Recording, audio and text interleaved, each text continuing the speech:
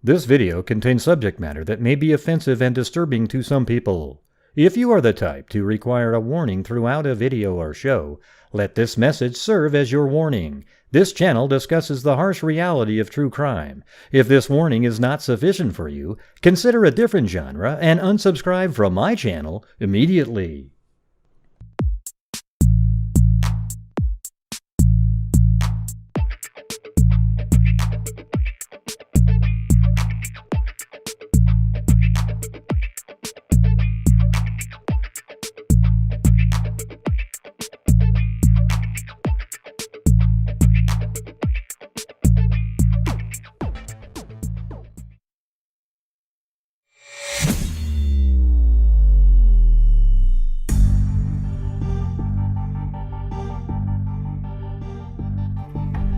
What's going on, freaks? Well, just like usual, you cover a case for a few days and then the other channels who see it's kind of an interesting case, boom, they jump right on it. They'll even go live before they would normally ever go, or later than they'd normally go live, just to stick it to you, man. It's just unbelievable. Isn't that amazing? That you just go like, You go live 3 hours later than you normally go live, just so you can get in the affidavit before other channels, you know, to sort of like, really wild, really wild. Yeah, it's crazy. Unbelievable. Yeah, it's like greedy almost, you know.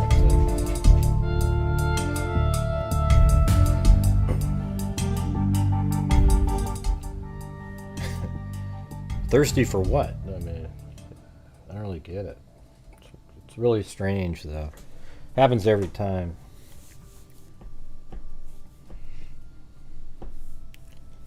Let's see, I gotta mark something here. Okay.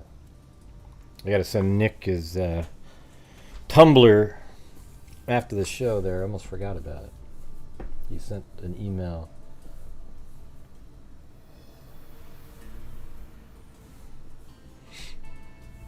And then there's this on my, or in the Facebook group, it's not my group. Well, I'm one of the admins in it, but the one for the Idaho 4 case, this person posted something. They had a dream.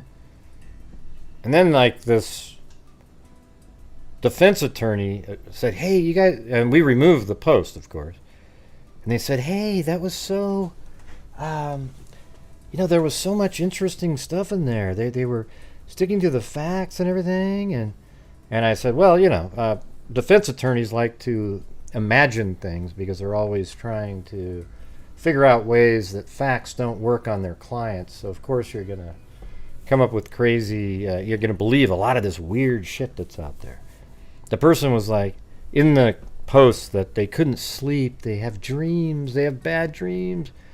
And again, I don't know how many times I have to tell you, if you're following true crime and you're crying yourself to sleep, or you are having bad dreams, or you have chills, and you know, don't do it, okay? No, and if you do it, don't tell us about your bad dreams and all that stuff, because it seems like a attention-seeking behavior. Because nobody really gives a damn, right? So you're sitting there going, "Oh God, I had chills. Oh, I haven't slept in weeks when I've been talking about this case." So why are you really saying that? I mean, analyze it yourself. Why are you telling people that?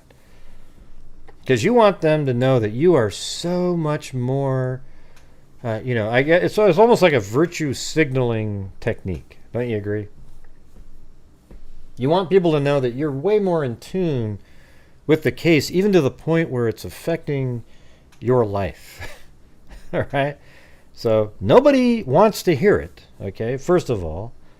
And secondly, if you truly do feel that way, please do everyone, including yourself, most of all, a favor and get the hell out of the true crime genre, okay? Because you should not be there. And that's a fact. Now, whether or not you want to agree with it or not, that's up to you, but that's an absolute fact, what I just told you. Yeah. All right, so Yeah, a lot of stuff going on here.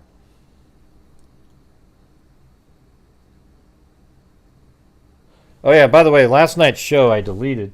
Well, it's not deleted; it's on private. But you know, the troll caller that called in with the, you know, saying the N word, and then we also had at one point in the show some of my passwords and stuff popped up on the screen. Thankfully, I kind of ended the show quick and jumped over and changed all those. I already have two parts verification and everything like that.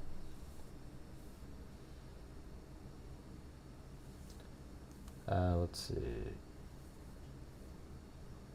Yep.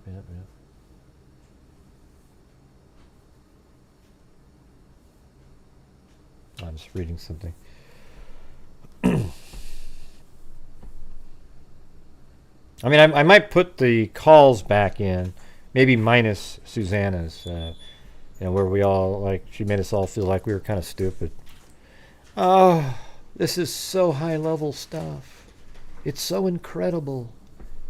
You know, no, it's not. Okay, so I know that some of you actually appreciate that kind of stuff. I don't, right? So it's not high level stuff. It's just somebody reading an article and then pretending to be an expert right after that. So we, you know, when you sort of refer to people as being dumb, like like we're just not going to be able to handle it. It's not going to work. Okay, it's just not going to work. So, what do we got going on here? Hey, Ivan, can you do something different today, please? As a matter, I'm going to time you out. If even right now, if you respond and you're not just part of the show this time, I don't want to deal with it anymore. Okay, you're either a freak and just a normal person commenting about the cases, or you're just not going to be welcome here. Okay, I don't care if you send me the alcohol or anything like that. I don't really even need it. Okay, it doesn't mean anything to me. But you either just start. You don't need to send in cash apps or anything for anybody else. Nobody asked you to do it. Don't do it. Okay, I don't care if you're asked a question. And everybody else in here, quit doing the little baiting shit that you do with Ivan. Okay, just let him do. Just don't ask him questions about, other than something related to the cases we're talking about. Okay, isn't that awesome? All right, you talking about me, Jen? What's wrong with this guy? Well, I know exactly what I'm talking about. If you don't watch the show, then don't watch the show, Jen. Okay? You don't have any clue what you're talking about. I'm referring to, let's see.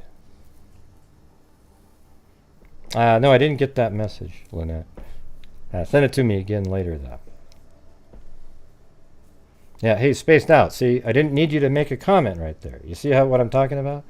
You make a comment right there, and then it just keeps on going. I just want to have people participating in the show as regular people.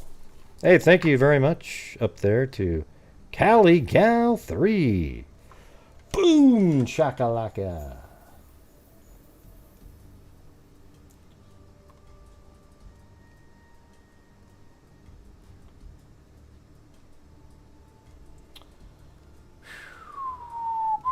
Well, I talked to Stacy today. She's doing good again still. Or she's doing a lot better than she was. I mean, she had like COVID, then she got the flu. I think she was just had so much stress going on that her body was just gonna accept anything. I mean, it's crazy. That's even with the flu shot.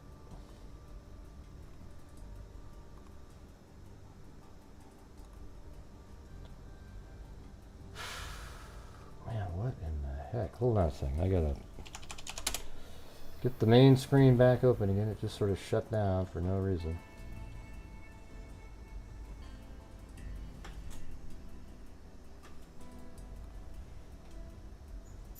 Alright, there we go. And thank you. Something. Okay, there you go. Thank you up there to Caligal3, and then also to Philly Sports 820. Thank you. And then down here at the bottom, Julia Mireles. That one's hard to say, the way it's spelled there. All right, anyways. Does that sound good, everybody? I'm just trying to make it so that it's more of a piece. Every time yesterday when I was looking into the chat, it's just everybody talking about, you know, going back and forth with Ivan, and everybody's, you know, blocking and removing comments, and it just turned into a really, like a shit show, really. The whole show last night I wasn't really happy with, even though I liked some of the callers and everything. Mireles? All right, cool. I said it right. Yeah, it was. It was crazy.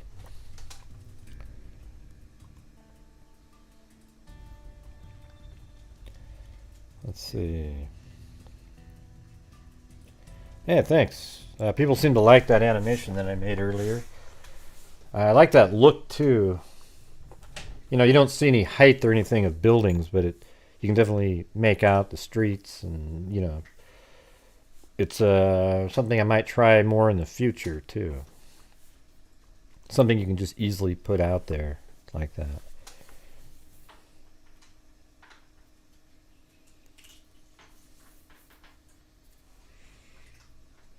Thank you, Liz.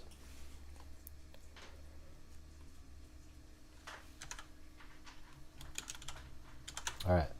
I got a hold of Nate. I didn't call him. I sent him an email, texted him, and he said that I could use his video today from regarding Lori Daybell. There's an update in that case.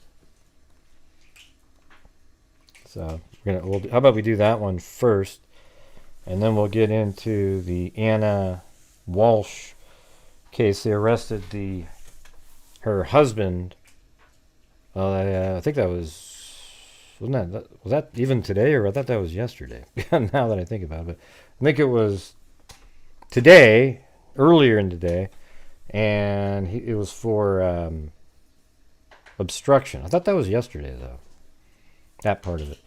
But the probable cause document's out, and he showed up in court, and so we'll go over the probable cause the way we do it here, you know, accurately. All right. I'm frozen? What do you mean I'm frozen? Oh. Oh, looks pretty good. It says excellent connection right there. Just hit the refresh button.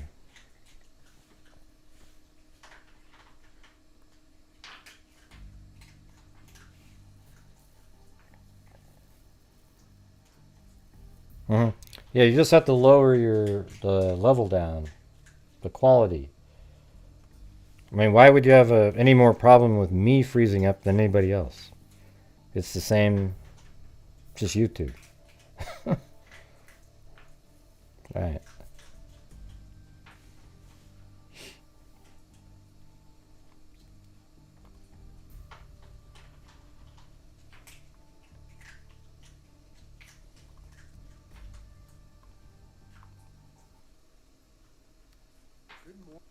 All right, let's do the Nate Eaton. It's only like an 8-minute video, 8 minutes 11 seconds on Lori Daybell. And I have the link in the description so you can go check that out. But he said I could play it. Good morning, everyone. Let me turn up the volume. It's been a while since I've come on and done a Daybell update, but good morning, everyone. Yeah, this guy's he's a great reporter. I'm kind of surprised he's not doing they're in Idaho, so you'd think they would be all over the Idaho 4 case, but maybe they got put on something else. Everyone, thank you for being here. It's been a while since I've come on and done a Daybell update, but there is stuff to update thanks, you Mike on. D. And so I wanted to cut in here just for a minute and let you know of some new filings that have been posted. They've gone up over the past week or so, I'd say. Just kind of a recap of what we know. Some bigger things, some news elements coming out of these filings as we get ready for the trial. You know, the trial is scheduled to begin less than 3 months, if you can believe it. Finally, the trial will be happening. It was actually 3 years ago this month that Eric Grossarth and I went to Hawaii and met Chad and Lori for the first time. It's crazy to see what has happened over the past 3 years, and in some cases what has not happened, as in the fact that we're still dealing with this case. So let me run through this with you real quick, what's in the documents. The first document we have is called a Notice of Alibi, and here we have, for the first time on the record, Lori saying where she...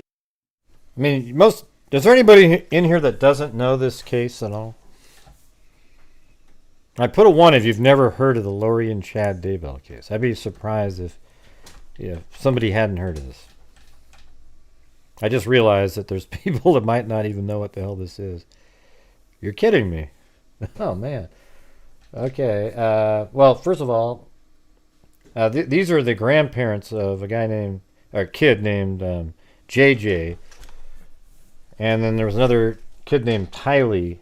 And they're the grandparents. And they were coming onto my show in December of 2019. They would come on and talk. And then Dateline actually got a hold of them and then made them not communicate with lowly YouTubers like myself. You know. So anyways, this is a case about I don't know what you really... Let me get off of this screen here. Just so he's not frozen on that look there. So there's a woman named Lori Daybell right here. Gosh, I mean, it almost feels like I need to pull out the chart. But this is going to be going to trial pretty soon. But Lori Daybell right here and Chad Daybell here. Lori had a husband who was murdered, killed at her house in, I think it was July of 2019, but he was killed by her brother. I mean, it was supposedly self-defense at the time, but he knew that they were trying to kill him, and guess why? Because they had deemed him, Chad right here and Lori are part of this doomsday cult, just absolute wacko, extreme. I'm not even sure if you call it Mormonism or anything, but it's just absolutely nuts. And they put hits out on all of their ex-wives and husbands, or even current, because Chad's wife also was killed, and there was an attempt on her life before, but it didn't work out. So she died in her sleep, and then it turns out she was murdered also. So, and this is all around the same time. It's almost too complex just to tell you the story really fast, but basically it revolves around Chad and Lori. They have this belief system that people's bodies can be taken over by evil spirits when you're having a crisis or you're injured or your health is down, you're weak, so your body can be taken over by an evil spirit, and thus your body becomes a zombie inhabited by that evil spirit. And the only way to free the evil spirit is to kill the the only way to free, not the evil spirit. The only way to free the original spirits. So, for example, Lori deemed her children, JJ and Tylee, evil spirits. Therefore, they're zombies taken over by evil spirits. And the only way to free the original, Lori, the JJ and Tylee, is to kill the physical body that the evil spirits inhabit, and they're thus releasing the souls so they can go behind the veil. All right, you see what I'm saying? I mean, it's just absolutely ridiculous case, and they ended up killing both of Lori's children and burying them in the backyard of Chad that you see on the picture there, Skippy. Absolute wacko. They buried them in the backyard. It's all in the affidavits and everything. He claimed, he told his wife, "Hey, I shot a raccoon on the fence and buried him with all the pets back there. So don't worry about that burn pit back there. It was really disgusting, and it's really involved. Goes on and on and on. There's body camera footage of when Lori's husband was killed by her brother, and then her brother actually died too, almost the same way that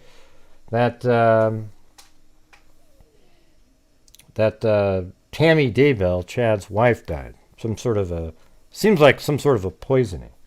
Anyways, it's one of the craziest cases you've ever seen. In fact, if it never happened and you wrote a movie trying to describe what happened in this case, they would just throw it out and laugh in your face because it's the stupidest thing you've ever heard in your life. It's ludicrous. All kinds of characters in there, Chad's buddies, just different character. This lady that sort of believed the same stuff he did and would have conversations about how they could see his wife dying, but hey, maybe not yet. Da da da da da da. It just goes on and on, man. So I guess before there's a trial, we could probably do a reset on it or something. But Nate Eaton in this video is just talking about some new information that's come out. He's been covering it since the very beginning. We actually started covering it around the same time because I was already covering it when he went to Hawaii. It was right around that same time that I was talking to the grandparents that you see right here in the picture. So anyways, get rid of that. Put the video back up again if I can find it.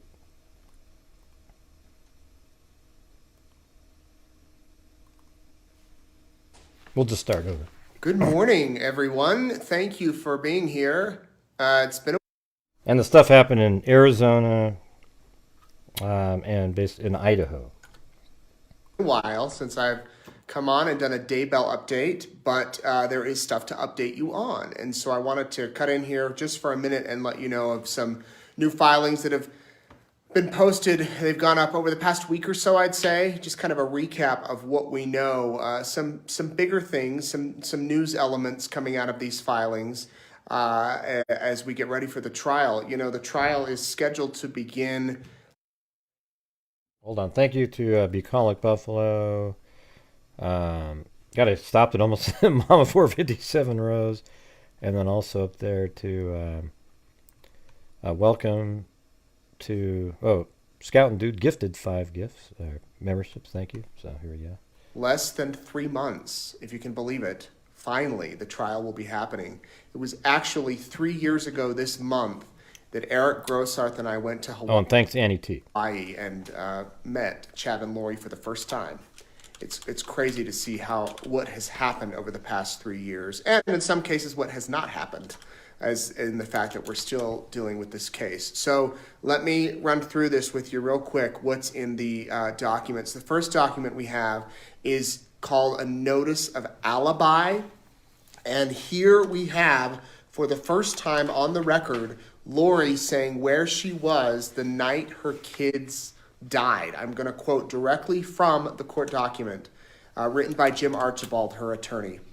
Lori Vallow was in her own apartment in Rexburg, Idaho, when J.J. Vallow and Tylee Ryan died in the apartment of Alex Cox in Rexburg, Idaho. Defendant was with Melanie Gibb, David Warwick, and or Chad Daybell. So her attorney is saying Lori was in her apartment and the kids didn't die there. They died in Alex's apartment. And one would assume that after that, the bodies were then taken to Chad's property. That's just an assumption. It doesn't say that in the court documents. But the court document goes on to say Lori Vallow was in Hawaii when Tammy Daybell died at the home of Chad Daybell in Salem, Idaho. Defendant was with Melanie Boudreau and or Audrey Baratario. So that's the big development out of the notice of alibi. They're saying Lori wasn't there. The kids were killed in Alex's apartment, or they died in Alex's apartment. And And here it goes, everybody. What did I tell you? That Alex is going to be the fall guy for everybody in this case. Chad's just merely going to say, well, he took him to the room. Yes, we have these beliefs, but we don't take it literally. Like, we don't actually kill people, but I think Alex really did take it seriously, and he killed both of them, and I didn't really know what to do, so I thought I'd put him on, bury him on my property, because I panicked. It wasn't me. That's what's going to happen. How much you want to bet? And we'll see what happens with that. Okay, the next thing that happened is Lori Thanks, LMM. wants to meet with Chad in person or talk on the phone. Oh. Her attorney has filed a motion to have strategy sessions. Let me read to you from the court document. With settlement proposals, mediation, motions, and trial fast approaching, Lori and Chad would like to be able to talk to each other in person and on the phone about their options, Archibald wrote. He noted that they were married November 5th of 2019. She was arrested the following February of 2020. They've spoken on the phone multiple times before Chad was arrested on recorded calls. But once he was arrested on June 9th, they have only talked to each other one other time. That was on an arranged call last July with Chad, Lori, and their attorneys. And that call was not recorded, but it was approved by the sheriff and the prosecutor. So we don't know what happened on that call last July. But now they're saying Lori and Chad need to talk again. They need to get together again and chat. The attorneys will not record the conversations and will not use the conversations as evidence. The conversations can be deemed as for settlement purposes only. So what does that tell us? There may be talk of a settlement here. There may be talk of a plea agreement between... Maybe Lori's she'll get like 25 years, but will turn the tables and be like a witness against Chad. Because I think they believe Chad is probably... I mean, he killed his own wife, right? The prosecutors and Chad and Lori, both of them, whatever it is, maybe they come up with a group plea agreement so that this doesn't even go to trial. Or one might be pressuring the other to take a plea agreement. One might... They obviously want to get together and communicate, try to possibly work something out. If all else, find out what their stories are for before the trial, what it's going to be. But they have only talked to each other one time, according to these court documents, since Chad was arrested in June of 2020. That's the other big development. There's a few more. John Pryor, Chad's attorney, wants the trial pushed off until April of 2024, so a whole other year. He says there's a ton of evidence he still needs, that the deadlines are fast approaching. He's not ready for the trial, which begins in April. So he's asking the judge in a fairly lengthy 18-page motion to continue to push the trial back. And also, Lori's attorneys have filed some motions saying that the death penalty should be thrown out in her case. Basically, in Idaho, when it's a death penalty case, you have to be very narrow. It has to fit very narrow descriptions as to why the person should get the death penalty. And her attorneys are saying that the prosecution, it's too broad. They haven't narrowly defined why this should be a death penalty case. So all of these motions will be heard on the 19th, I believe. Yeah, like next week. So on January 19th in Fremont County, along with a motion from the prosecutors to sequester the jury. So we'll see what happens with that. So it should be a fairly lengthy day in court. The question I have for you, if you're watching, we know that the judge has banned cameras from the trial. If he allowed a live audio feed of the trial, would you listen? I would. So write yes or no in the comments. Would you listen to the trial like daily? Or are you really interested in the video? Obviously, as the media, we believe you should have the rights to watch the video, and we would push for cameras in the courtroom. But if that wasn't an option, would you listen to an audio feed of the trial as it's happening live? Let me know what you think, because we might be doing a story about that, as it gets closer. But here we are, more motions filing. There's going to be several motions, I imagine, filed between now and April when the trial begins. And as this said, there's talks maybe of a settlement, maybe of some sort of settlement. Somebody asked, what does that mean if there's a settlement? Well, if there's a settlement, obviously one or both parties would agree to plead guilty. Maybe the prosecutors take the death penalty off the table and they get life in prison instead. It reduces the chances of appeals, because if you plead guilty, if you agree to something, then your appeals, there's less appeals. If they do go all the way to trial and they are found guilty and a jury gives them the death penalty, then they could be sitting on death row for 20, 30 years. You just don't know. So that's kind of what that means. We'll stay up to date. Obviously, Anna, we're about to post a written story in case you want to read through it. I've linked to all of the documents here shortly on eastidahonews.com. You can click on and go read the actual documents, see what people are saying. Why do people get And then, let me know your thoughts. Would you listen if we have an audio feed? Would you go to the courthouse? Let me know that, too, in Boise, and sit for 8 weeks, 10 weeks, 6 weeks, whatever it is.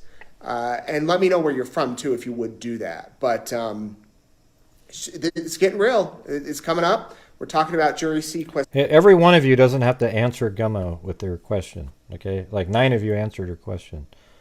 And it's not an interview. That's why I can pause the video. It's just a video that Nate Eaton put out today on Lori Daybell. We're talking about potential settlements. We're talking about all of that, and we're going to try to bring you the best coverage we can with this as we try to figure out, not having a camera in there, how we can do that. The other thing I'm thinking of, would you if I did a night... So you just want video and no audio?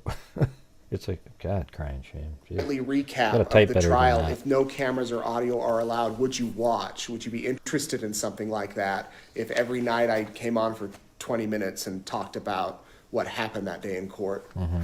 All right. Thank you for watching. I hope you have a great week, and I'll keep you updated. Yeah. So there you go. That was that. And so this is it right here. The org chart that I made a long time ago. So this is Lori Daybell. Charles Vallow was her husband at the time he was murdered. But he was scared of her because she was calling him Ned, what was the last name? Ned something or other. But just this weird evil spirit name she was calling him. So this is what's really crazy. I always tell people this is on the day that Charles Vallow was murdered, at the house was Lori, Snyder, there you go. And that's all it needs to type it in. We don't need everybody else to type in Schneider. We don't need 15 more people to type in. Okay, so anyway, we got Lori Vallow right there. Then we've got Charles Vallow.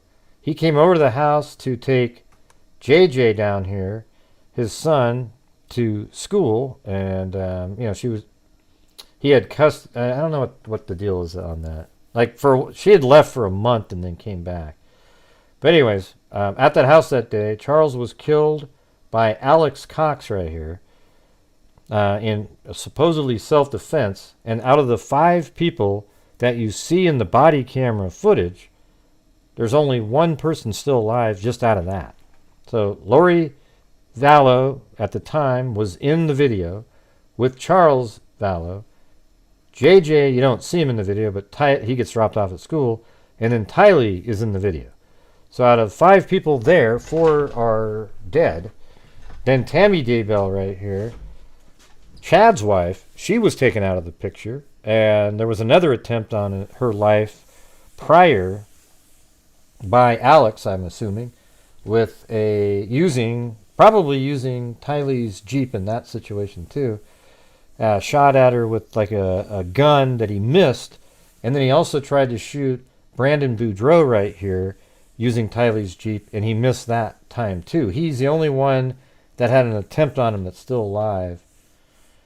And then Melanie right here was part of that cult too. So you got Melanie, Zulema. I should probably put the other Melanie Gibbs somehow on this this page here. But it's absolutely one of the craziest things you've ever seen. Look at this woman passed away from maybe diabetes or something. But all of these people, 1, 2, 3, 4, 5, 6, maybe Joseph Ryan too, because Alex attacked Joseph Ryan on behalf of Lori back in, I think, 2006 or 7 or something like that. Tried to kill him. Didn't work. These are the two. So Larry Woodcock and Kay Woodcock, they had custody of JJ because Kay's son and the mother of the child weren't deemed. It's a little bit like in the Delphi case with Becky, right? But in this case, they gave JJ to her, I think her younger brother, maybe, something like that, Charles Vallow. And he adopted JJ because he had I don't know if he didn't adopt. So Tylee right here is from Lori and Joseph Ryan right here. So that was, Tylee was living with Lori and Charles together. Then they decided, well, why don't we take JJ? Because at least then Tylee could have a younger sibling. And they're sort of younger family. Larry's an older guy. And so that's what they did. Charles adopted him. And really, what's odd about this case, too, is there's literally no reason at all for Lori to have killed JJ. But she almost did it out of spite. Like just anger. Didn't like him. Little kid. Pretty sick, really. You probably have to go back and watch some of the old videos we did. Pretty sweet. Pretty good stuff we were doing on that. Well, I don't know if it's a Mormon. I don't know what you'd call it. It's just they are Mormons, but these guys were just created their own little bullshit cult. Just made up stuff about zombies and all kinds of weird stuff.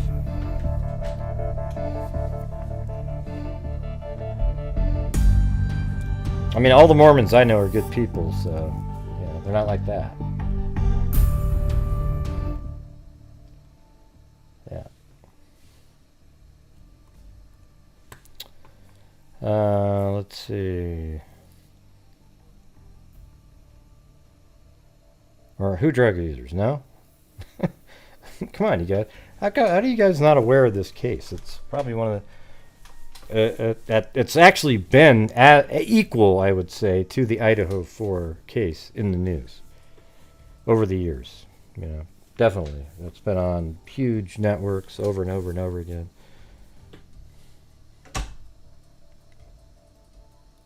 Right. Charles was paying for 13 different phone lines for Lori. Yeah, okay, it's a crime. Yeah, Jesus. Whew, wow. Let's see, what do we got? FLDS offshoot. No, it's not. It's not an offshoot. It's not. It's just their own little thing they invented.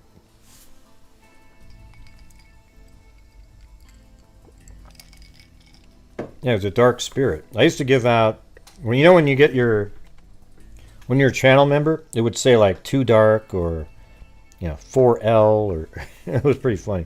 4.2 dark. Yeah, they're all supposed to be part of the 144,000 people that are saved.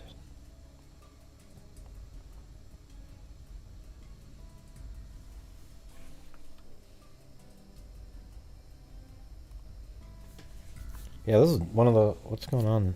Oh, shoot. Yeah, that's not going to work. I got to re-sign in and everything over there. Oops, darn it. Yeah, he was autistic, yeah. He had to take medicine. She quit giving him the medicine, therefore creating who other people might perceive as a zombie. Oh, look at he's acting up now. Oh, my God. He must have been taken over by an evil spirit. Therefore, he's a zombie. Well, no, Lori, you quit giving him the medication that calmed him down. But you're not going to tell anybody that, are you? And even if you didn't tell them that, why would they believe that he was a zombie anyways? It just shows you that these people are absolute idiots as well. I mean, just stupid people. Yeah.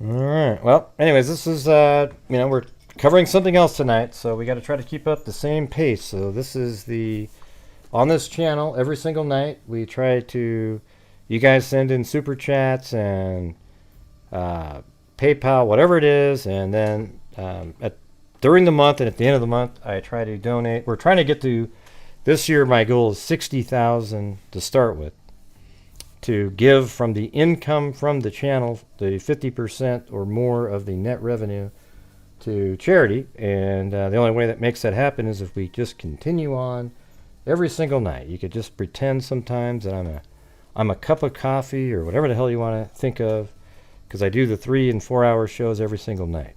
And the only way to make justify doing them is if there was some, I have a monetized channel. It's not like I just sit here and I actually put stuff together to do shows and spend a lot of time trying to make content that people might want to watch and see.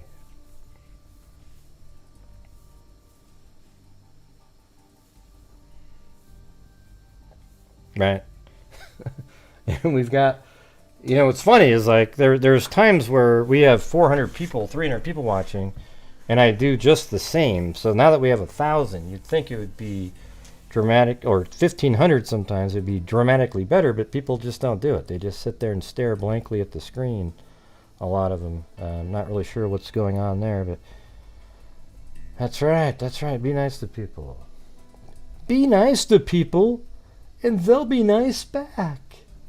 That's what my friend said after he did 2 hits of acid in college, and he walked around telling people, I figured it out, man. I figured it out. And I said, what? What happened? What'd you figure out? If you're nice to people, they'll be nice back. And I was like, wow, it took you 2 hits of acid? And then you might say, well, Gray, you didn't learn from that one because... I know how it goes in here. Yeah. Mm-hmm.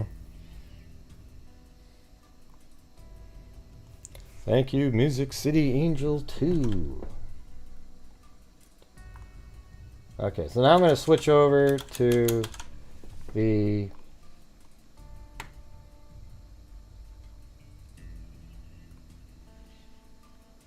Anna Walshe case.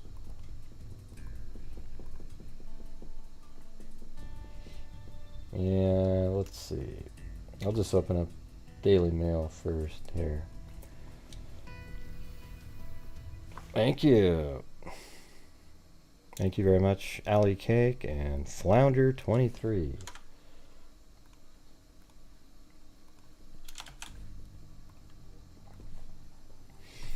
Cops have found blood on a damaged knife in the basement of the Massachusetts home a real estate executive vanished from, as her smirking art swindler husband is charged with misleading officers. See, there he is. So I guess he does kind of look the same. But what's interesting is he looks like a totally different person. Like from there up, he looks like a different person. And then, let me see, how do I do this? Maybe I can slide this over. Yeah, so he looks like Fred Flintstone in that one, right? And then in this one, he looks like maybe like Andy Garcia or something. Yeah, so he's... Hey, thanks, Teresa Aaron Murray.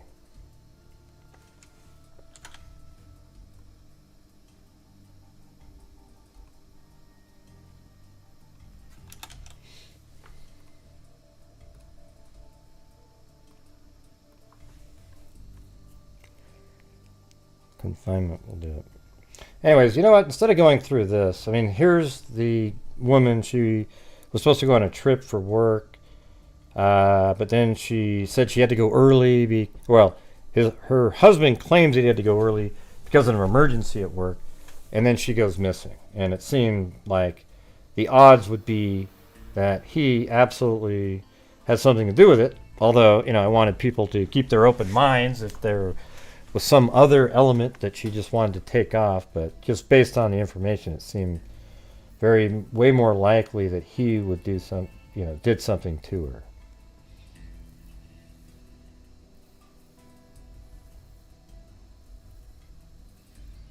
All right, so let me. I have the press conference here.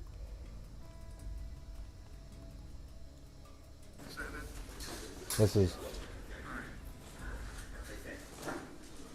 Wait just a second. That's not what I was going to play it.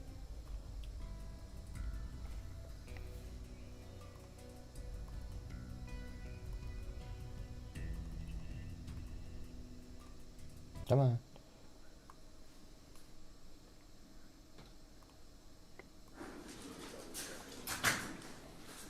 This is from Fox 5 here.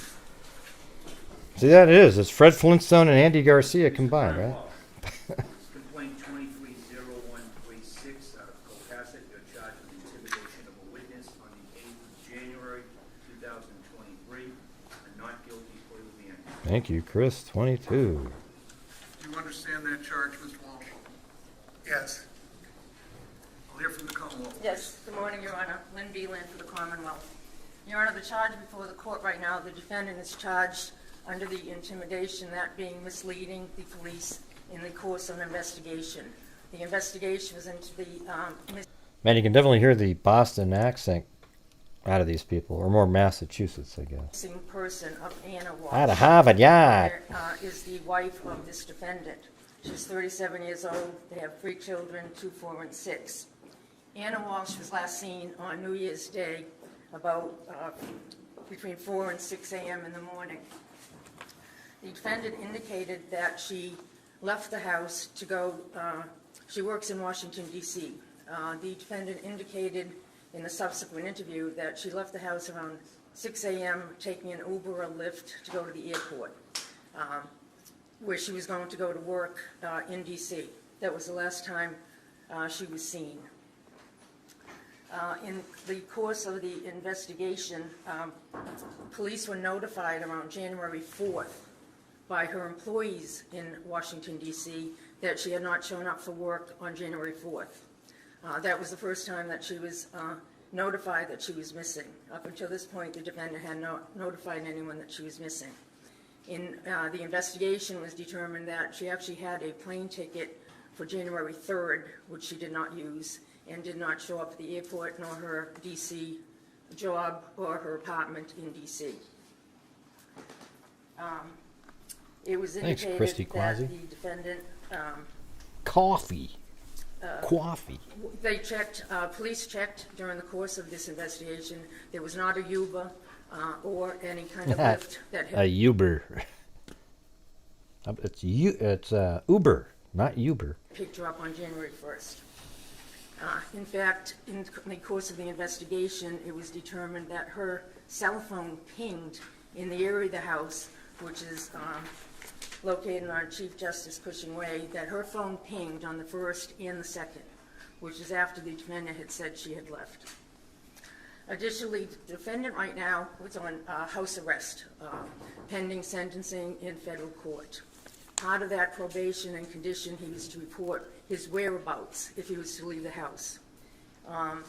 He indicated, as part of the investigation, when police spoke with him, that on January 1st, he went to his mother's house. However, it took him a lot longer because he got lost going to his mother's house in Swampscott. He also subsequently indicated and stated to the police that he went to Whole Foods and CVS. Police subsequently did surveillance and checked. There was no surveillance or indication that he went to Whole Foods, nor CVS. He indicated he purchased some items. There's no receipts for him having purchased that. He then returned home. I'm going to rewind it a little bit. That had picked her up on January 1st. In fact, in the course of the investigation, it was determined that her cell phone pinged in the area of the house, which is located on Chief Justice Cushing Way, that her phone pinged on the 1st and the 2nd, which is after the defendant had said she had left. Additionally, the defendant right now was on house arrest, pending sentencing in federal court. Part of that probation and condition, he was to report his whereabouts if he was to leave the house. He indicated as part of the investigation, when police spoke with him, that on January 1st, he went to his mother's house. However, it took him a lot longer because he got lost going to his mother's house in Swampscott. Okay, so she's saying Swampskin. I mean, but I found a Swampscott, and that's what LM said too. But I thought, well, that doesn't sound like Swampscott. I mean, what does that mean? Swampskin? Or is it she's saying Swampskit? Like skit, you know, like she's saying like Swampskit. Like, do you say skit for Scott over there? Oh, you say Swampskit. Well, that's what I was just saying. So I bet it is Swampskit. Yeah, there you go. See, that's what I guessed. So it's like Swampskit. So you call your friends, their name's Scott, Skit. Hey, Skit, get over here. Okay. Let's see where that is. Hold on. Yeah, see, I found that Swamp Scott right there.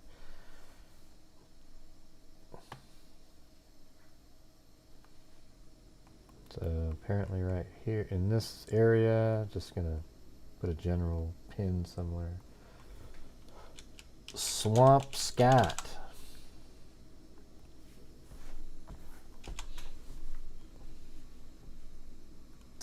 However, it took him a lot longer because he got lost going to his mother's house in Swampscott.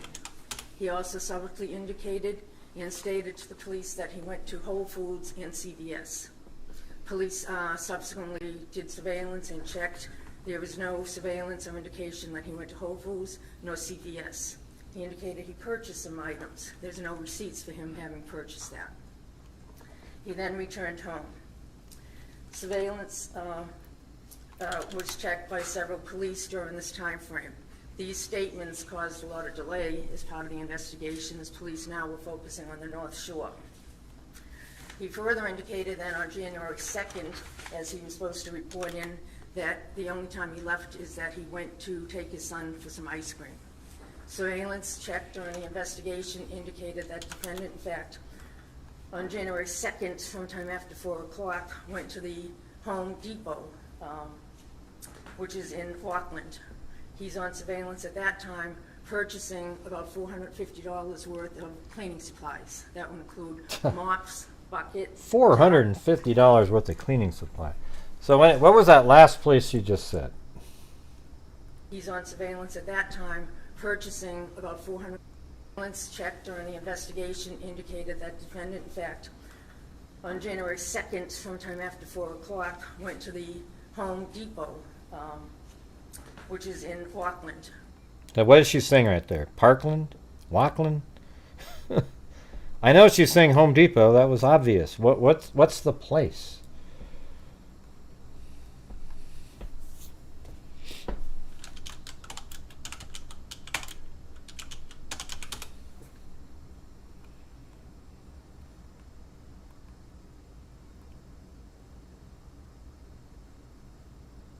Yeah.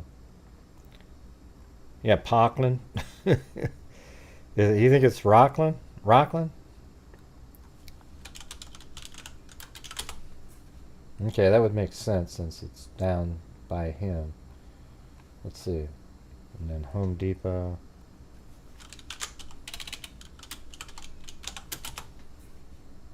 And that's even closer to his house.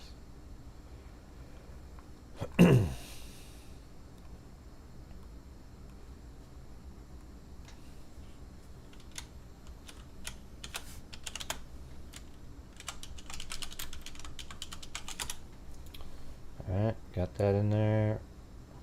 Let me just hear that again. To report in that the only time he left is that he went to take his son for some ice cream. Surveillance checked during the investigation indicated that the defendant, in fact, on January 2nd, sometime after 4 o'clock, went to the Home Depot, which is in Auckland. He's on surveillance at that time, purchasing about $450 worth of cleaning supplies. That would include mops, bucket, tops, T-Vex. Like Tyvek suits this guy was getting, man. This guy was all in. You know what's interesting is it's very similar to the, let's see, what was it? Jasmine, was that her name? Correa? I mean, I don't remember the case, but the name, but it was also in Massachusetts. You remember it was the guy that he bought all that stuff because he needed to dispose of the girl that he kidnapped from a local bar. And remember that he worked at Raytheon, really smart guy. Drop cloths, as well as various kinds of tape. He's on surveillance at that time on January 2nd, even though he said he never left the house. Police obtained a search warrant and actually searched the house with crime scene services. During that time, they found blood in the basement. Blood was found in the basement area, as well as a knife, which also contained some blood. Could you repeat that last time I missed it? Yes, in the basement, crime scene services recovered and found blood in the basement area, in a section of the basement. There was also a knife that was found. On the knife, there was also blood, and part of the knife was damaged. Your Honor, these various statements caused a delay in the investigation, to the point that during the time frame when he didn't report his wife and gave various statements, that allowed him time to either clean up evidence, dispose of evidence, in causing a delay. As of this time, Anna Walshe has not been found. So because of that, the Commonwealth is asking $500,000 cash bail. At this time, these are the charges. Good morning, Your Honor. Mr. Walsh's wife has been missing since January 1st, and it is true that her employer contacted the police on January 4th. However, that was as a result of Mr. Walshe, Brian Walshe, contacting the employer to say, I haven't heard from my wife. The employer suggested that their security team, who was a former law enforcement officer, contact both the Cohasset Police and the DC Metro Police, which he did. Mr. Walshe has given several interviews. We have consented to searches of his home. We have consented to searches of his property. We have consented to searches of his cell phone. I negotiated with first assistant district attorney to promote you. That's like a dinosaur. On the terms of that, to protect attorney-client, he has been incredibly cooperative. The charges are not anything relating, he's not charged with murder. He's charged with misleading investigators by not saying, as I understand it, he went to Home Depot in Rockland. He did say there he she went goes, to Press Rockland. That was easy. Norwell, and as Your Honor knows, Rockland. He's charged with misleading investigators by not saying, as I understand it, he went to Home Depot in Rockland. He did say he went to Press in Norwell.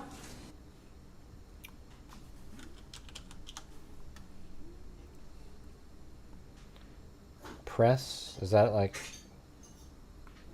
what does that mean? Went to Press. Press Juice Bar? Okay. And that's in Norwell, so that must be what she's talking about.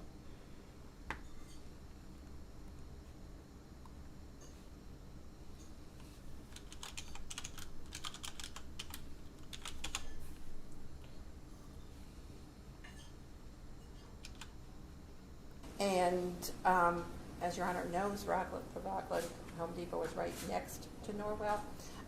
If in fact he was there, it was next in the town next to him. With respect to the other alleged omission, is that he was in Brockton and Abington. They don't have him stopping anywhere in those areas, as far as the police report says. He did say that he took his son out twice on the 2nd. He is on home confinement. He has a bracelet on him. This is a violation has been noticed of him, so if he leaves here, there's a federal detainer, he will be taken to federal court, and I would suggest that on the bail violations in federal court, the appropriate place to decide those conditions of release is in the federal court. I would ask for low bail or no bail, and to let the federal courts decide this. He's not going anywhere. He has. Well, they should have said, sure, we'll do no bail. I mean, no bail, free? I mean, are you kidding me? Hasn't gone anywhere since January 1st. He's been in the house. He's on house arrest. In the house with police. Isn't that crazy? Almost.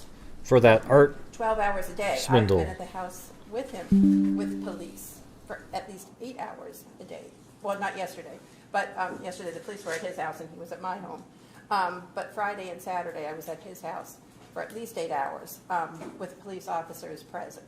So it's not that he's been there changing evidence or somehow impeding the investigation. The charges are he neglected to mention that he went to Abington and Brockton, and then he neglected to mention that he was at a Home Depot. I suggest on those charges, for a regular person, as everybody has to be treated, that would be a no bail situation. With respect to violation of conditions of his federal bail, that is most appropriately dealt with in the federal court. Thank you very much, Your Honor. Bail is set at $500,000 cash. Yeah, boy, that judge, he really thought about it for a long time there. $5 million surety. Can we get a 30-day date, Ms. Minor, please? What date would you like? You tell me any date. He would be, we would do this by teleconference from the House of Correction. I don't have much more in here. It's just... All right. That's not what I was doing. What is this? Are people by the way, are people re-upping on this car in the background that was in that video? It's just absolutely ridiculous. God, man. Can't believe it.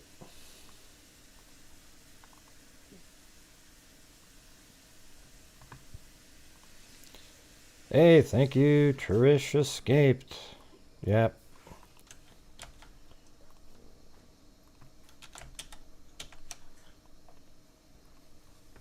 Appreciate it. Penance for being late. There's no penance.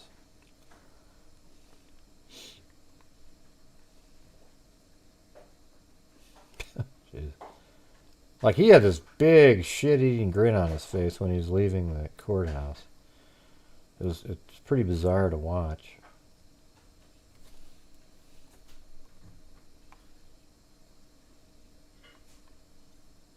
I wonder if they play that up here. Let me see. Bail is February. Thank you. Yeah. But right here, I mean, he really was. He was like smiling, walking out there. All right, so I'm going to go over the actual document here, the PDF file. All right, you guys interested in doing that? I'm sure there'll be more information in there.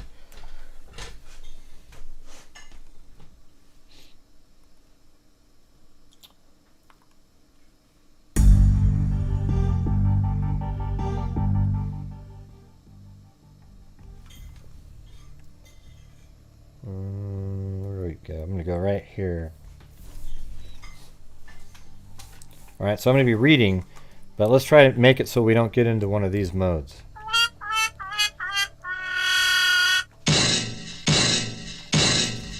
Because we are already kind of like that. On January 4th, 2023, the Cohasset Police Department responded to a call of service related to a well-being check at the address. We already know where it is. Patrol units suspected Mrs. Walshe to be missing person, and I was subsequently requested to the scene to assist in the investigation as a member of the Cohasset Police Department's Criminal Investigation Division. On January 4th, 2023, at approximately 18:35, or 6, what would that be? 5:35 in the evening. No, it's 6:35 in the evening. I arrived at that same address to investigate a missing person, Anna Walshe. Investigators interviewed Walshe multiple times in relation to the disappearance of his wife. Walshe was asked specifically to provide a timeline for the days of January 1st, 2023 and January 2nd, 2023, and did so on multiple occasions. Walshe related he had New Year's Eve dinner with a friend, Jem, which he and Anna went to, let's see, with a friend, Jem, I guess, which he and Anna hosted at their home. Jen arrived around 8:30 p.m. and left at around 1 or 1:30 a.m. Walshe related he and Anna went to bed shortly after Jem left. Walshe further related Anna told him she had a work emergency and needed to fly back to D.C. in the morning. Walshe related Anna got ready and kissed him goodbye and told him to go back to sleep. Anna will usually then take an Uber or Lyft or taxi to the airport. Anna left between 6 and 7 a.m. Walshe and Anna have 3 children. Thank you, Tosh. And Annie T. Probable cause reading wave. Is that going to happen? Thank you. Sometimes I don't know if I don't want to spend a lot of time slowing and speeding up chat for people.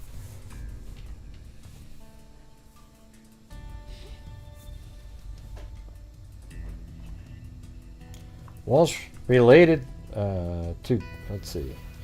Walshe related he relate. You mean relayed? Related. That's a weird term to put in there.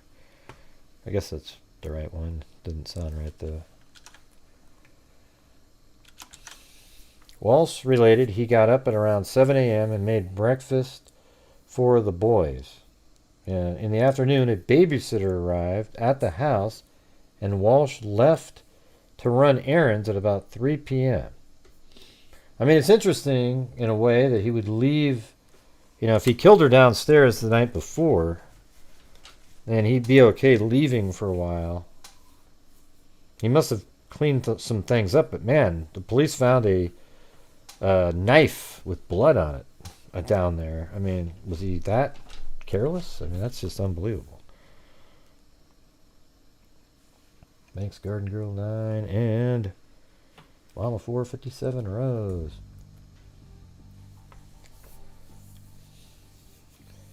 Let's see. Oh, so now we got the actual names here. Let's see. He then left again at about 4 p.m. to see his mother, who lives at an address in Swampscott. At this time, Walshe did not have his cell phone, so he did not use GPS. Of course he didn't have his phone. Walshe, who in the hell would just leave their cell phone sitting at home, other than a criminal at this point? I mean, people do forget, but really, how convenient.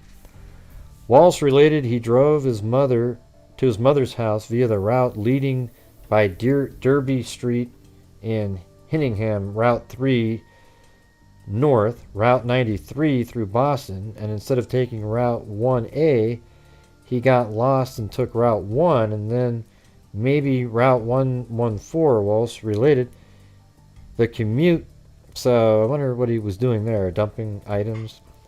The commute should have taken 60 to 70 minutes, but ended up taking 90 minutes.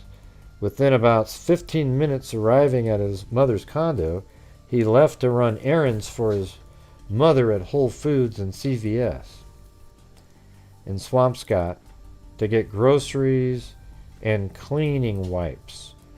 Walshe then went back to his mother's condo and then arrived home in Cohasset at about 8 p.m.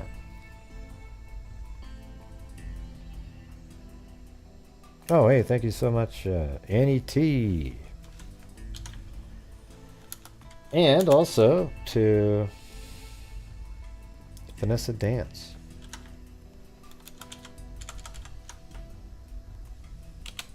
I appreciate all you do. Well, thank you. That's very kind of you. And Annie T said, in case the reading takes a long time. Okay. Thanks.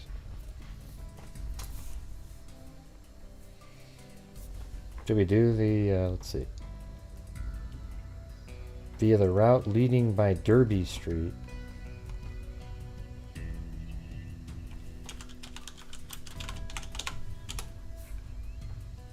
Okay. So. Oh, that's weird. But his house is over here. Derby Street's right next to the.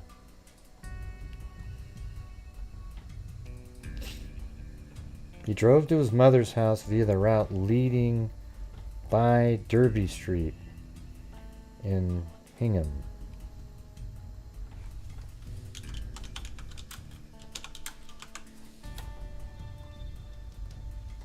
Yeah, that's the one. So I guess he... Why would he drive like that, though? Because his mom lives way up here. Why would he go backwards? Why wouldn't you go like this? That doesn't make any sense. Like, he went down like this?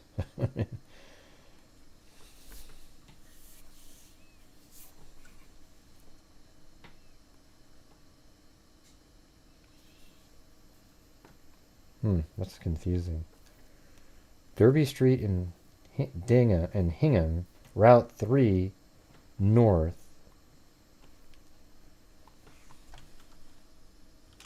There it is. So Route 3 is right here, north. So he came through here, or right here, somehow. Like, I don't know why he would do that, though. And then this is Route 3 north, so he's doing something like...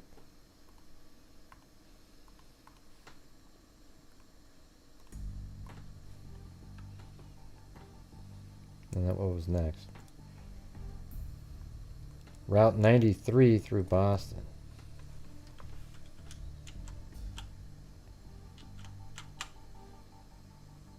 Yeah, and then there's 93 right there. Yeah, 93. So he got onto it via right here, however that would work, but you know, something like that.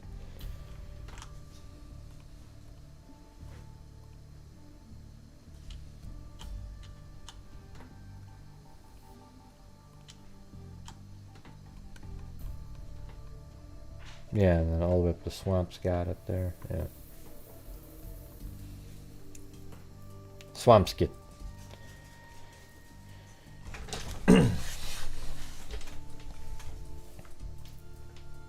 That's just so out of the way. It's amazing. And instead of taking Route 1A, he got lost and took Route 1. I don't think he got lost at all. And then maybe Route 114. Walshe related the commute should have taken 60 to 70 minutes, but ended up taking 90. Walshe related one of the boys must have taken and lost his phone during New Year's Eve and New Year's Day, of course. Walshe related on Monday, January 2nd, 2023, his cell phone was found under, a pillow, of course. Yeah, it's just, what a convenient moment that was. Walshe related on Monday, January 2nd, he took one of the kids to ice cream while his babysitter watched the other kid, and Walshe took that other kid to get a chocolate shake at Press in Norwell. Alright, so we saw that. On Friday, January 6, 2023, a massive search that included K-9 officers, Metro, LEC search and rescue, state police, CERT team members, state police investigators, Cohasset police, and other local police partners were underway for a missing person, Anna Walshe. The search resumed on the morning of January 7, 2023. That afternoon, at least 6 investigators were tasked with driving to the North Shore area of Massachusetts to verify Walshe's route of travel and verify his visits to establishments like Whole Foods and CVS. These investigators were reassigned from other tasks and efforts to locate Anna. Multiple investigators spent multiple hours in the afternoon and evening of January 7, 2023, traveling and viewing video. Walshe was not observed on video from Whole Foods or CVS in the time frame he stated he was there. So, I mean, he got arrested for, what was it, I'm not sure what the term is. It was, I forgot, it was something like tricking, like lying to law enforcement, something like that.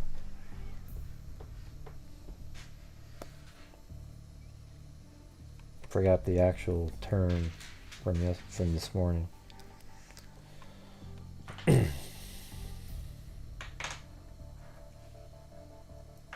No, that was before the count. That was a different one. That was a different one. That was a different one. That's not what this arrest was for.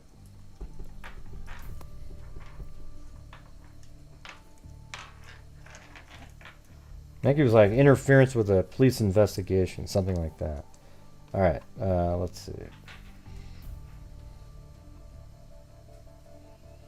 Walshe had been convicted in federal court of felony fraud by wire, is currently on pre-sentencing probation. The probation conditions include monitoring and home confinement. Walshe must request leave from his home each week and specify the time and need for such leave. On the week beginning Sunday, January 1st, 2023, Walshe was granted leave for dropping his children off at school each day from 8 to 10:30 a.m. and picking up the kids from 3:15 to 6:45. Man, that's a lot of time to pick somebody up.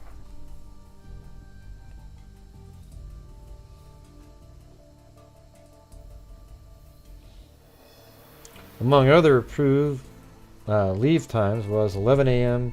to 1:30 p.m. for shopping on Wednesday, January 4th, 2023. On Sunday, January 1st, 2023, Walshe had requested travel from 3 p.m. to 9 p.m. to drop off his mother. Walshe told investigators that his mother had a recent cataract surgery and she was staying with him at his residence so he could assist her. Walshe said he had this time scheduled so he could bring her home after recovery. During the interviews with Walshe, he stated that his mother had recovered from the surgery quicker than expected and had driven herself home. However, he still used the time he had approved to go visit her and run errands for her. The errands were the trips to Whole Foods and CVS that investigators later showed did not occur through hours of viewing video evidence. It is also important to note that this is the day one of Anna, this is day one of Anna being missing. Walshe statements, why is that? Yeah, so he claims he's at a CVS and a Whole Foods, but he's not there, but Anna goes missing. So where was he really during those 6 hours? Walshe's statement to investigators about the whereabouts on Monday, January 2nd, 2023 were consistent in that he took his oldest child for ice cream or a smoothie at Press Juice Bar in Norwell. This was during the morning hours he is allotted for school drop-off between 8 and 10:30. There was no school on Monday, January 2nd, 2023, due to the holiday. Investigators later discovered video evidence of Walshe at the Home Depot in Rockland wearing a black surgical mask, blue surgical gloves, and making a cash purchase. This trip was made in violation of his probation conditions during the time he's allotted to pick up his kids from school. The data from Walshe's cell phone, data extraction given on consent, also showed that the device traveled to the areas of Brockton and Abington during the week beginning January 1st, 2023. The itinerary for Walshe's, leave from home does not include such towns for approved travel. This is not a complete list of Walshe's approved leave from home and possible probation violations. Yeah, so he's out gallivanting around, doing whatever the hell he wants to be doing related to... I think he's disposing... He disposed of her body at one point. The intentional, willful, and direct responses to questions about his whereabouts on the days of Sunday, January 1st, and Monday, January 2nd, were a clear attempt to mislead and to delay investigators. Investigators explained to Walshe that he would naturally be suspected of harming his wife due to her disappearance, and they would need to account for his whereabouts. The fact that he was asked a specific question and he gave an untruthful answer that led investigators out of the area caused a clear delay in the search for the missing person. Anna Walshe. That's in the next sentence. Walshe intentionally gave the untruthful statement, knowing investigators would need to travel and corroborate such statements. In any criminal investigation or investigation into a missing person, physical evidence and video evidence has the risk of being lost. I know from training and experience that physical evidence, specifically evidence that is outside on something that gets cut off, their elements, may deteriorate over time. I also know that video evidence varies in retention time. Video files may be overwritten as frequently as every 24 hours, and every second is valuable when searching for such evidence. So anyways, that was the probable cause for... I mean, I think they have enough to arrest him on, murder, really. I mean, why would you be making stuff up like that? Makes no sense. I guess you'd have to have some sort of proof, but they found a knife down in the basement with blood on it. So how did that happen without him knowing about it?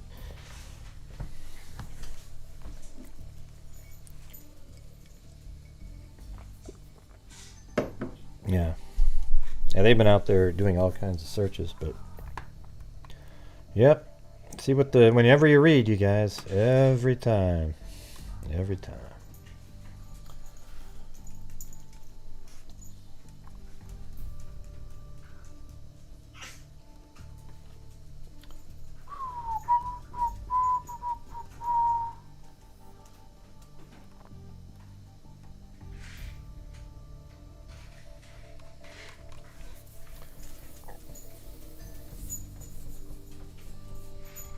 Yep.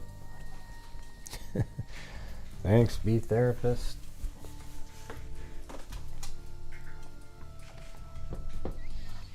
Yeah, it's not a very...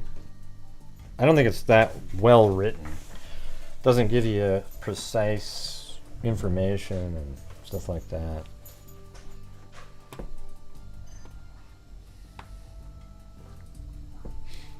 Thank you, Betty Smith. Late fee listening in the background. We don't have late fees, but thank you.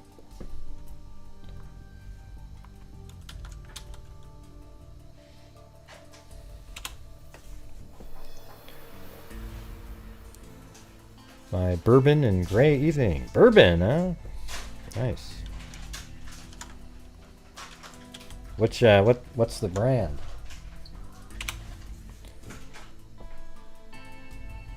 Yes, you were part of the first 100K. That's right. Might take a while to get to the next one, but oh well.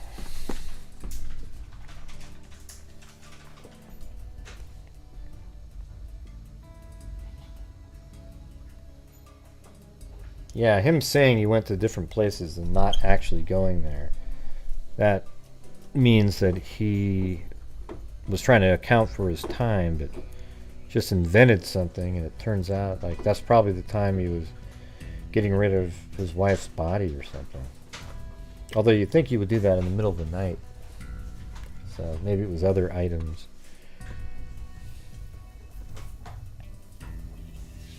I mean, $450 of cleaning supplies. Jesus.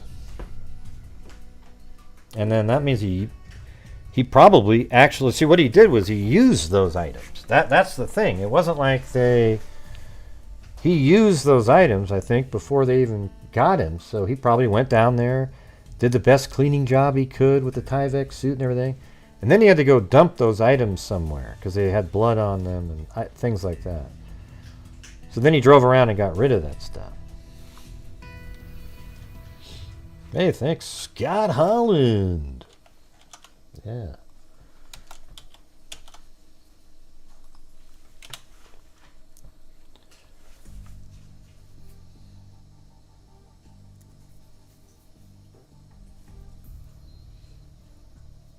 What's that, Jennifer?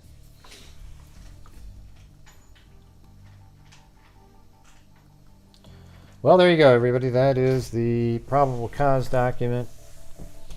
Sounds like good old Brian Walshe is going to have some splaining to do.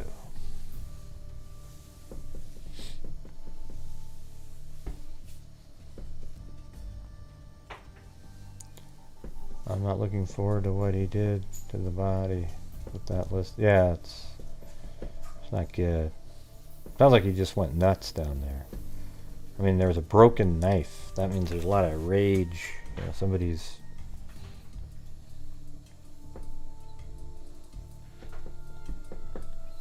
I haven't heard any new info on the house fire.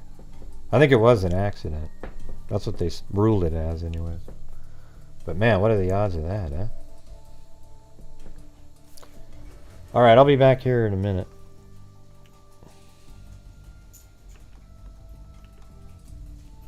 You know, we'll switch over and maybe discuss the video that I made earlier and, you know, go over some more of the probable cause document in the Idaho case, more of the just sort of geography part of it.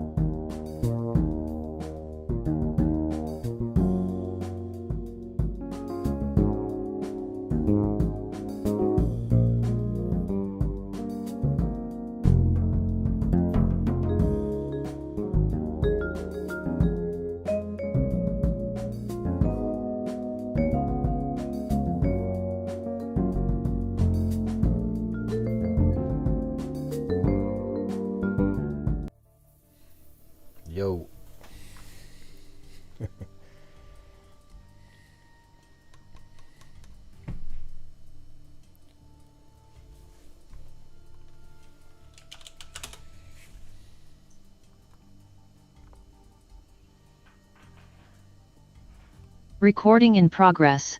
I'll make it so people can call in.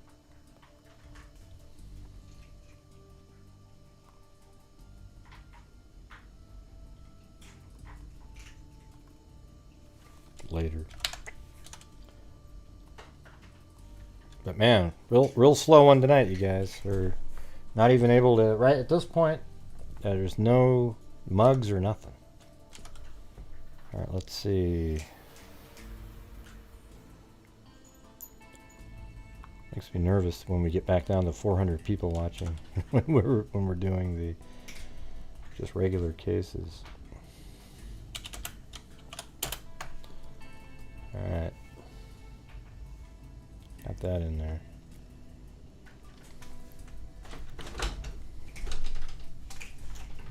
Who?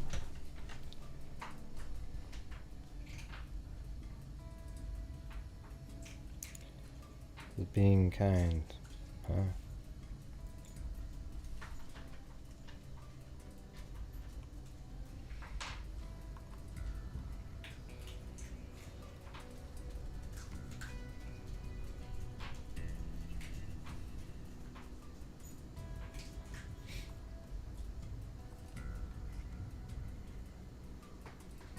All right, we'll just watch the video.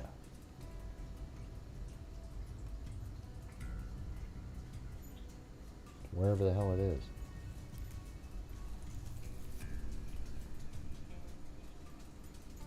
Idaho, there we go.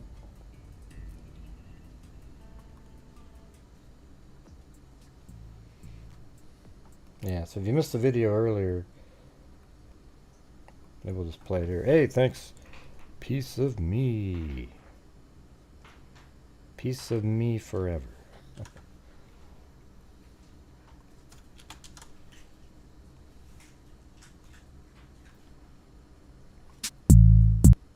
Tube. Here we go. Hello, this is Gray Hughes of Gray. Wait, what? Oh, come on, Tosh. Jeez. Support for the regular cases, the cold cases, the Identifinders International cases. Identifinder, yeah. The Freaks Help Fund, and for your hard work, Gray. Always here for the cold cases and everyone. Yep. Well, thank you. Very cool. I have one that I might do that one tomorrow. I've had it for a little bit. It's one that Sarita had. But anyways, thank you so much. That was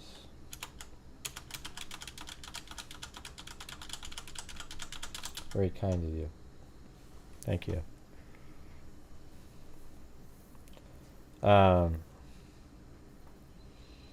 Yeah, there's one from like 1960 something that Sarita had in a group or something, and I've downloaded all the different articles and I have them in a folder somewhere.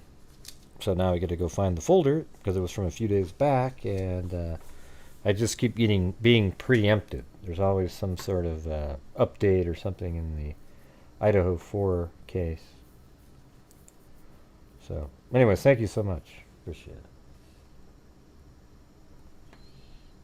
Hughes investigates on YouTube at around 2:53, and then he is first seen on camera in Moscow at approximately 3:26. When he was first seen, he was actually seen in a location that is pretty odd. He was seen at 3:26 at 700 Indian Hill Drive, and it's just sort of off on the side winding street, quite a ways east of the 1122 residence.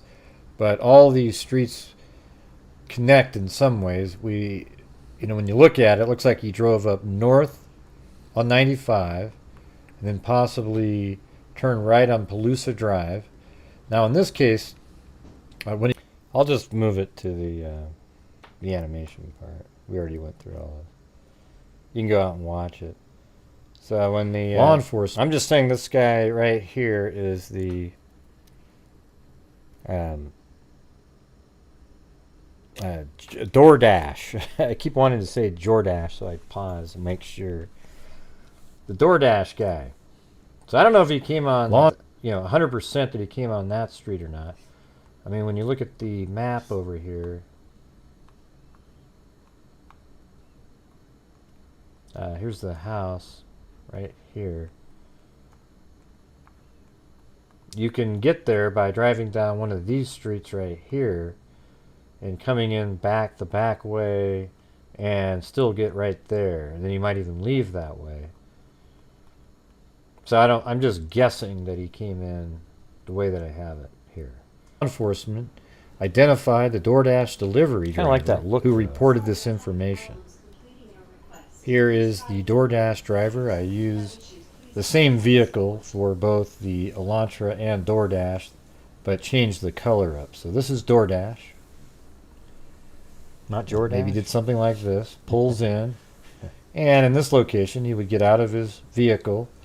Apparently with DoorDash, you don't actually speak to the persons. You just come up, drop the meal off. Well, that's true. And dash away. I mean, I was thinking that same thing when I was saying that. LMM. Because those 400 that are here watching the other cases are the main supporters all the time. Anyways, it's just kind of the way it is. Maybe that's why they call it DoorDash. But they drop off the meal, ring the doorbell, knock on it, and take off. And this is right around 4 a.m. on the 13th of November, 2022. And then just after that, 4 minutes later, suspect vehicle 1 can be seen entering the area a fourth time at approximately 4:04 a.m. It can be seen driving eastbound on King. What if they passed each other somehow? King Road. And here's the vehicle. Thing is, I want to have the exact time that the DoorDash guy got there. It's really important for making a timeline. Driving eastbound on Queen Road.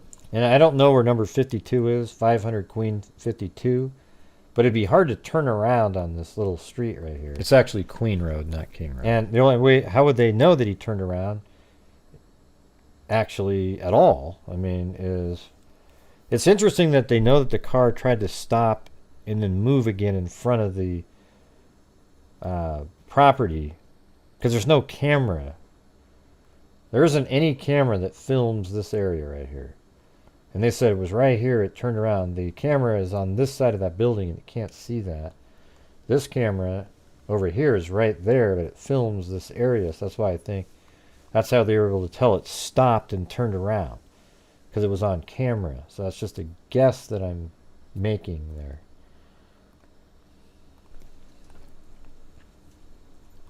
And then it stops and turns around in front of 500 Queen Road, number 52. Now, I think it's right back here because we did learn that there's a surveillance camera right here. You can barely see it in my off to the side. You should have went and watched it. It appears to actually be facing this area right here. Then driving back westbound on King Road. When suspect vehicle 1 is in front of the King Road residence, it appeared to unsuccessfully attempt to park or turn around in the road. Then it continues westbound on Queen Road to the intersection of Queen and King Road, and where it does a 3-point turn and then drives eastbound again on Queen. That's crazy.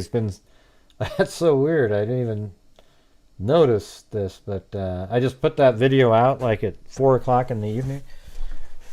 And then 30 minutes later, it had 3,000 views, which isn't really that great for these videos. And then since I've been doing, you know what it's at right now? It's at 26,700 views. It went up like a rocket ship just after, like, I mean, that's just, that's unreal.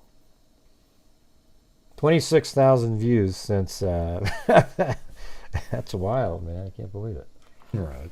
And then it drives around, and I believe, this is where I'm just putting in what I... Here, look at this right here. This is the actual analytics behind... See, look how at the beginning, see how it just went... And then... And look at that, 199 subscribers just from this video in that short amount of time. Wow.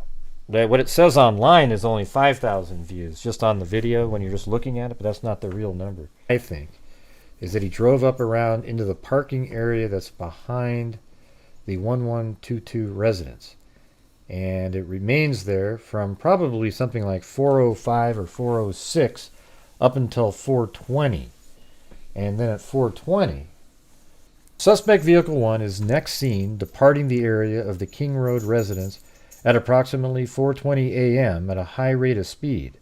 Suspect vehicle 1 is next observed traveling southbound on Walenta Drive. Based on my knowledge of the area and review of camera footage in the neighborhood that does not show suspect vehicle 1 during the time frame, I believe that... Yeah, so anyways, that was on there.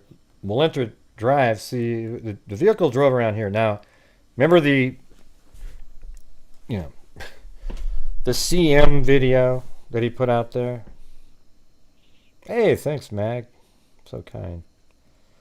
Gray is quality, not quantity. That's right. Although I am trying to have more quantity, like in the shorter videos. I've been trying to make just videos, and yeah, I mean, I think that's sort of what I should have been doing this whole time. Actually, is putting out videos like that a little bit. Yeah, so the car, remember how it was worded that it made like 3 laps around, but every time it would go up Walenta Drive? So what was it doing when it would do that? There is a really short route there. I didn't even notice that, though. You could come up here and get right back down into this area like that. So maybe that's what he was doing. But what's really strange, though, is when he first got into town, we don't know how he got there, but it took him about 30-something minutes, so that's not the really long route, so it could have been some shorter version. Look at all these roads that you could just kind of drive on. Nobody would even notice. You just kind of make your way across somehow, and then maybe it took 30-something minutes. But this ping over here, it's not even a ping, it's a camera right here. And I think I might have even, it's in the 700 block, and 700 is here and 800 is right there. And I think I found the camera that maybe filmed him coming by, if I see it right. Let me just see. I think that's a camera right there. Do you guys also agree with that? That's what they look like. I think that might be the camera that filmed him in the Elantra driving by. It's really weird that he took this road so far off the... you come in here and you go all the way around on this road like this. Then you get up to Steiner, and then you head this direction, and then you pass this A&W. That's exactly where they said the sighting was, again, on camera. And there's the A&W that everybody was talking about. Likely, you could probably go down there and see a camera on it, although this is really old here. It is an A&W, but that's 2000.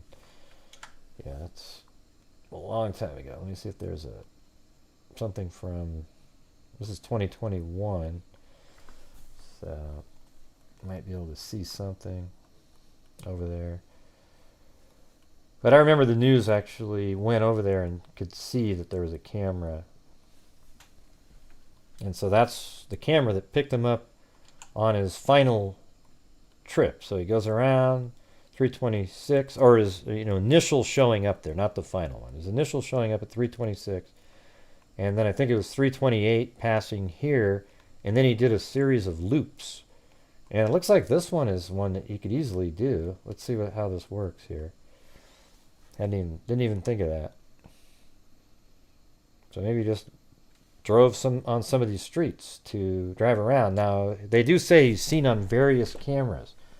And then at the very end, they don't see him on some of these cameras, so that's why they believe he took that other route ultimately to take the route that I've got right here. come down and around and then out here, because apparently there aren't cameras just in that specific area, perhaps. It's really the only way to go also, to get out of there. So when you're driving down, if you just look at the map, there's only over here, you get stuck. See how there's no way out of there? So of course you're not going that way. And then you're coming this way. Well, you're not going to go, I guess you could take that street and go like this, but it's not really a main street. So you go down Walentra Drive. And then right here, you aren't going to go down here because there's nowhere to go. So you would have taken it right there. And then once you get here, there'd be no reason to go this way. But yes, you could have gone like this and like this. And then down to the highway there. I guess that's not a highway. That's called Palooza Drive. And then drives this direction, takes a right on to heading south on 95. And that's how we got back home. He didn't take this whole route, though. As we showed the other day, there's this other... He drove on these wild little side streets like this road right here, then down to here. He cut across. He didn't go all the way down to the union of 195 and 95. You know what I'm saying? You know what I'm talking about?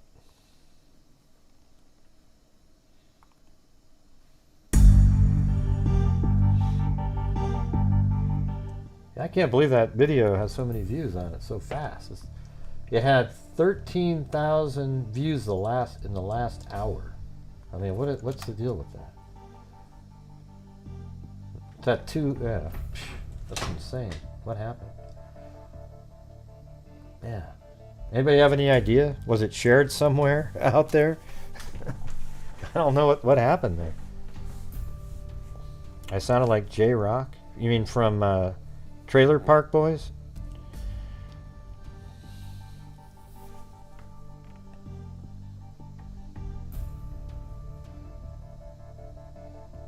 Yeah, but I mean, still different. It's different than the other videos that I've made. Like, I think the animations I've made are better than those. You know, the ones where you're walking through the house and everything. But anyways, I'm going to make a version where... Okay, so here's what I'm going to be making. Let me open up the video again.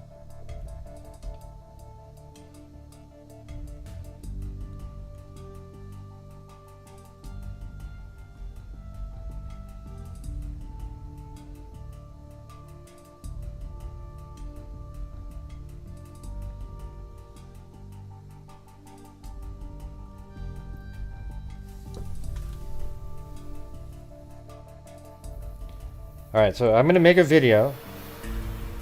It might take me a while, but I'm going to try to do it. Where this car pulls up right here, okay? Then once that car pulls up right there, I'm not going to show a person getting out of the car or anything like that. But the next shot will be something like this. So here's the guy coming to the door, dropping off the DoorDash, and then I'll just have him turn around. Okay, and then what's going to happen is the door's going to open up, and it's going to be just like a minute later, 40 seconds later, because don't they just knock and then take off, right? And then right here, you're going to have Zaina, you know, bending down, picking something up or whatever. And then it's going to, you know, I won't have any of this crap in here. And I won't have any of this in there. It's just going to be right after opening the door, then she'll shut the door, and then go straight up these stairs right here. Because this is my theory that I've got right here. And then she's going to come up to the top of the stairs. And then it's possible that right now, depending on when the DoorDash was actually dropped off, that right around in this time, she saw, if she could look to the left right now. So let me just zip through there, and it would be like this.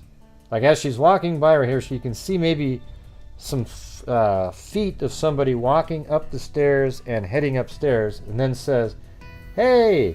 So when she's walking, well, let me go back up there again. So right like here, she looked that way, saw somebody and said, "Hey, somebody's here."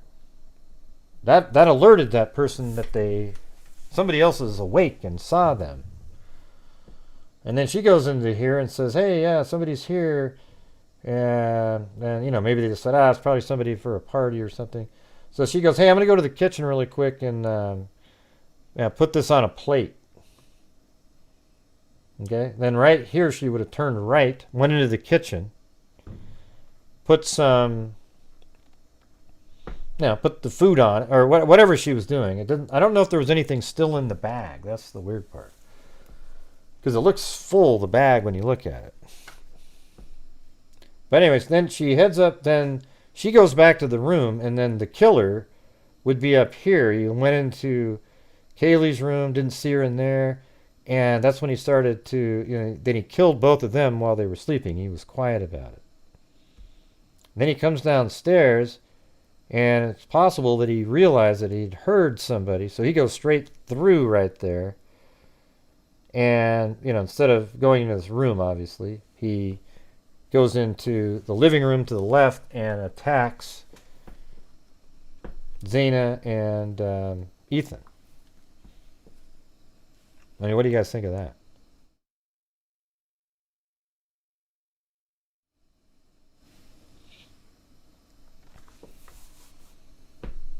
Because you got to work in the stuff like, somebody's here. Why would somebody say that? Unless you saw somebody. Or it could be that but you wouldn't say that about the DoorDash driver because you knew that they were coming. So you wouldn't say, wow, somebody's here. Oh, it's probably the door. I don't know. It just seems like you're right there waiting for DoorDash. So you're not going to say that. This is after the DoorDash guy. And that's why you said that. You wouldn't have said a damn thing had the DoorDash driver not shown up yet. I mean, if the DoorDash driver hadn't shown up yet, I'm not sure what you would think if it was just a noise outside. You might think, oh, yeah, that's the DoorDash guy. But after the DoorDash guy got there, then any other person would be, hey, somebody's here, right?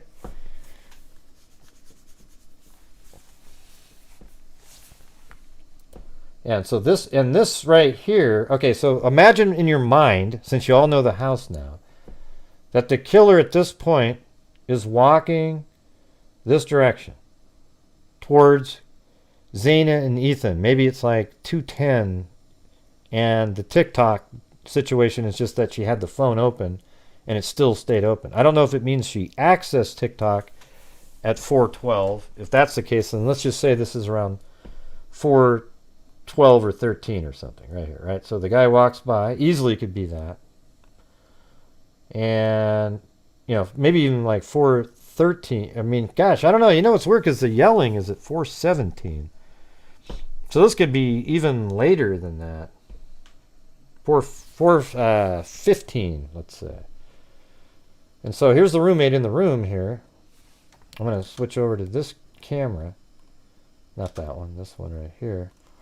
And so this is the roommate in the room. I'm actually going to move this camera a little bit around. Where is it?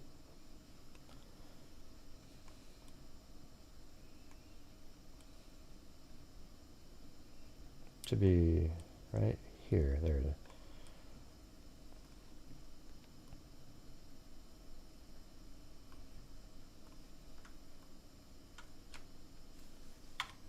No, that wasn't good. It's hard to see it. Oh, there it is. Way.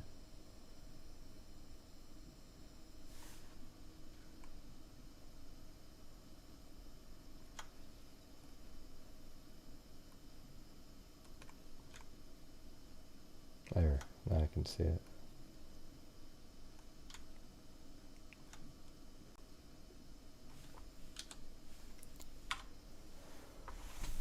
Yeah, so now here is Dylan's eyes right here. And like I said a minute ago, let's just do this again. I'm going to do it how I want you to picture it in your head. So he goes upstairs.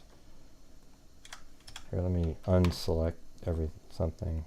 A second. Goes upstairs, then back down, and then forget this part. So just pretend that this is what the killer's doing. He's walking down the stairs and he goes forward and takes a left.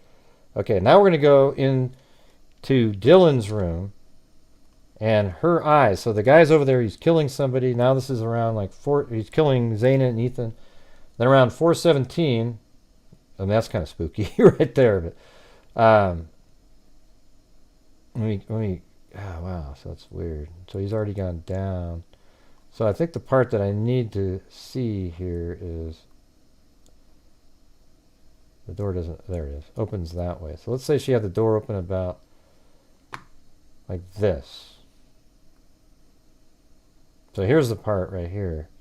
The killer is in the room. He's killing Zaina and Ethan, like right now. And then he comes back, and then he's like this. So right here, she sees the bushy eyebrows. See how you can do that? But her door isn't open quite that much. But she stays really still, and this guy's hyper-focused, and he's taking a right anyways to exit. So that's when she would have seen him. And turn to the right. Who? What are you talking about, Zozo? Anyways, he's right there, heading forward and turns right. That's how he would leave. Dylan lives in that room right there. She never went downstairs.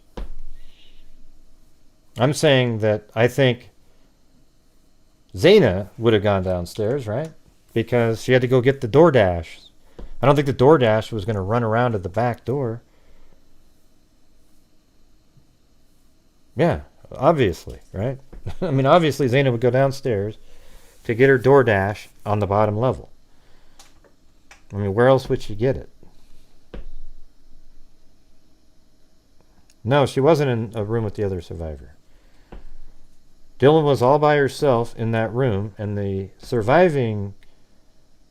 Well, it's sort of interesting because if you go outside the house and you look at the setup here, so the surviving roommate is right here, and the other surviving roommate's right there, so they're not on top of each other.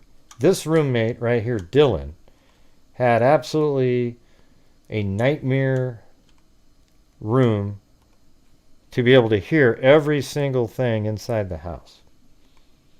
I mean, she could hear somebody walking. This roommate here could only hear something in the living room and muffled sounds coming from other places.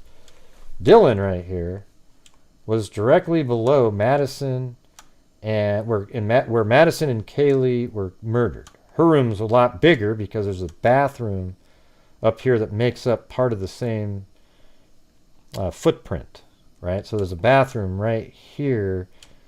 So if I go up the stairs here,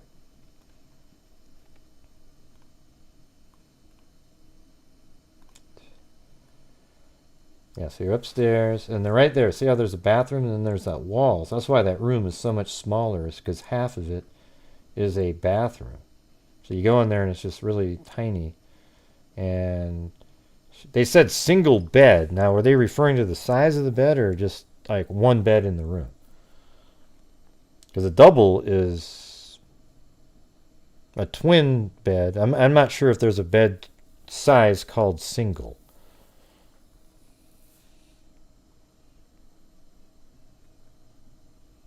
And then, you go in there, and then here's out the kitchen. This is where there's a sink. It's supposed to be the sink is in the corner, and it's at an angle. I just didn't want to, it was too hard to take the time to make something like that.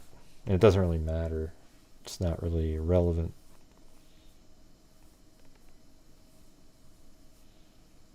Yeah, well, they said single bed. I know twin. Yeah, I just said that a second ago. But yeah, you got the single bed, and does it mean it's one bed in the room? Okay, so a twin bed is a single bed. Okay. Yeah, I remember when I was a kid, that's what they're just really tiny. They're probably, like 5 feet wide or something. So they're both on a single bed. That's tiny. Kaylee and Madison were on a really tiny little bed there.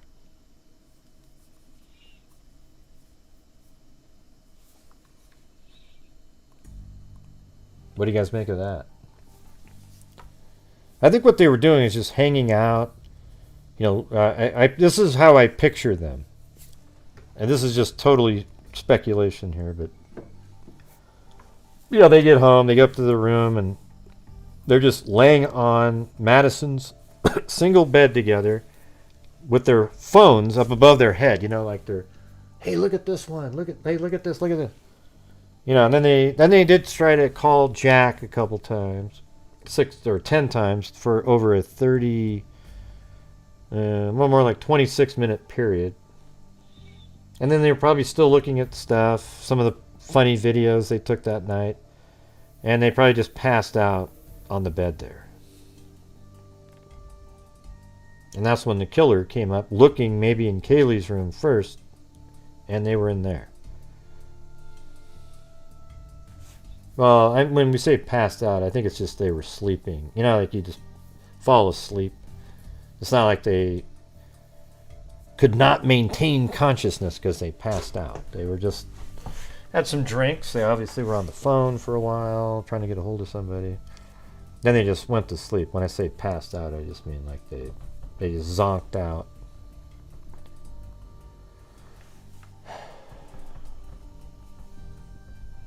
No, sorry about that. 0723 Trinity. Sorry about that. Incorrect. Kind of a stupid comment is that too, with your little stupid ass emoji at the bottom. Yeah, just get out of here.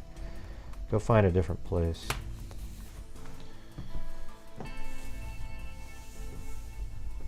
Yeah, you know those kind of the girls that are just best friends and they're just, you know. Yep, exactly. Looking at phone. Yeah, they sure left those there a long time, didn't they, the mattresses? I actually have a feeling that any day now, there's going to be video. Somebody's going to be allowed to go into the house and film all the different rooms. And that'll be really useful for me to put this, make the model better, you know. They'll have exactly what windows look like and everything.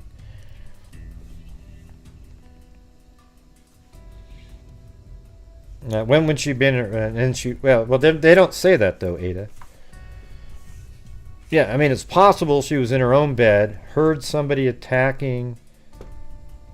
I mean, I've said this on the show, right? That somebody was attacking Madison, and then she heard something and went in there to help, and then they both got killed and put on the same bed. I mean, that's definitely possible. However, Steve Gonzalez says that Kaylee's bed was made, that nobody had slept in it. So, I mean, that sort of speaks differently to that, though, doesn't it?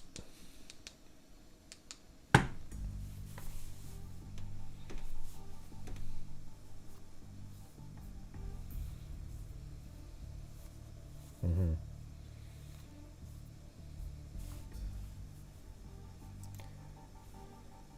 Hey, thank you, Sting. Yep. Yeah, it's weird. I don't think a lot of people use their modeling skills really to make crime scenes for showing what's going on. What do you mean? Well, how do you know? You can't tell in that little picture that you keep showing me, Ada. You can't see it in that. I'd have to have a photograph of the actual bed to be able to tell you that. That thing is so... You can see whatever you want to see in that picture. It's not clear enough to make any sense of it. The twin bed's like one of those small little beds, you know? The small ones that kids sleep in. Size-wise. I mean, it's about half the size of a regular mattress. But maybe the same length.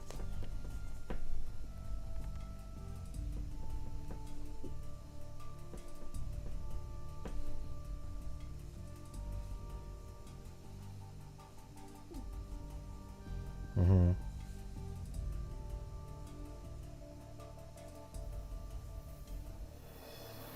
Yeah, and we don't really... it's hard to really know what's going on up there. I mean, if Kaylee was attacked in her bed, then did she just stumble over to Madison's room and die with her in there? I know, we already said that, Ada, like 100 times. Yeah. I think Kaylee woke up and went to Madison. Yeah, we said that. I've said that on multiple shows, but we don't know if that's what they did.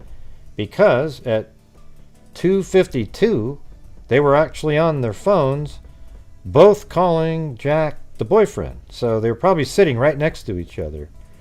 So did she actually get up and go to the room? Yeah, we don't know.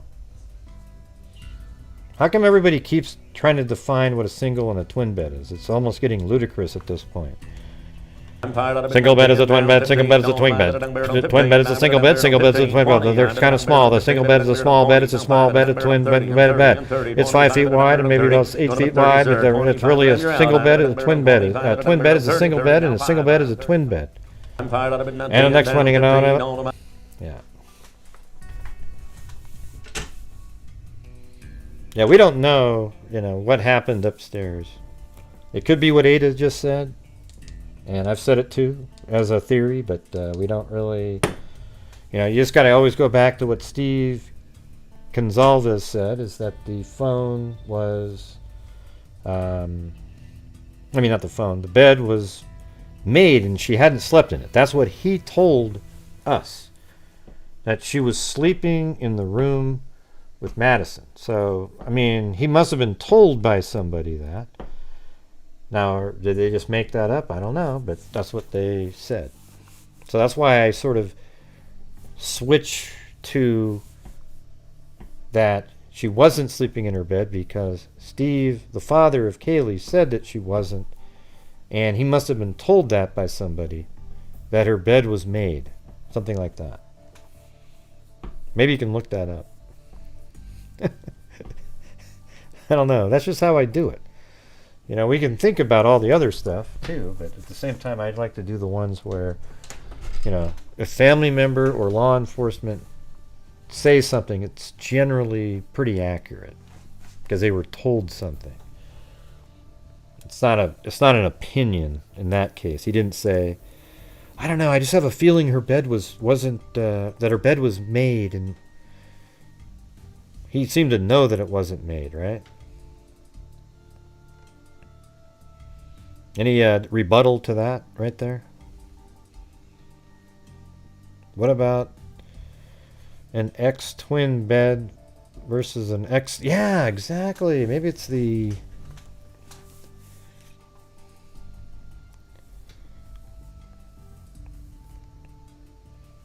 Yeah, I know. I have him move while he goes into the other room. But hey, great eye though. Man, that's...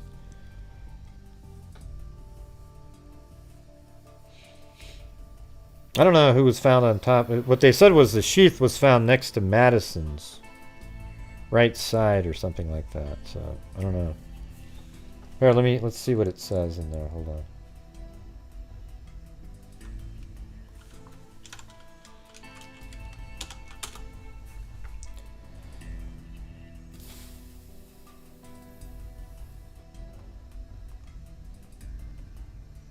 Okay, it says, I also later noticed what appeared to be a tan leather knife sheath laying on the bed next to Mogan's right side. Except we don't know. So that means they were face down, probably, to say that. So Mogan's face down on the bed, and the knife is next to her right side. Because it's not like she's on her side and you say, oh, it's next to her right side. That doesn't work. So that must mean she's either face down or on her back, I guess. And it's next to her right side. Okay, but it even gives more specific. It says, appeared to be a tan leather knife sheath laying on the bed next to Mogan's right side when viewed from the door. Okay, now they're going to have pictures and everything, but in our case, I just guessed in here, so I don't have any way to... But like they're laying like that. Let's just pretend that this is Madison right here. Maybe the sheath is right here.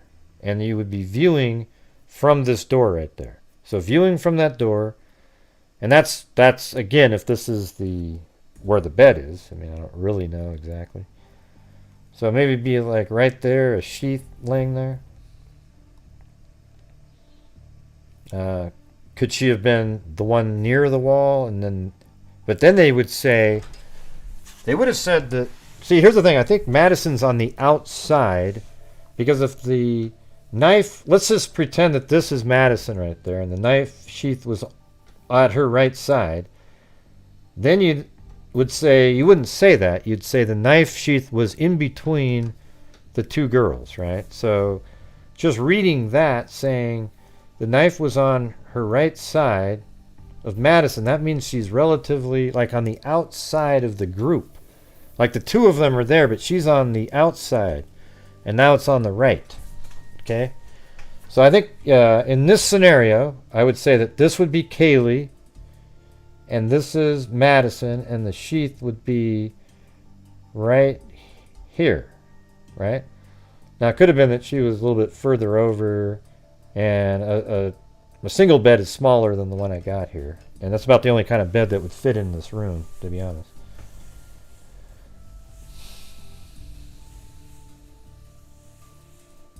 Now, I think there's people that think it's Madison's room, but they're looking at a sorority picture. I've seen it many times, and I look at it and go, no, that's not the right room. You got the wrong room. There's a lot of people, they send it to me in email saying, Gray, look, this is Madison's room. Look, there's a bed here. Look at this. Got this and this and the other thing. And I look at it and go, that's not even the right room. It's not even close. It's from the sorority when she lived in the sorority. Probably the year before. So there you go. That answers your question. If you want to send me the email with the picture in it, that'd be great. I'll put it up on the screen. Unless you do have the right one, but I really doubt it.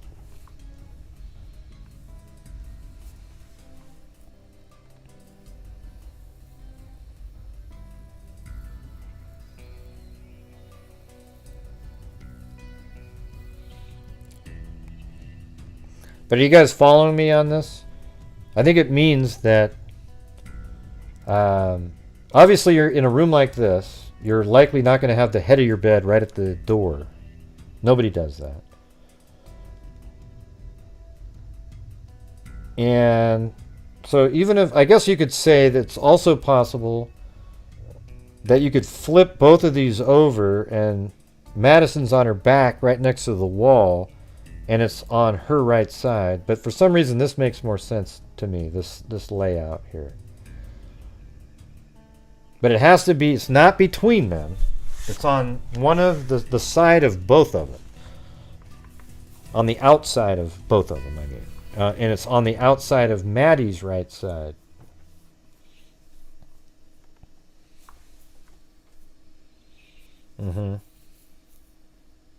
I think if she was on the inside, they would have referred to it differently too. Yeah, it was in between the wall and Madison's left side. Something like that.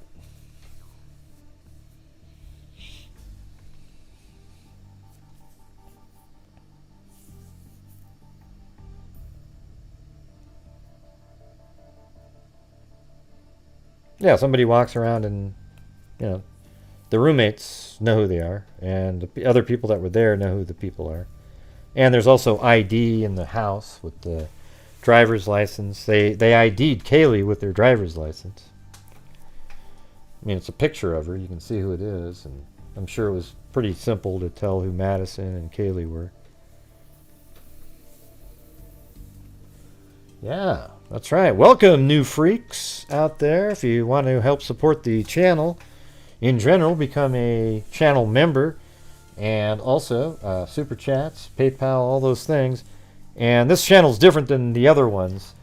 You know, we do well in here with super chats and all that, and PayPals and so forth. But I try to donate over 50% of the net revenue. And I'm not a charity intake company. That's what I decide to do with my revenue.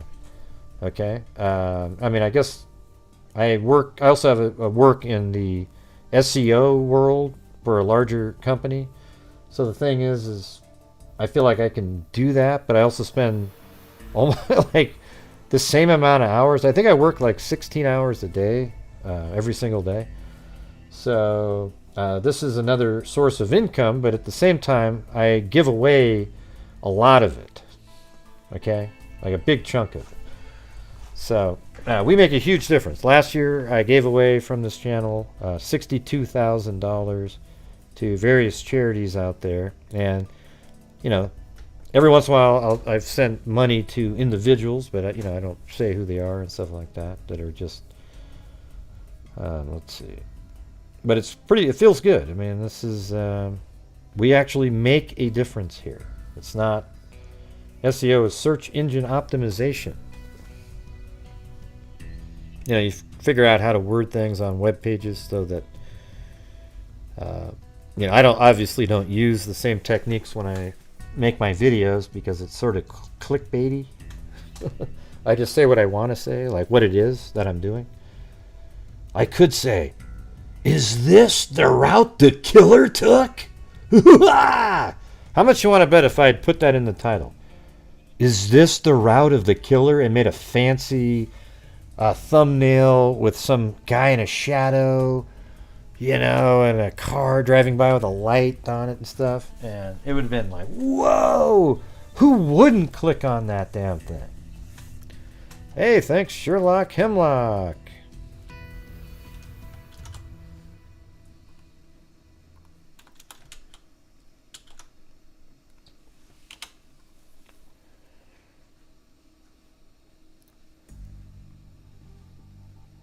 I don't know. Why don't you? Let me see if I can type it in. Let's see.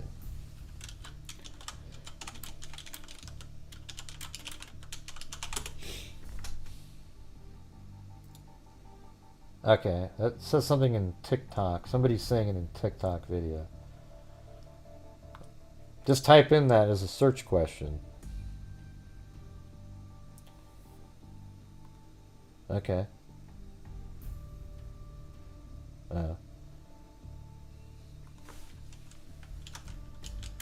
I think, didn't Steve say that somewhere?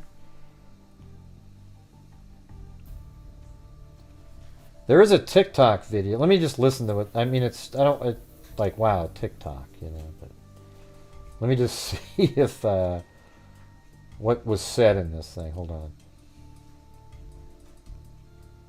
The affidavit for the Idaho 4 case has that Dylan was in her room. No, that's not it. But there's the whole headline. Wow, 56.6 million views. And it says Kaylee found on top of Maddie. Where does it say that?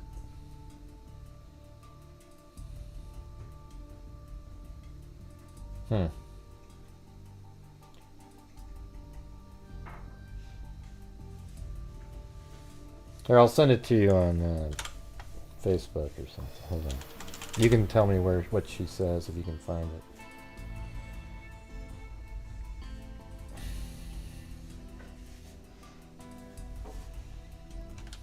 Alright, there you go.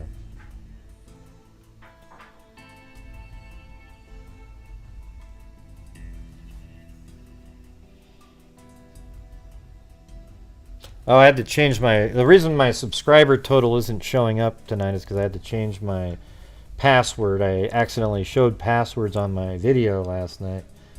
And so right after the show, I changed them all, everything, and kind of a hassle.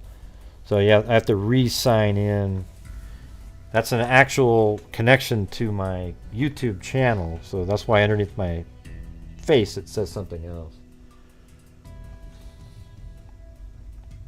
So, guess I'll have to do that later. Forgot about that.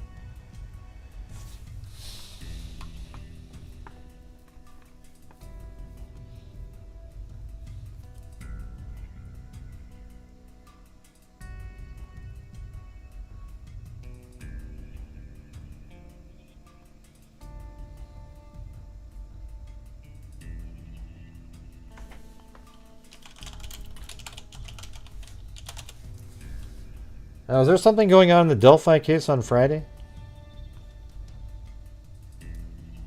Because I asked Becky how she's doing, and she said, we're doing okay, getting prepped for Friday. What's going on Friday? I didn't realize there... Oh, what's the court hearing for?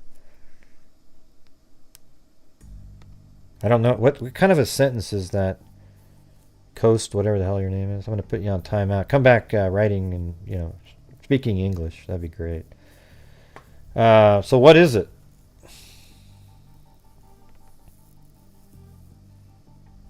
The court hearing. Oh, that's all it is? The change of venue. Okay. Well, I guess we'll have to see.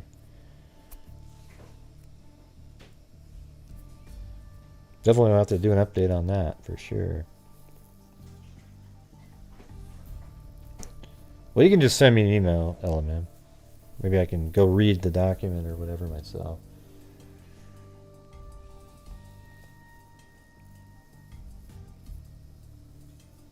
Yeah, we didn't see all the beds though, Donna. We just saw a little bit. And maybe there was 2 in one of the bags or 1 in the bag. Yeah, well, we said that. We showed it on the show. It was on Daily Mail. We showed that you can see what looks like blood underneath the mattress. But again, we can't really tell, but seemed pretty sure that's what it was. But.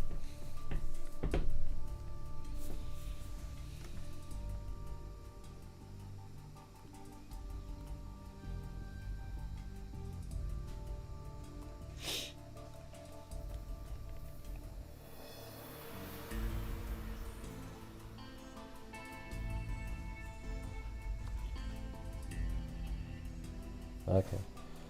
Well, cool. Thanks, thanks, Jan.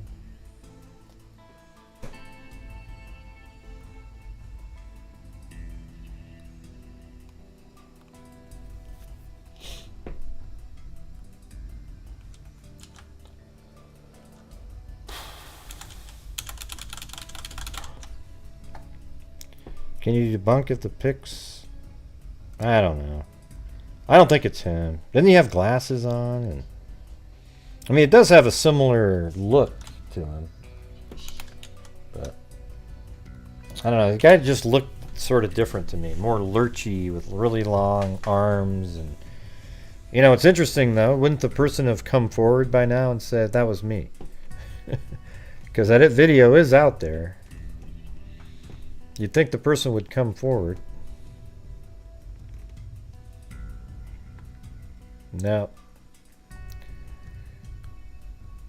Yeah, it just seems like everything looked a little different to me.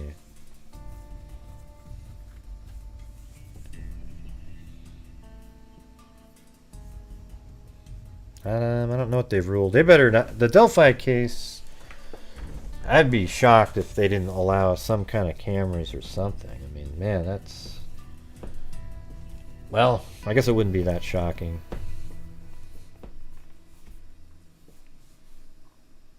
I just pray not one of them suffered. Yeah, hopefully. Sounds like the dad said today something about that they all died pretty quickly. Makes you think that the person knew what they were doing in terms of the killing.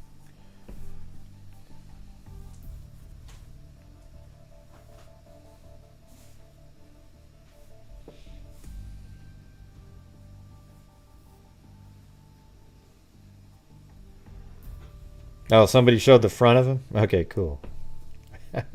People never want to show the front. They don't want to show you the reality. So here's the thing. I guarantee it, even if somebody found that, but they were so invested in saying it was him, they wouldn't put that out there. They wouldn't let you know that they found a debunking piece of information. They got to keep selling it because they want to believe it.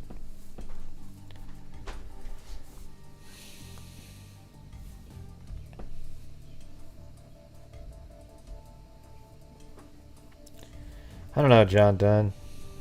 Are you like a legitimate person in here?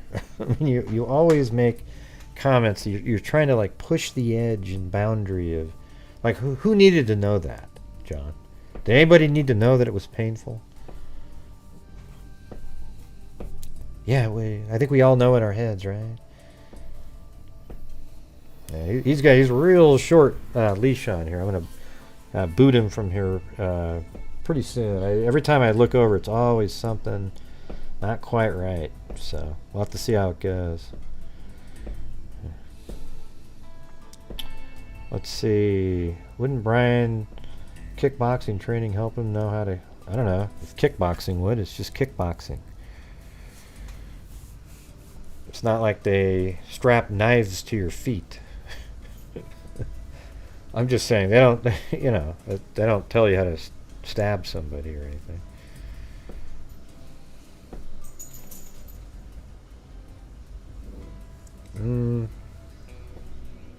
I don't know. I actually doubt that he's killed anybody before. It wouldn't shock me if he did, but it just sort of feels like this is his first time. He's done his studying, and he's finally gone out, and it feels like his first time, right? I mean, there's a lot of mistakes were made. I mean, if he'd killed before, it seems like he would have learned and moved forward with better techniques of, you know, not being caught.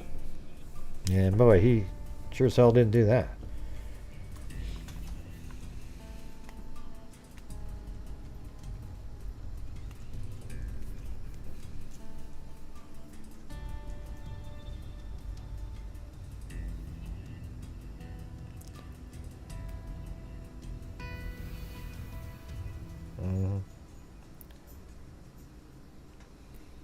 I don't know.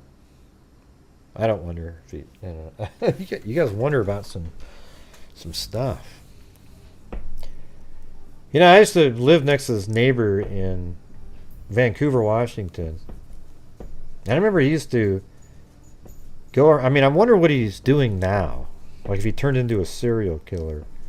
Because he used to take, like he'd catch a frog and he'd throw it into boiling water just to see what it do. And then he'd take a frog and throw it up in the air as high as he could and just watch it smash back into the cement. You know, and I always wondered, I didn't always wonder, but as an adult, when I realized the psychos out there, I've thought back to that person, wondering what this person, you know, I mean, none of us are like, oh my God, poor, you know, people don't really love frogs, right? But at the same time, man, that's kind of sick. You know? Wonder what the hell he's doing.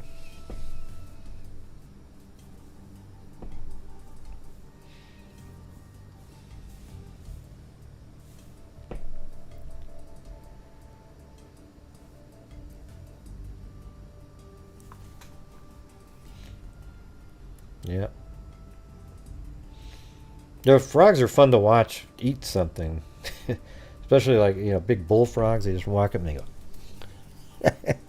they stuff it in their mouth.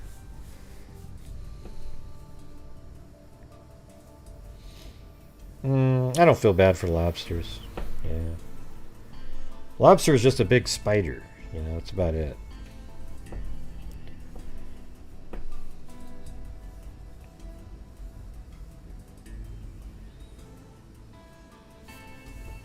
Probably, Ivan.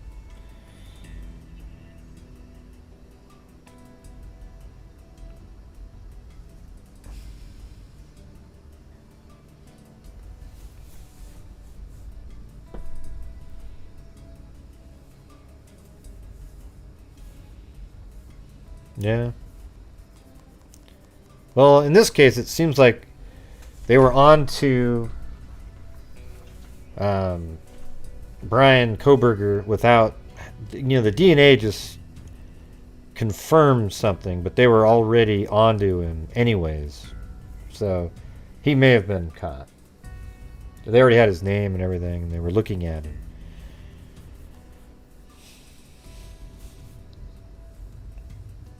It is, man. It's spiders. I think they're part of this larger, what is it, phylum or whatever the hell you call it. It was like, I think spiders and shellfish are in that same, I'm not sure which one it is. What level that was. Yeah, but you know, that's what I always say. I've always said that obviously crayfish and lobsters, they're not just parallel evolution. They're literally probably were the same creature at one point, and one of them adapted to the ocean and the other one adapted to freshwater. Because there's freshwater, there's some crayfish out there. I don't know if you've ever gone onto YouTube that are bigger than any lobster you've ever seen. I mean, you're talking about, there's crawdads out there, and I think it's in Tasmania or something, that are just freaking ridiculous. They weigh like 10 pounds or something. They're just freaking... Is that what it is? Crustacean? There you go, there you go.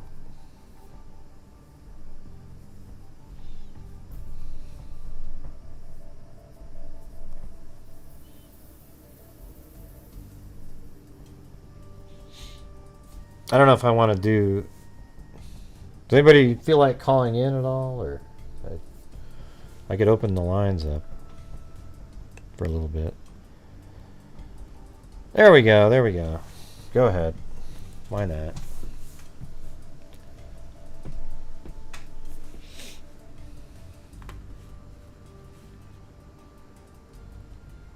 Hold on a second. Tasmanian... I think it's Tasmania. Yeah, look at these things right here. I mean, they're ridiculous. I mean, there are lobsters that weigh, there's a world record is 43 pounds, so obviously. But I mean, look at that. That's an actual crayfish, not a lobster. You know? I mean, it's unreal. I mean, look at that. That's a picture of a small one there. And yes, they were Tasmania. That's where it is. Ah. Oh, that's just incredible. Look at that. I mean, that's not a lobster right there. Could you imagine? Look at Tasmanian giant freshwater crayfish.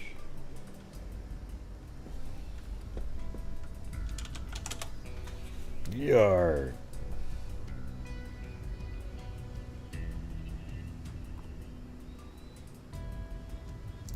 They're capable of growing over 80 centimeters. That's pretty big. And weighing up to... How much is a kilogram?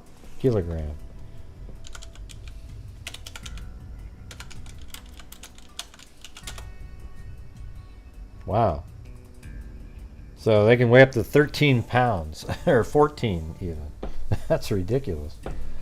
A 14-pound crawdad. Probably rip your finger right off of it. Yeah, cut it. Yeah, grabbed it. Wow. Yeah, right there. Up to 13 pounds.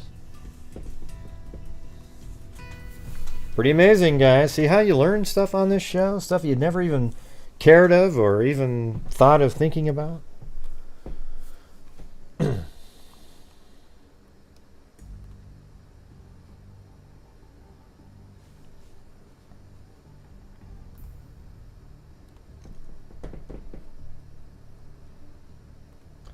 Yeah, you've sent me that picture a million times, but you can't tell what's going on that bed just looking at it.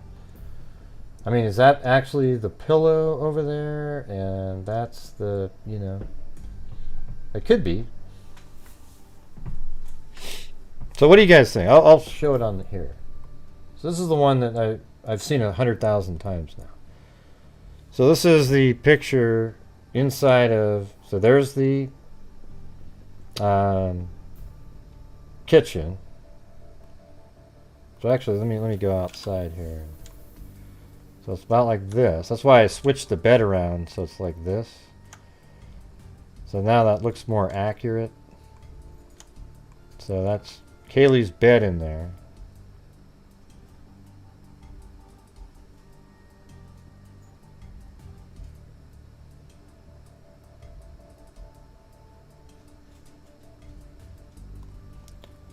And that's probably the headboard bed right there. And then maybe that's a pillow there. And maybe that's another pillow.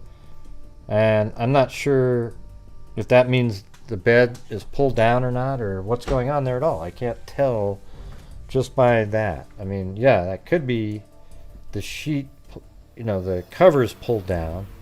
Don't know. Yeah, I mean, maybe when the dad said that they were found in the same bed. I thought early on, though, he said that they were sleeping together or something.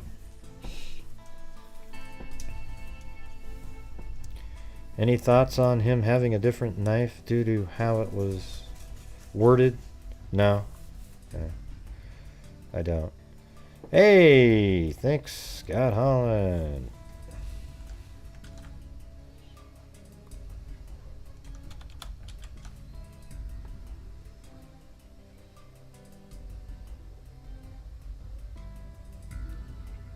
They never even worded anything in EATON. They just said it was just... Here, let's read EATON's part.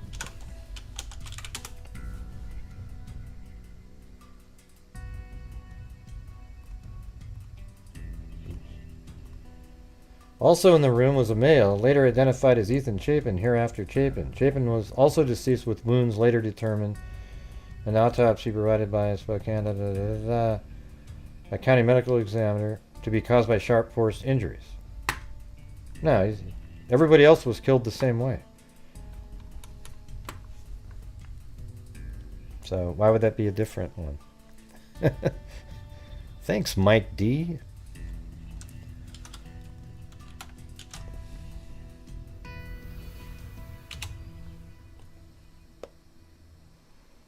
Yeah, thank you so much.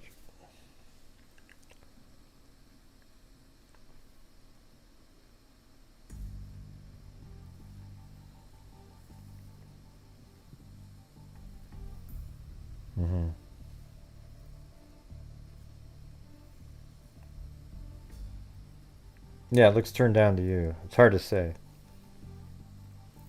It's too blurry. It's a little bit crisper in focus, I could tell you.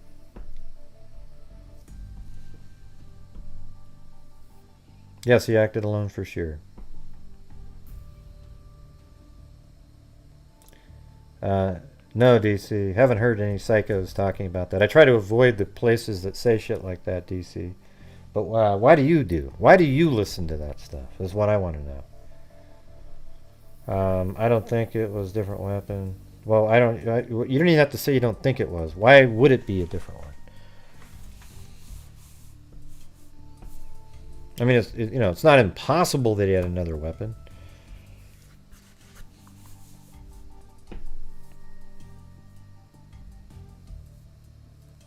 Yeah, but that's the same one that I just got sent. Alright, let's see if it's better. If it's not better, come on. Come on, you guys. That's not what we were looking for there. But yeah, I see what you're saying. So that's exactly where I have the bed then. So that's what the bed... You're saying that's what the bed looks like. We're trying to find a shot from after to see if it was turned down. So let's take a look at that, and then this one. So is this green thing, maybe this right here is this thing?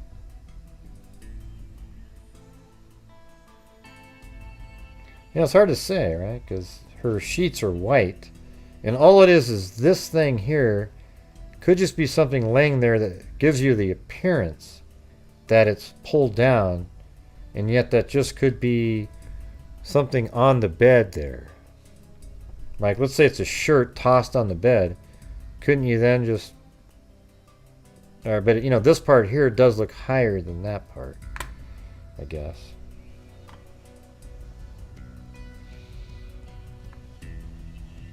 Well, there you go. I could actually put some of that stuff on the wall there. Isn't this just green turf right there, too?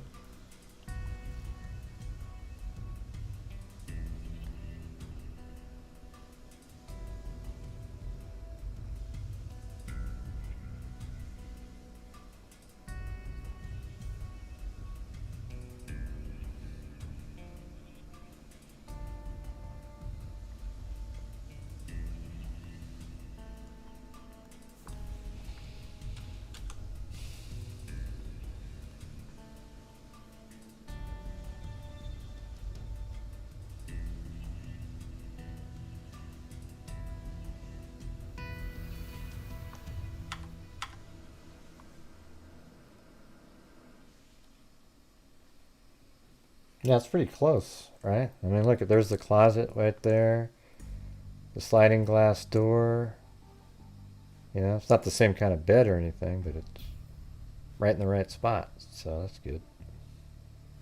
And then the deck. You can even see the deck. See the deck right there? And there it is through the sliding glass door.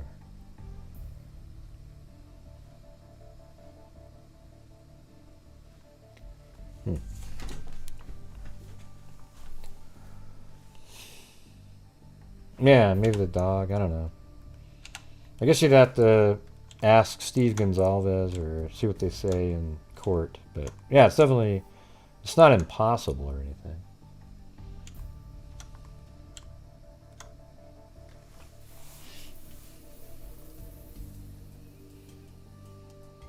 It's crazy how just watching all these videos with the models, I feel like, I know. See, that's what I try to achieve on this channel is I try to make it so that when you're done watching what I do over time, like put a 1 in the chat if you're a regular on the channel and you, over the years watching Delphi, that you feel like you could literally be dropped off and know exactly how to get around in the entire area to the crime scene and everything. And I think that's kind of what my whole deal is. People make fun of stuff, saying stuff like map time and, you know, goofy little phrases that people use. You know, I think mapping is almost one of the most important parts of any case and is really incredibly important, you know. Like, I think it's really a big part of any case is figuring out the locations. Now, it's not always like that because some cases are just sort of you know, consolidated to one house or something, right? Like it's so then there really isn't a lot of places to go. But in this case, you have the house. Nobody knows what's going on inside the house, plus all the locations that people were driving around and led up to the story itself. I mean, map time isn't a bad phrase. It's just sort of like, it makes it feel like it's for kids, you know, like a kiddie thing. So I don't say that. I don't even phrase it. I just start doing it. You know, I don't have a hey everybody, we're now going to start looking at the mapping. I just start doing it. It's part of the show. I've always been doing it. Doesn't need its own little segment. It should be part of the entire, all the time while you're going over something. You show it, boom, come back out, factual stuff. You know, some cases don't, like I was just saying, don't really have a lot of maps, or mapping opportunities or anything. All right, 910, you're on. How are you, sir? Pretty good. Who's this? My friends call me Zen Shine. And it is a pleasure to be speaking with you. I tell you what, I'm not a true crime fanatic or anything, but like most people, or a lot of people, the case has just swept me up. And it's just uncanny how I'll sit there and think, wow, I wish someone would show a diagram of the room or the house. And well, hey, I stumble on you, there you are. And watching somebody do what you do, your dedication and work to the craft, it's just amazing. And I'm sure you've heard that before, but I just want to chime in and say that first of all. I don't hear it as often as you would think, but thank you. That's cool. I mean, some people do say it, but I mean, it's not like, you know, I'll take it anytime somebody says something like that. That was very cool. Thanks. Well, I'll say, and you're the people that you contribute money to, they're lucky to have you. And I want to ask you two quick things that I want to go over. But the first is I want to ask you your why. Why do you do what you do? Why do you do this? You know, it's interesting because I remember, I mean, it started back in the Jodi Arias trial in terms of the why, because I remember I had so much that I wanted to show people because I could see that it wasn't what people were thinking. So I built an entire model of the complete bathroom, even with the blood-stained tiles put exactly where they're supposed to be, because they released so many photographs. It was unbelievable. It was almost mind-boggling. So I remodeled I made the entire crime scene in 3D, and then I could show people exactly what I was talking about, and it felt really good to be able to do that and actually have other people go, oh wow, okay, that's what that is, you know. And it was a neat feeling, and you know, so I sort of just languished around, still doing videos and stuff, but I really wasn't a YouTuber. And then probably like in 2017, I started actually focusing in on YouTube, trying to build my channel up, doing the same thing with cases and doing live shows. And so there you go. I know it's too long of an explanation, but No, that's perfect. That's what I wanted to hear. So your why is you like to narrow down a lot of information into easy, digestible way and be able to present it to a lot of people and have them understand it. Yeah, and then at the same time, I feel like I make a difference in the true crime community because I do that. One of the biggest focuses that I have is trying to eliminate as much of the garbage, the wild speculation based on non-factual information. So I'll either debunk or put something out there that completely sheds light on the reality of it. So I think it's important. So. Right. Well, there is a stark difference between people who are just trying to create content and have something to do or something to say and what you do in your channel. A real difference, and it's a go-to for me. Well, thank you. Second thing, walk me through why you changed your first theory on Xana and EATON not being first. My thought on that was when you said it, it was chilling, and what brought it home for me is the comment when he said, "Why do you have to go upstairs?" Yeah, why do you have to go upstairs? Yeah, well, I mean, I haven't changed it really. It's just. Well, I mean, the thing is it seems less likely given the factual pieces of the case, but I still don't throw that out as being a possibility because I think it's possible that he attacked them first, then went upstairs, and then went back down and finished them off after hearing whimpering. You know, that's still a possibility. I'm with you. Yeah, I'm with you on. I think it would explain. Well, I think it would help explain. She said someone's here, Xana. She saw him, so he was like, "Oh no, someone! She's up, she's awake, she's alerted the house." So he rushes to attack them first. Yeah, attack them first, and because of that alert, he kind of rushed it because he had to go upstairs and get that done too, and he didn't want anyone. You know, he wanted to do it quick, so he didn't quite do. It's horrible. We've been talking about this, but he didn't quite do the job as well. So he went up there. He's a little more frenzied than usual. Left the sheath up there. Yeah. I'm still not sure how all that happened, but it did. And then went back down and quote unquote finished the job. I think it would explain a lot. Of course, the DoorDash. Yeah. I mean, that was my theory that I had. You know. Yeah. You know. So, but I have to keep sort of adjusting around. I mean, the thing is, it's like, you know, you get the DoorDash showing up at. I wish we had that exact time, but it seems like Xana made it into the kitchen. So I actually think, I mean, earlier in the show, I don't know if you saw the beginning, I actually went back to that theory a little, somewhat, because I was saying that, like, she comes upstairs from DoorDash, and as she's walking, she maybe looks over and sees somebody's feet going up the stairs, and that's when she goes, "Hey, somebody's here." And then maybe when she says that, then at that point he has to come back down and, you know, he attacks them first. You know, EATON comes out, hoo-hoo, and then they eventually retreat sort of into the room, and then there's a frenzy going on. And he kills both of them in there, and maybe that's it, like... one of the problems, though, is the 412 TikTok. You know, is that when she signed on? Because that would sort of possibly make that not work, except you could still say the killer may have sat in their car until 412. You know, and when, let's say after she ate, she's going back to the kitchen, puts the bag in there and the plate that they just ate off of, and then sees this guy coming down the hill, and then she goes back to the room and she gets, maybe he even follows them and kills them right there. and then goes upstairs, because it really only would take 4 or 5 minutes to do what he did. I guarantee. And especially if you don't do that good of a job, obviously, if he had to kind of finish the thing when he's down. I don't think he was that, this is all speculation, of course, but I don't think he was that far up the stairs when she said someone's here. I think, because if he did hear her say that, he wouldn't just continue on up the stairs. Wouldn't he naturally try to say, oh no, I've been kind of spotted, and go after her first?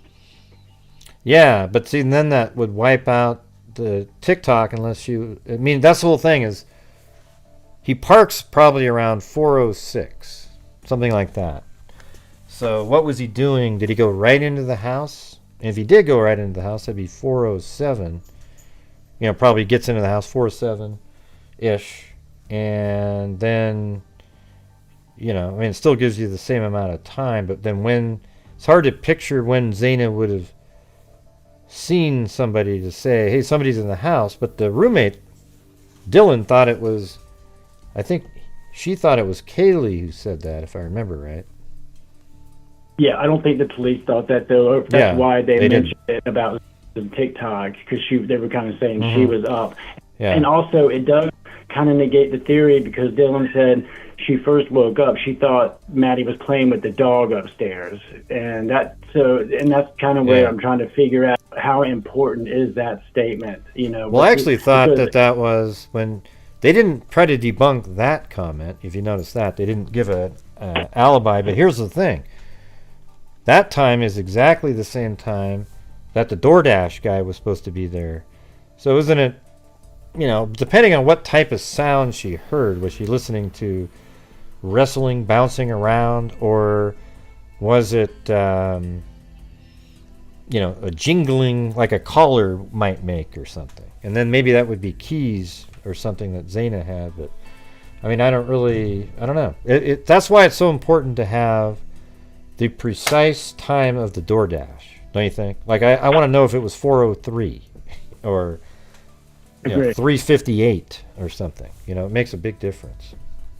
Minutes and seconds are crucial. And also with your video, with the views shot up, I think it's because it was short, simple, sweet. It really showed off your best work, and it was so good. And I think that's why I got so many views so quick. But you probably think possibly the theory is the reason he did those turns is because DoorDash was there. His car was probably in the driveway, the lights were on, so when he passed it, he was like, oh, okay, and so he did a turn, and on his turn back, the DoorDash guy either left or was leaving, so he got to the other end of the road, did another turn, came back, and then he parked in the I think he was going to turn in originally, and then when he looked there, the DoorDash guy may have still been there, but that would mean it was 4:04 that DoorDash was there, but it could have been on the other loops. He saw DoorDash, made another quick loop around. Then he came back in, made a sort of a glancing look and drove by. Then he turned around, and then he missed that little side street, so he goes, oh, shit, and he was trying to back up. So then he goes forward, does the 3-point turn, comes back, and then I think he went up that side street. So you think it's because he missed the side street? Is why he did one of them. Well, he was trying to back. They said they could tell that he tried to back up. I don't know how they could do that because there wasn't a camera. I didn't hear that part. What do you mean that he tried to back up? I think I missed that in the affidavit. Yeah, let me get to the. Hold on a second. I think the word point would be. There it is. No, it's only the word point in here 3 times. There it is. Vehicle then continues. No, that would be before that. Suspect vehicle 1 can be seen entering the area a 4th time at approximately 4:04 a.m. So DoorDash was around 4. It can be seen driving eastbound on, should be Queen Road, stopping and turning around in front of 500 Queen Road, number 52, then driving back westbound on Queen Road. That puts you, going to be right in, it says, when suspect vehicle 1 is in front of the King Road residence, so that means right there, right where you would turn in to go to the parking spot. So when the vehicle, it appeared to unsuccessfully attempt to park or turn around in the road. The vehicle then continued to the intersection of Queen and King Road where it can be seen completing a 3-point turn. So it tried to like stop and park, and it unsuccessfully couldn't figure out how to do it. You know, but maybe it meant to turn. It says, well, it says attempt to park or turn around in the road. So that's odd. That's odd. Yeah. Yeah, it's weird. It's almost like he was driving by and he just went a little. I mean, I don't know if that would actually happen, though. I mean, it's kind of a narrow little road, though. There. And he would have to be familiar with it. I mean, he's probably been casing the place from what we think, right? 12 times or something. I mean, he thought he was somewhat yeah, but familiar. It's like, 4 in the morning. You're just kind of, like you're, I don't know. Yeah, you'd think he would be able to turn. Let me just see what that looks like, though. Just by looking at this. Yeah, what does that look like? Yeah, I mean, it's a really kind of a really narrow street. So you could see him if he just went a little too far. And what if it was a little, like, icy or something? I don't really know, but it's a really steep hill right there. And remember they were doing that measurements of they had tire marks there. I wonder if that's how they know that, because there are no cameras. I was going to ask you about that, but it was because, from what I understand, it sounds like that was when he was trying to get away, he sped off, or was that something that I heard in the ether that I'm intermingling with facts, because I've been doing that a lot in my head lately. Well, it could be what that was, because it does say he sped away at a high rate of speed from there. So he jumped the curb, or he left. It was so fast that he actually left like tire marks, I guess, if they were checking tire marks. Well, to me, that just sounded ludicrous. Like, you kill some people and then you want to peel out and make noise, and I don't know. It just seems strange to me. I think the police. I think they played it really smart, and they still are, because they're, like, all you need an affidavit, just enough to get them arrested, and without showing all your cards. And there is so much leeway in the wording, and it's so vague. I think it's really brilliant how they did it, and I think we'll come to realize that more and more as time goes with the wording of the affidavit. No, it was awesome how they did it. They just nailed it. Especially like some cops that were paying attention in Pullman. That was pretty good. One last theory, and then I'll get off, because I know there's a lot of people that want to talk to you. With all the weird circling around beforehand too. One of the chatters had mentioned something that I really thought was a decent idea. What if there were another place that he was kind of casing, and there was another option, and he decided to go with this option. Yeah. I mean, I said that the other day. Like, he may have just been driving around trying to find some people, but I mean, just in Moscow, Idaho. I don't know what he noticed here, though. It does sort of feel like he was scoping this house out in particular, because it was so late at night. How did he even know there was going to be anybody in there?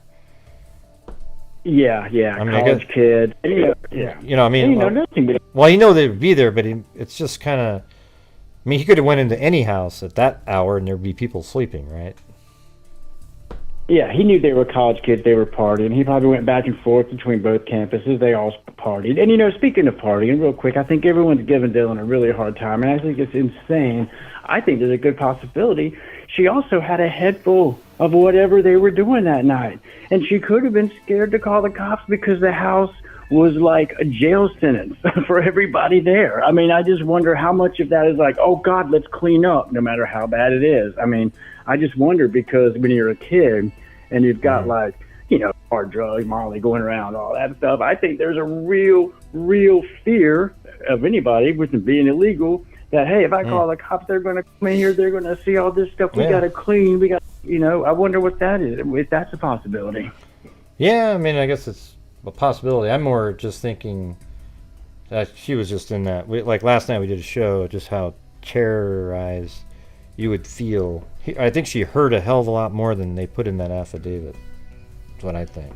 And she probably got back in that room and just, but maybe that would slow you down, what you're saying, in terms of wanting to get police involved really quick or something. But that's what I'm kind of thinking. And lacking is the other roommate. I wonder if she didn't also go to the other roommate's room and huddle with her. I mean, the other roommate downstairs, you don't hear a word about her. Well, she was a surviving roommate, but her position where her room isn't really a good spot for hearing all the same things, even though they say it's kind of a creaky house and you can hear stuff.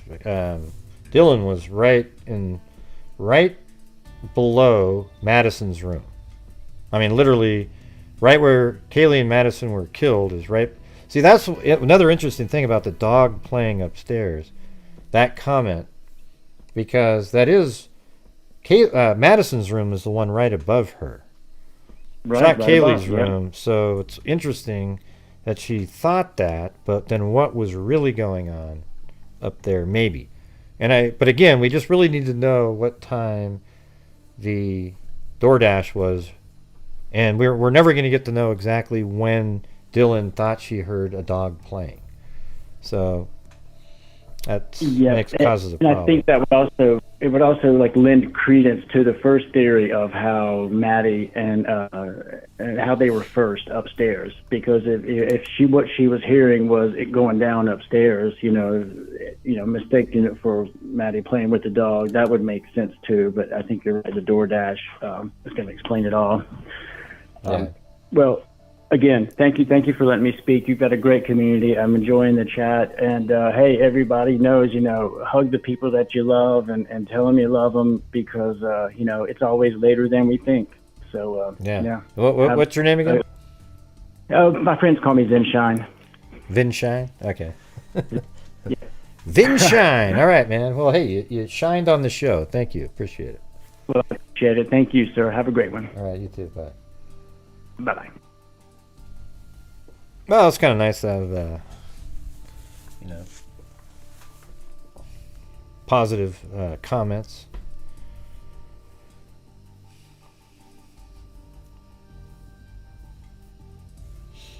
Man, that the numbers on that analytics thing are all over the place. It's weird. Like, it was at 26, and at 24, and then 24, and then 20. I don't know what the numbers are. So, I mean, I don't know how we go backwards, but 303 new members or channel subscribers from it. That's pretty amazing. I like that. 315, you're on. Hi, Gray. This is Cynthia. I called last night, and I had a quick thing for tonight. I wasn't going to call because I thought what I did was silly, but then you started talking about the TikTok video with TikTok usage by Zaina, and I have a thing I tried out tonight. I mean, it's not a big deal, but because I was thinking a lot about the TikTok, and did the affidavit, wasn't the wordage something like the last time she interacted with TikTok was at 412? Wasn't it interacted? Wasn't it? I think that was the word that was used. I'm not sure. Yeah, well, go ahead. Well, I mean, you asked a question. Okay, and you're going to finish it. Okay. Yeah. So it's just real quick. So that if she typed something in to like respond to a video, that would be interacting. But I just did this silly thing. I don't know why I did it, but I put my phone on the couch next to me, and I rolled over it twice, like, being attacked, like if it was in the bed with me, and I liked 2 videos. Yeah. Well, this one, it just says indicated she was likely awake and using the TikTok app. But that's just the word likely. That doesn't mean. I mean, right. It's likely she was awake because just 12 minutes before she was getting food from DoorDash. So yeah, that likely she was awake. But did she turn on the app at like 8 and it was still open and, if and it was playing just laying videos? there open, it might still be open right. and playing videos, so they don't really know what time. It just says likely right, awake but I'm and also saying I don't think we can like rely on it for that she was interacting with it. It may have very well, if she rolled over on it or if it fell out of the bed. I mean, I like 2 videos. Anyone in chat? Well, yeah, but you had it open, so that's what I'm. Right. All I really want to know is what time did she open up the TikTok app? See, that would mean something to me. I don't really care. Like if she's still using it at 412. Yeah, that's why I asked about the interacting. I should have gone back and read the affidavit first because I thought they used the word interactive, but you said using, so that is totally different. Mm-hmm. I wasn't sure if she like wrote a message to someone because that's all going to come out. But if it was just a heart, or something like that, liking a video, I thought, geez, that can happen. Just be, even during the attack. My point is I wasn't going to rely so much on 412 for anything meaningful until we knew more, you know? That was my only point. That's it. All right. Well, all right. It might thanks. be. I mean, I just want to know if she turned it on at that time. No, I know. Yeah. I Okay. gotcha. All I right, gotcha. cool. Yeah, using is a lot different than interacting. So, Yeah. all right, good have a night. good one. See ya. Bye-bye.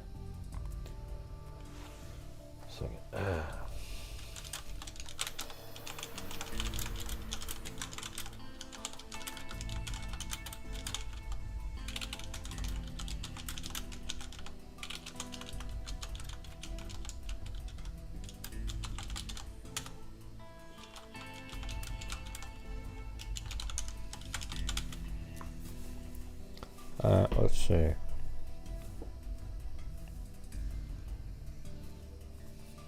She fell asleep with open.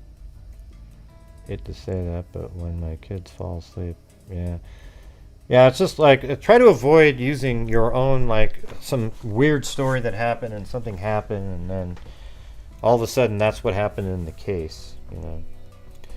Do you think there's any relevance to the order in which they read the murder charges to Brian in court? I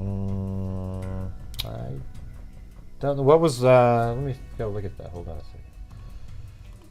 I don't know. Maybe. Yeah. Didn't really think of that.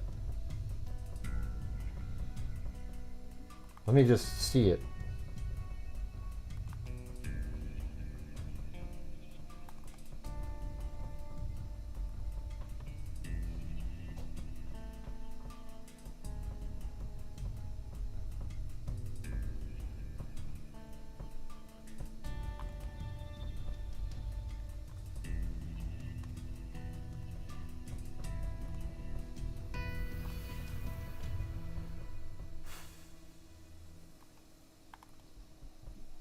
That's not it.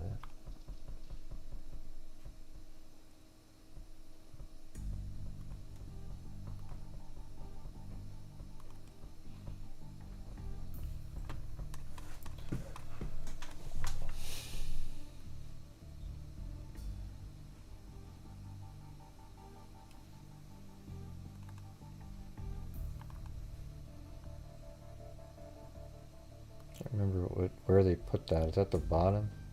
I don't remember where that was.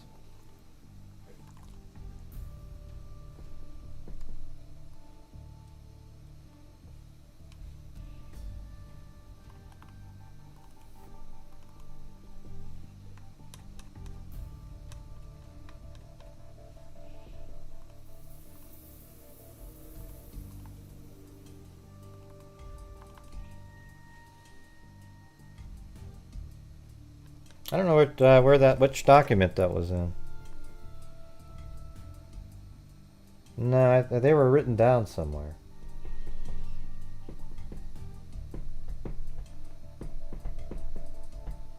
I've seen them. I read them.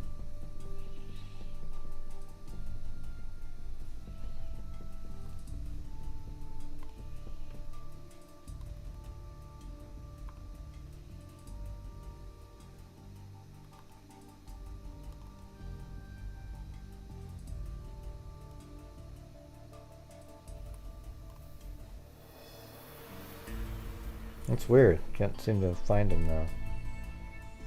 Yeah, I have the charging document, I think. Well, hold on. Let me check something. Maybe I didn't download it and I just saw it.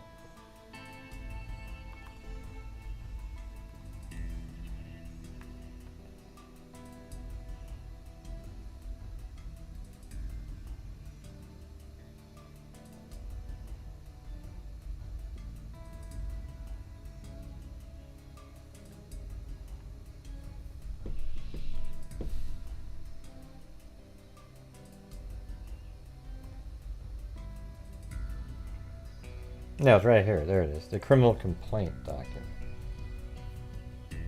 Yeah, I have that. I forgot. I didn't look at that one. So the order they have is Brian. So here's the thing. If Zaina isn't second, I mean, not Brian. If it's not Ethan and Zaina together, then it's not going to be So murder. So we have Madison, and then this should be Kate. Okay, so then that makes it consistent with them being together. It's not alphabetical or anything like that. So you have Madison, Kaylee, and then Zaina, and where the hell is Ethan? No, Ethan's down here. There he is. So he's just continued on the next page. So that's that order. So that's interesting, right? It didn't break them up. It didn't say Zaina, Madison, Ethan, Kaylee. So you might that might be what they're doing there. I don't know. Or it could just be mentally that's what people do. Don't we all think of Zaina and whoever up there said that was good. Thanks for bringing that up. So it was. Don't you think that we all think Zaina and Ethan and then Madison and Kaylee, like that's those two groups like that in terms of. So maybe they did the same thing. The person who typed that in. Hey, thank you, classical guitarist. I don't know what the reasoning for that is, but whoever said that up there, yeah, maybe that's it's interesting, right? So if Madison's first, and so now we can throw in Ada's idea and say Madison's first, Kaylee, who may have just got to her room, hears something, and maybe he's just going to bed down, maybe pulls back, like she's saying, the sheets on the bed, hears something, rushes in there to try to see what's going on, because she hears Madison screaming or yelling or something. And maybe that's the sound, the dog sound, the pounding of the ground or whatever. She runs over there, and then she gets attacked, and her wounds are more vicious because there's a fight there. That's what I said. You remember when I said that, how do we know Kaylee is the target when it could just be the circumstances of when she was attacked that made her wounds differently? So what about that? So then she gets attacked, and then you go downstairs, and what would be the reasoning, though, I guess, to attack then Zaina and then Ethan?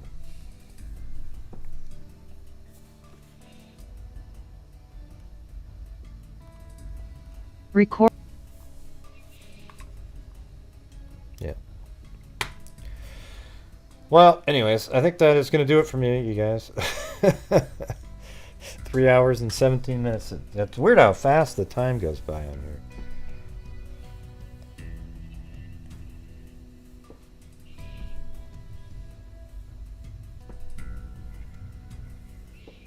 Yes, 3 hours, 17 minutes. Shut Murphy in her own bedroom that quickly. She might have. She might have thought of her dog when she's leaving the room and shut it.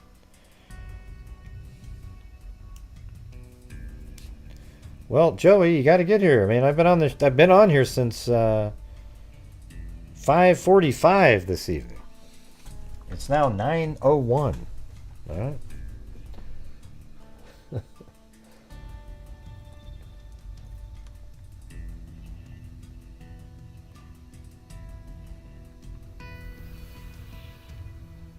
Yeah. So thanks to Caligal 3, Philly Sport 820, Lane. Okay, I've got it somewhere. Hold on. Oof. No, not there.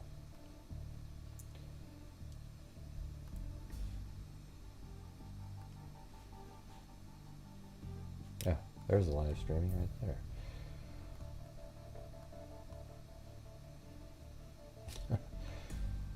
All right. And then it was Julia Morales, Lanes, Liz, Chris Thies, the Mike D Experience, Annie T, Charleston Amy, Scout and Dude donated 5 channel memberships. Thank you so much for doing that, and welcome to all the people who got those. Bucolic Buffalo, Mama 457 Rose, Swerbs, Charleston Amy, LMM, Scott Holland, Vegas Andrews, a new member. Jody Watson, a new member. Scouting Dude. LMM. Richard. Music City Angel 2. Alley Cake. Flounder 23. Teresa Aaron Murray. American Lady. Chris 22. Christy Quasi. Tosh. Trish Escaped. Tosh again. Annie T. Garden Girl 19. Mama 457 Rose. Annie T. Vanessa Dance. B Therapist. Betty Smith. Terry. Scott Holland. Piece of Me Forever. And then Tosh with a double cat eye, which pretty much saved the night back, kept us sort of in a good streak. And then Mag with a cat eye right after that. So, and then Una.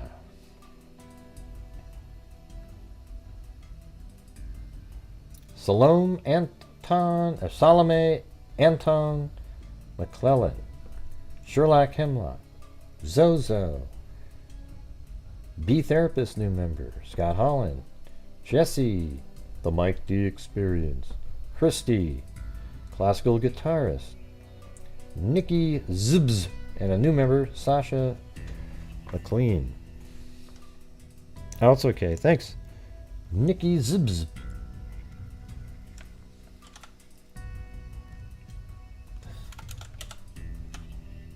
That's not easy to say, by the way. That's not easy.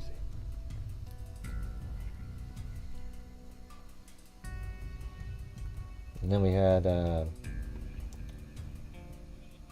Peggy Johnson, Charleston Amy, Garden Girl 9, and let's see, Jan Elmore, Loving Freakville. Loving Freakville, she said. Thanks for a quality crime channel. I'm a big fan of cold cases and the way you cover them. So boom. Definitely think I'll be doing one coming up here. There was one that Sarita had. I have a folder built up, so they'll get to that one soon. Hopefully you guys still want to watch anything. Because we've covered cases on this channel that are cold cases that nobody's ever talked about, that have been some of the most interesting cases that we've ever done. I mean, it's not even close. But, unfortunately, the newer ones everybody's excited about or interested in. But it is pretty amazing, some of the cases out there. Walter R. Hibbert, the Malvita Krutz, what was the one of those three guys that were killed? That one's sort of more known, but they took business from their ex-business partner, then they were all killed inside and one of the guys wasn't supposed to even be there. So yeah, that one, I mean, literally there's dozens of them. Yeah, LaSalle Street, there you go. That was it. Many. So tonight we'll give away an everything mug. How about that?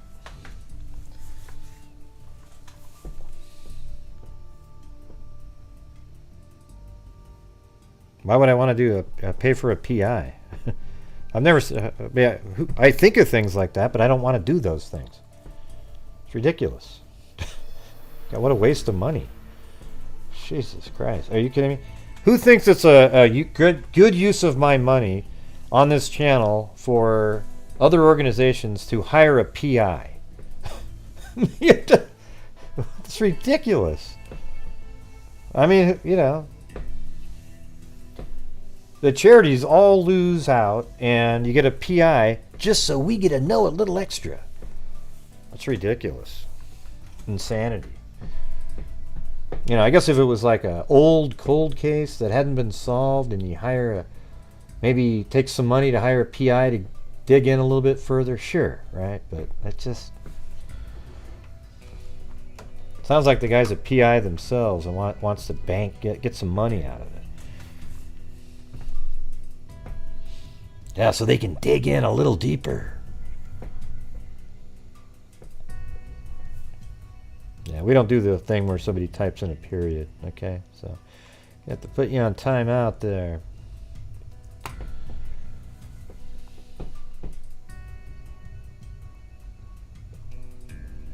What do you mean the lady in the river? What are you talking about?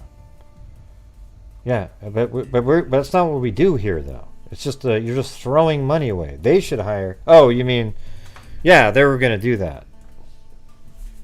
Yeah, the one with their husband, and she was sitting at home and just talking to a friend, really, and then she just disappears, and it looked like she killed herself, but then there's no way her body could have gone downstream with all those different... what was that name on that one? They found Anne. What does that mean, Lily? What do you mean they found Anne? What do you mean they found Anne? What does they found Anne even mean? See how everybody's saying they found Anne? Nobody knows what that means. No, Anna. Oh, I thought you said Anne. You spelled it differently, though. You put two N's. If you just said Anna, or who did you say? You said Anne. The name is Anna. A-N-A. Okay, they did. So let's see.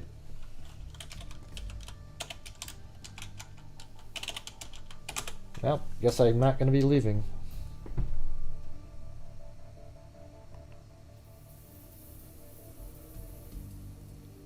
Where are you saying that they found her? This is from an hour ago. Police are searching a trash transfer station in Peabody in connection with the disappearance of Anna Walshe, a mother of 3. I hope that's not where she was found. Well, somebody just typed it in. We don't know what that means, right? All right, I mean, give me a link or something. Yeah, what did it say, Melanie?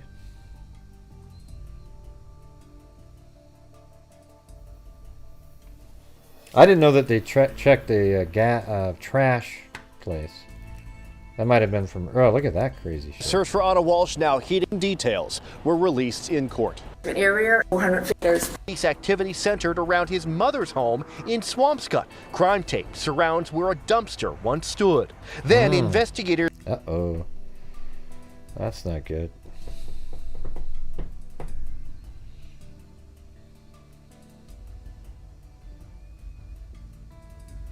Okay, so that girl that typed it in, Lily or whatever your name is, where did you hear that?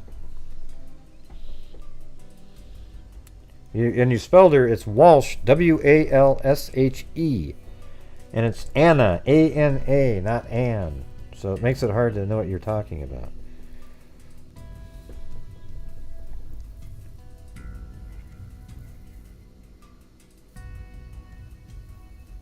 I know, I just showed you that, Miranda. Thank you, Chachi's mom.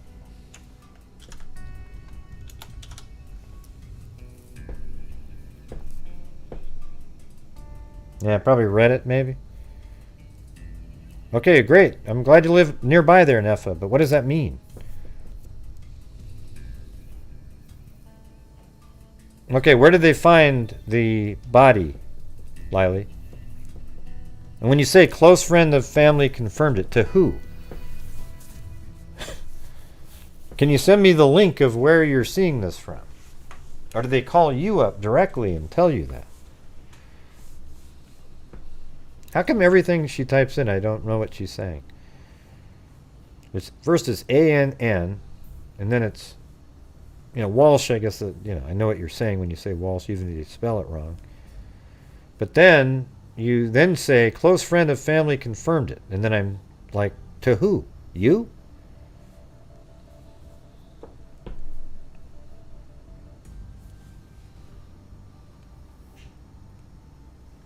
I mean, I believe you, actually, because it'd be kind of strange to come in and say that, but...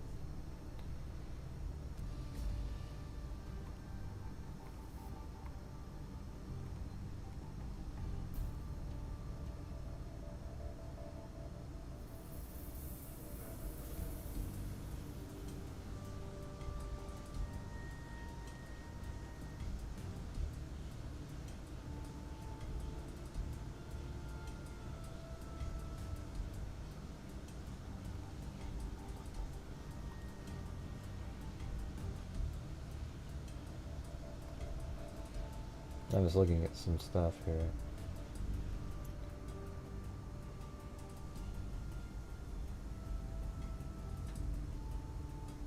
Yeah.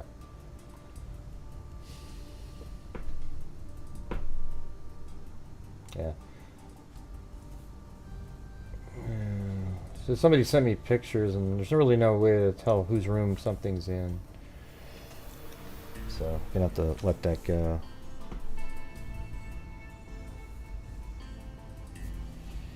Yeah, well, she's not filling us in of why she's saying that.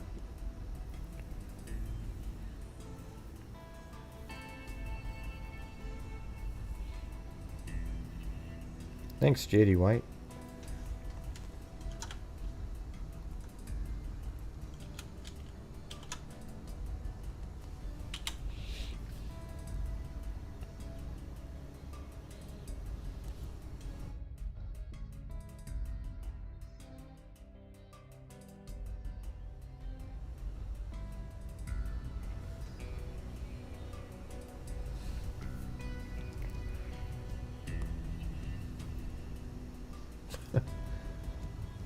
Hour and a half, no. That's like an hour and a half away. Not one friend in Massachusetts has texted me she was found.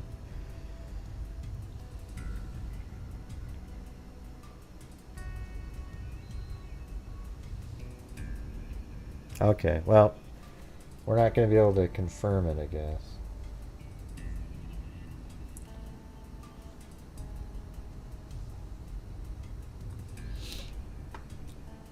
Evidence connected to Anna Walshe case found at Peabody trash facility. Oh, that's not good.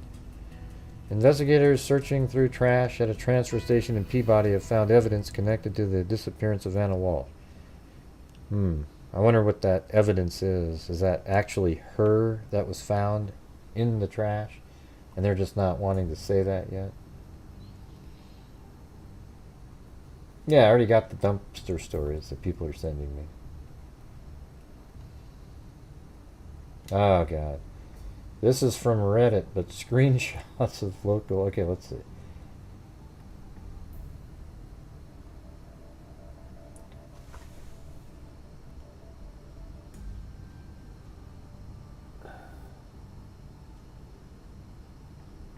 Huh, well, that's interesting.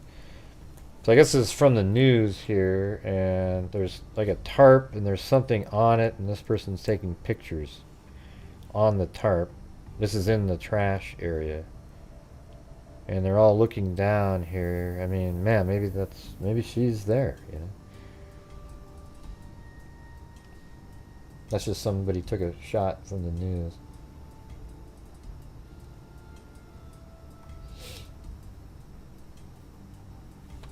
Yeah, you know.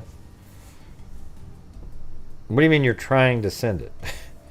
You just send me an email. It's grayhuze2@gmail.com.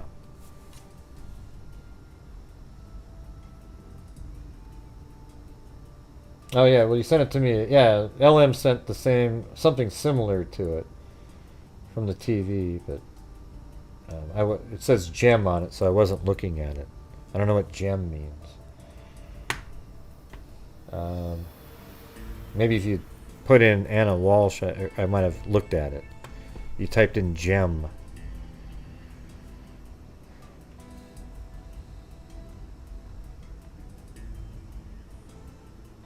What?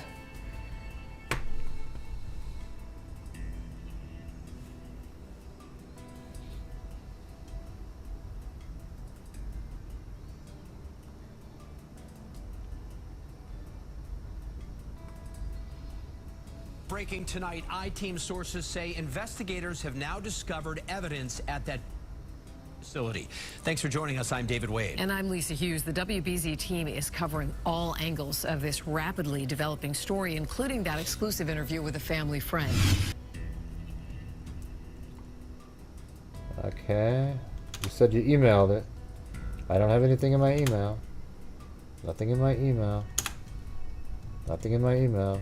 Did you send it to grayhuze2@gmail.com? I feel like I'm on the show Punked right now.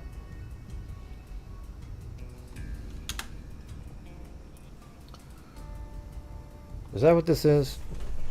The show Punked?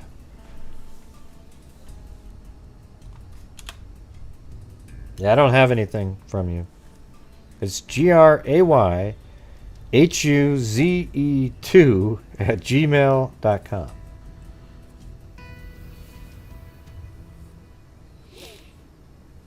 Mel's Dinah.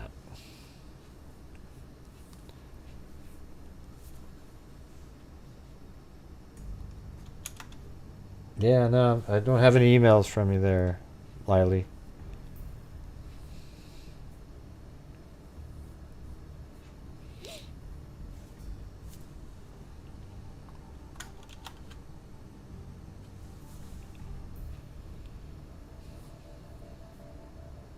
Yep, about to call in. Because emails don't take that long. And there's nothing.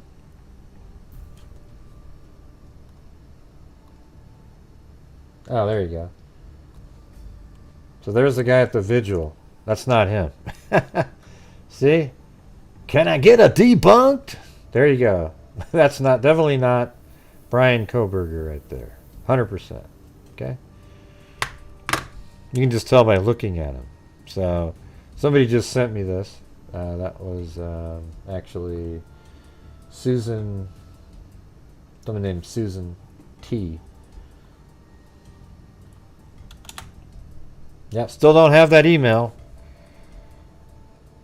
Can you send it again to GRAYH as in Harry, UZE, the number 2 @gmail.com.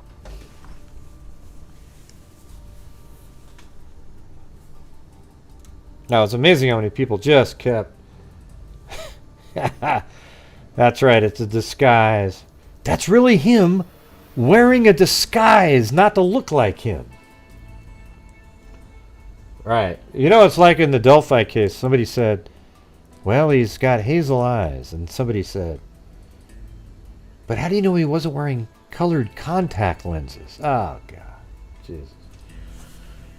I don't know. How do you know aliens weren't there?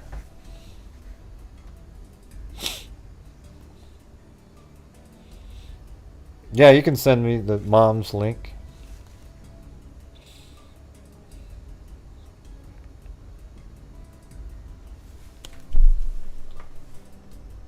But I was so excited that I was going to get an email, and nope, Ashton Kutcher's face popped up.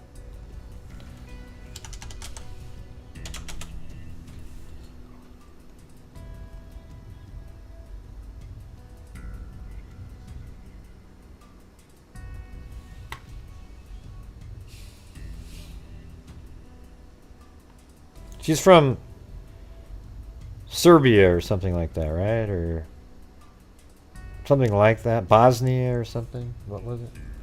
Yeah, just send me the link.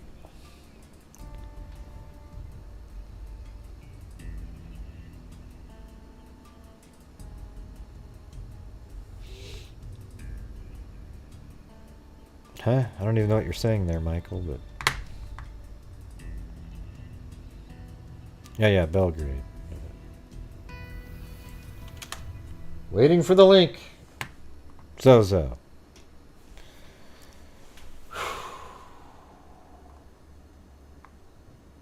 Nope, still don't have an email from Lily or...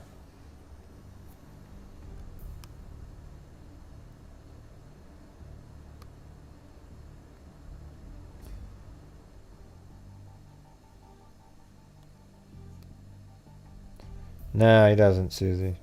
And by the way, watching a person like that means that your brain isn't working correctly. If you're trying to get factual stuff.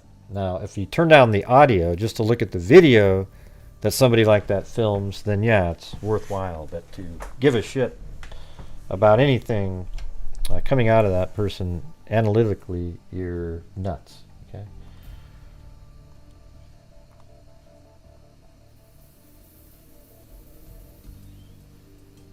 I thought you sent me the link, Zozo. I'm still not seeing it here.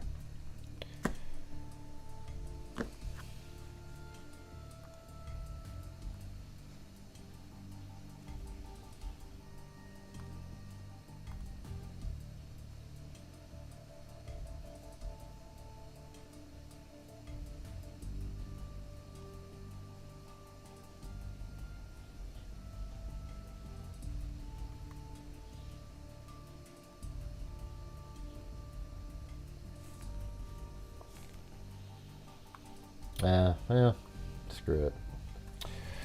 Anyways, we'll probably wake up to the information tomorrow. I'm tired of just waiting around staring at my screen over and over again. Now let's see. What does this say? Hold on.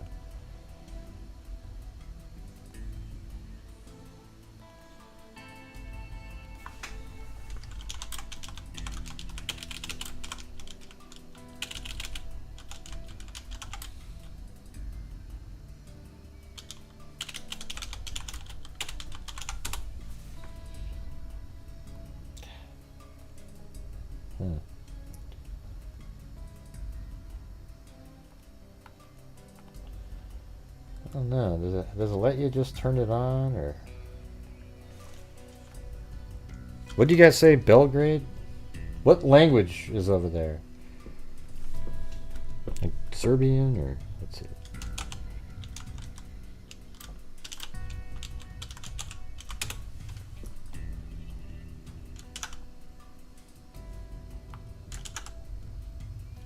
But those words of the confession of the mother of Belgrade resident Anna Walshe, who disappeared on New Year's Eve in the American state of Massachusetts, begins with those words. Anna, who has 3 young children and a husband, left the family home in the town of Cohasset morning. Person headed to the Boston airport to... I don't know where the statement is, though.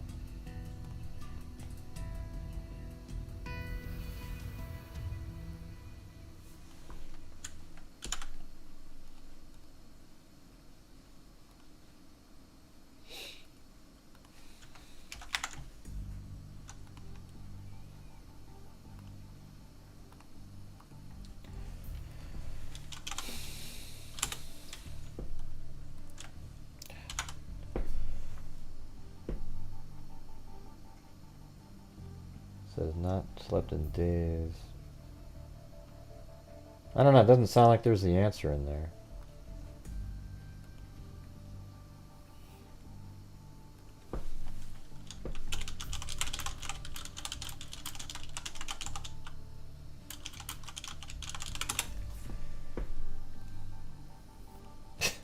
I still don't have an email, by the way. I don't even know. Man, I actually feel like I was being trolled or something. It just felt weird.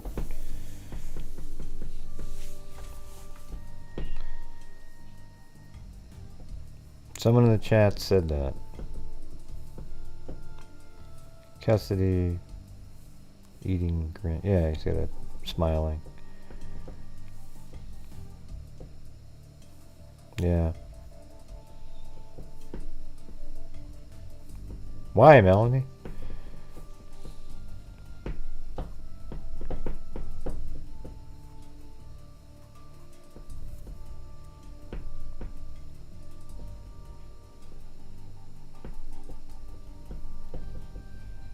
Yeah, there's nothing out there that I could see.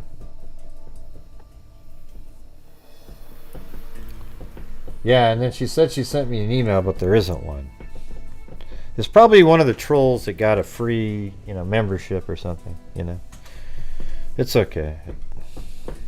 Kind of a weird thing to say, though. So maybe there's some truth to what she said, and she just heard about it way early before anybody else. I don't really know, but it just doesn't feel good. Especially when somebody says, "Hey, I just sent the email," and then one never shows up. Well, although let me check. Let me try one thing, you guys. Let me see if it's in spam. And the answer to that is no. So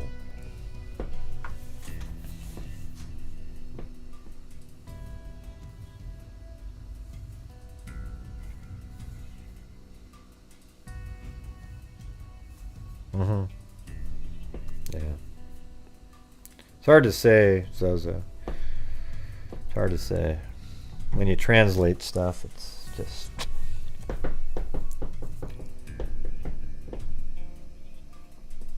And there were about 6 guys dragging a tarp of stuff they found at the dump. Yeah, definitely could be something at the dump there. And so maybe they did find something, they just haven't said it out loud.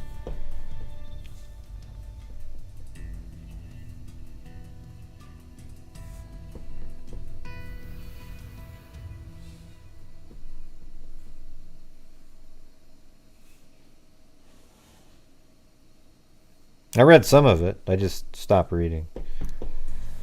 I didn't want to keep having to translate everything.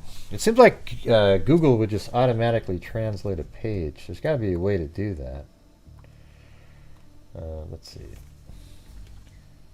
How to have Chrome automatically translate. You can control whether Chrome will offer a translate web page. On your computer, open Chrome at the top right. Okay, let me try this. At the top right, this is probably the 3 dots. Wait. Yeah, click more settings. On the left, click languages. Settings on the left, languages.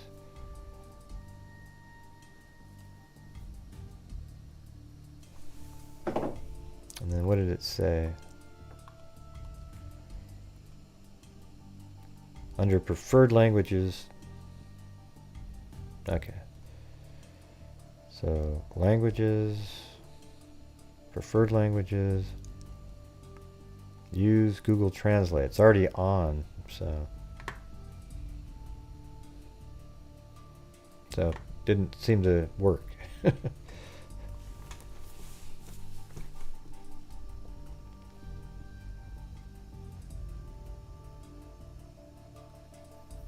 Yeah, we're trying to figure out if she was found not alive. That's all.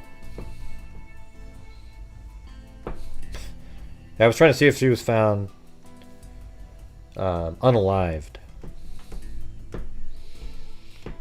Yeah, no, we were just trying to figure out. Somebody came onto the show, I don't know if you were here, Zozo, and said that there's reports out there that they found Anne. First she said Anne, A-N-N. And they found her, and a close friend of the family said so, and then she was going to send me an email, and then I didn't get it. Let's see if this is one.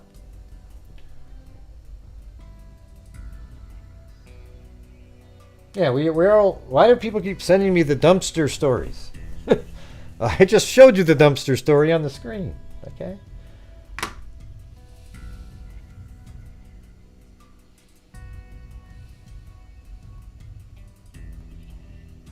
Yep. I've seen the dumpster pictures, everybody. If I see one more dumpster picture, I'm just going to hit the stop streaming button.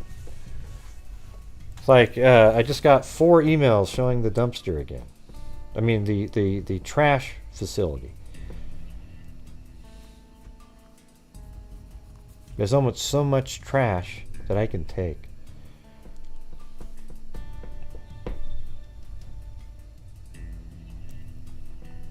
Yeah, kind of just disappeared.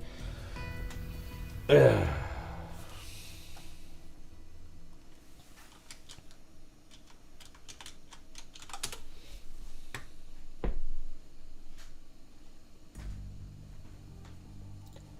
Yep, don't see any updates anywhere. The only articles, the WCVB of them looking in a trash facility. That one image is pretty interesting, where they got stuff on the tarp and they're taking pictures of it.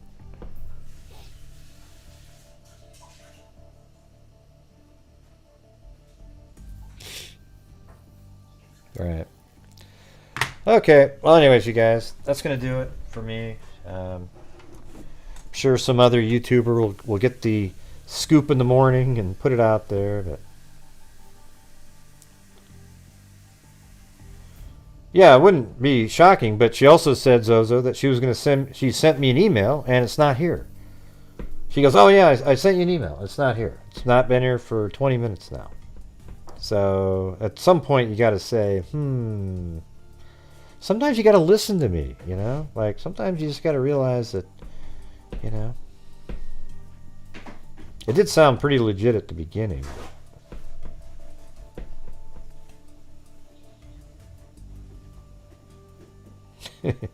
Yeah, letter bet.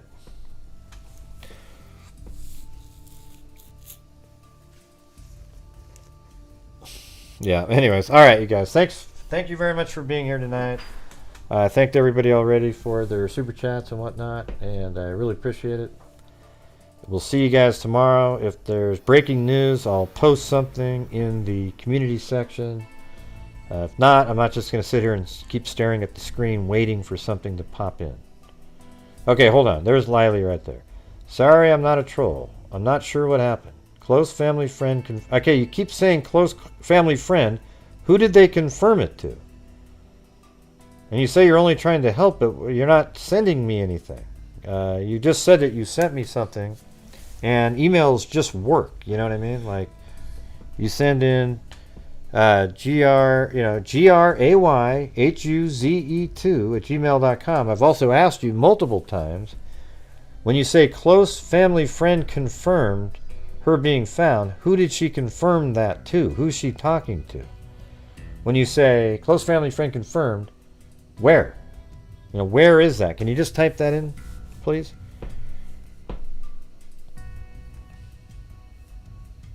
I'm not saying it's not possible.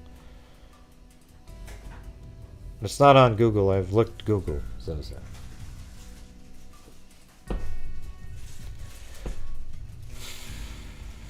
God, now I have to sit here again and wait for endless hours while somebody maybe responds in the chat. No, Wool Lab. That's not what's happening, Wool Lab. And we don't need whiners like you, Wool Lab. I can tell you that right now. People that complain and bitch and moan. What we need are, when somebody says they're helping you, that they're actually doing it. Because I've asked the same question 10 times now. Okay? I've said, when you're saying a close relative confirmed to who, and where is this being written, we don't get the answer. Okay, Wool Lab. So, in about 2 minutes, if you keep making comments like that, you won't be welcome here. Okay, nobody's complaining. It's just she's not doing what she's doing. Okay, she's not doing what she said. Emails just work. I checked spam, wasn't there. I checked my email, wasn't there either. Yeah, and exactly. Nobody's bashing anybody. It's just, where is the information? It's a simple thing to answer, just who is the close relative, and basically, who did the close relative say this to that you're able to hear it?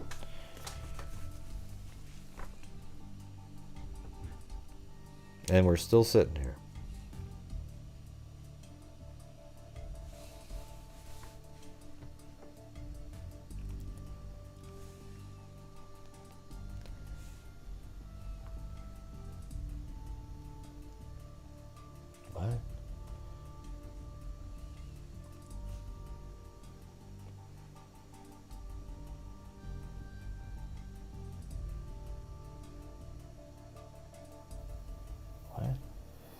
Possible injury.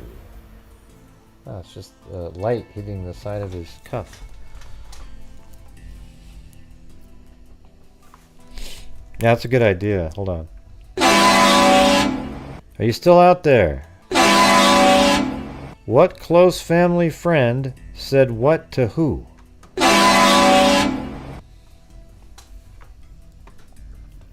Thanks, Chachi's mom.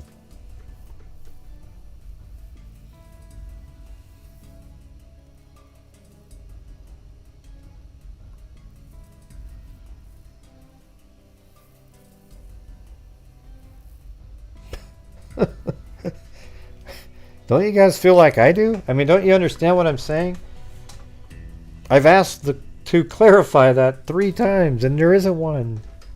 And then there's no email. There's nothing.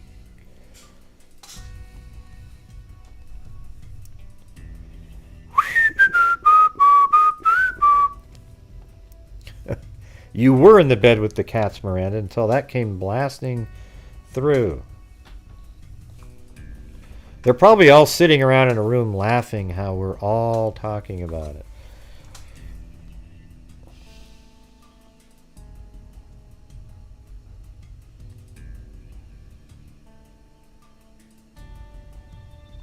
She was just trying to help. How dare you? Tell you what, I'd rather have zero help than that.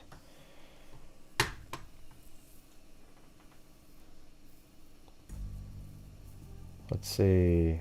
And I'm not even being sarcastic. It's like I've been on here for an extra 30 or 40 minutes now just on the possibility. Okay, hey, Lily, how come you don't answer the question when I ask you, where are you reading it when you say a close family relative said it? I think you might be telling the truth, but you're not inspiring any confidence in it. Do you understand that? I do. I mean, I actually felt like you're telling me the truth when you said it. But the longer we go, the more like frustrating it is to have you not sort of help in any way by saying who the close relative is telling something to where you get to know the answer.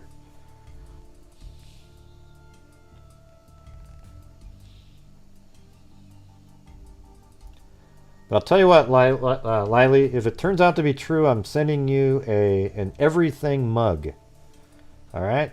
So you got that coming. If it turns out to be true, well, it was actually... Wait a minute. Hold on. I know exactly where she got it from. Hold on. Close relative. Close relative. Close relative, Tim. Dude!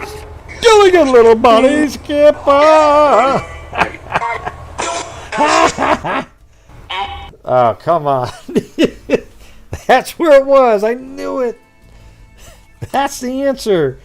The close relative. It was a spirit box ghost. Yeah. Oh, man. You know it. I don't know, Jen. I don't know what it is. Because she doesn't respond even after you... She says it'll be out soon. So if it's out soon, then she was right. And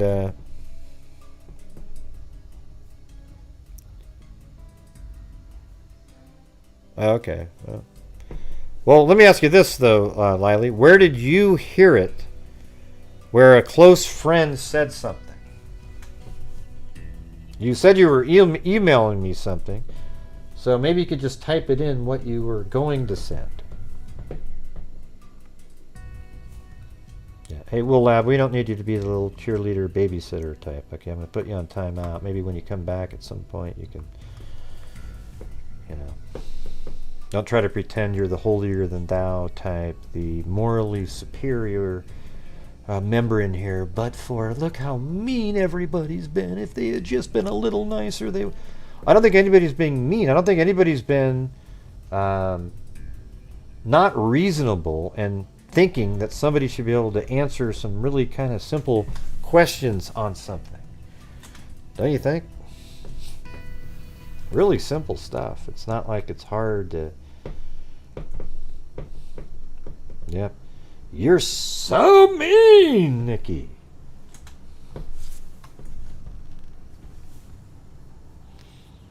Yeah, it's confusing. I actually think there's a good chance, you know, based on the way she seems, that maybe there is something to it. You know, possibly there's an inside source that she was actually found at the dump site itself. Maybe she was put in garbage, unfortunately, and brought there, and maybe they've found her, you know, and they're just keeping it quiet for now. You know, we don't know, right? Thank you, Snarky Cinderella.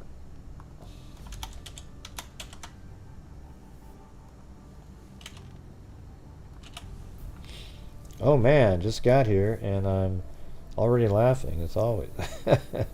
Well, good. Glad you're able to laugh.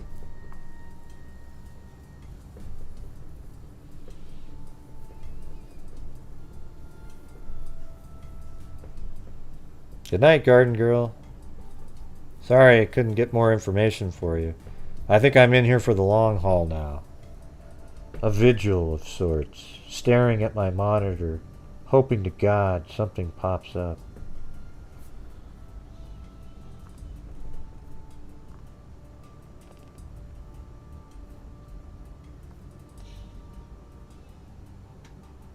Okay. So somebody just sent me something that says maybe Lily saw this about Anna Walsh's body being found. Not credible enough info though. Okay, this is just one of those. I'm not going to show it to you, but it's just talking about, they're like a Facebook, and none of these people's names are blocked out, but it says body was found 15 minutes ago. And then somebody said, "What? Oh my God! I know one of her friends is my friend. I know one of her friend is my friend's aunt's, uncle's, cousin's, sister's, best friend's dog's caretaker. Yeah, I know one of her friends is my friend, and they just told him. I know one of her friends." Hold on a second. I know. Yeah, twice removed. Yeah. See. I know. Sad face. One of her friends is my friend. One of her friends is my friend. Okay. And they just told him. Oh, okay. So they told the friend.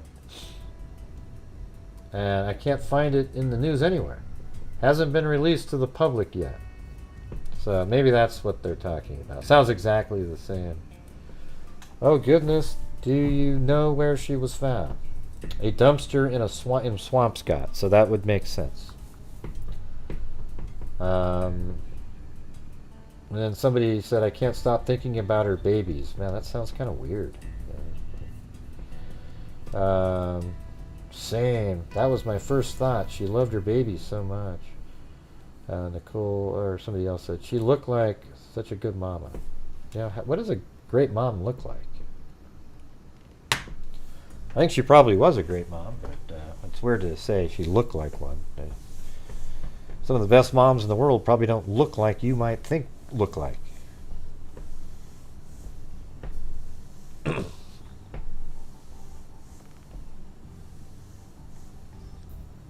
Was that it, Lily? Is that kind of what you were looking at right there? Something similar? Just a yes or a no would be cool.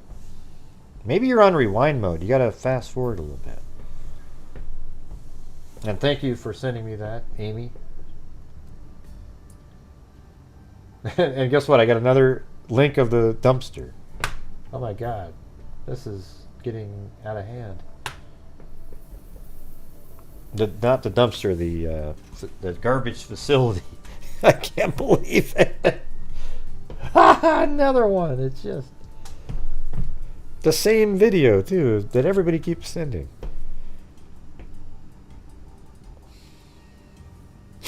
So similar. Okay. Well, that could be totally legit then. It just, you never know. Something like that. That's why it's not really. I'm not going to show the. I mean, I'll just read what it said, but I mean, take that with like a bucket of salt.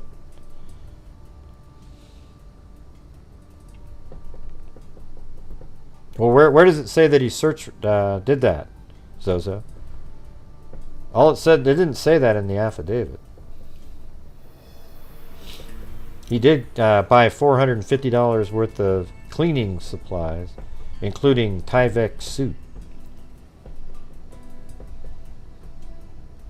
Oh wow, Melanie, cool. Can everybody please send me as many dumpster photos as you can find? Literally every single junkyard. Okay. Well, Twitter isn't going to have any of that. So CNN. Well, how come it wasn't in that document though? So how would CNN know that if it wasn't in the document?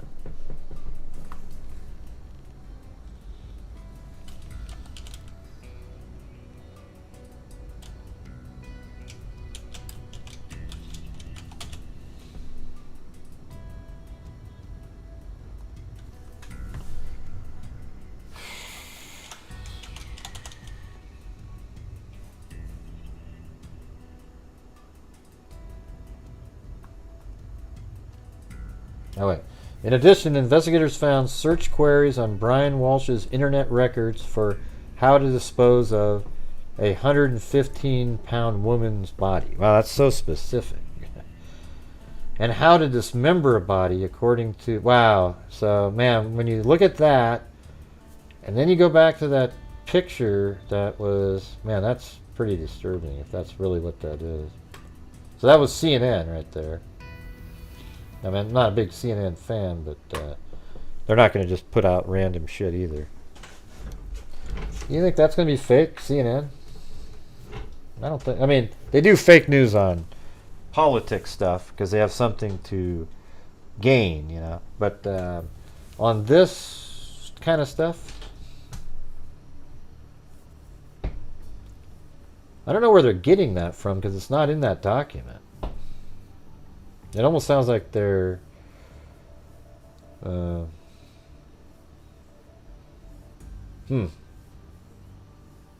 yeah, where are they getting that from? It doesn't. They didn't mention talking to an anonymous source or anything. It says investigators looking into the disappearance of Massachusetts woman found a bloody knife in the basement of the home she shared with her husband and accused him of misleading police. A prosecutor with the Norfolk District Attorney's Office said in court Monday. Brian Walshe, 47, was arraigned in Quincy District Court on Monday on a charge of misleading investigators who are searching for Anna Walshe, a 39-year-old mother of 3. Her workplace reported her missing on January 4th after she did not show up for her job. This all sounds normal, authorities said. Police have spent days searching for her in the area around her home in Cohasset, a town about 20 miles southeast of Boston. In addition, investigators found search queries. Come on, where is this? They're not mentioning anything.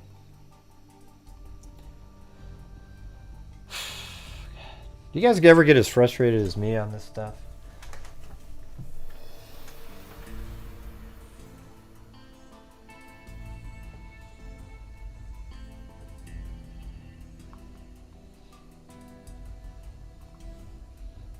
It's ridiculous. I mean, who? You didn't even quote an anonymous source stated.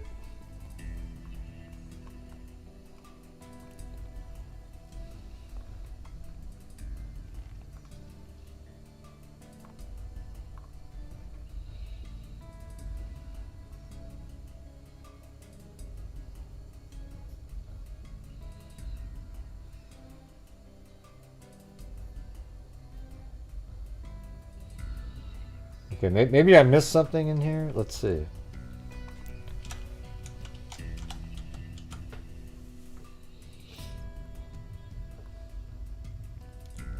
Massive search. Search and rescue. The search resumed.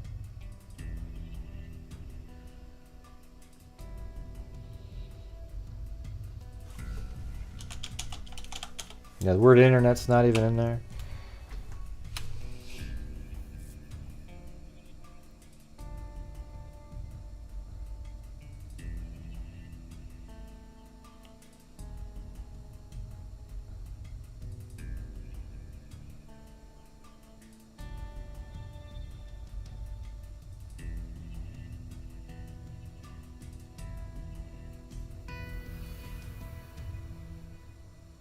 Now understand what?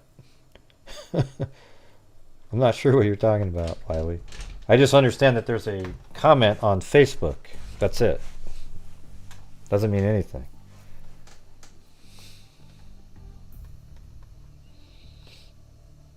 Yeah, there's not enough redacted to put that in there. It's not in there.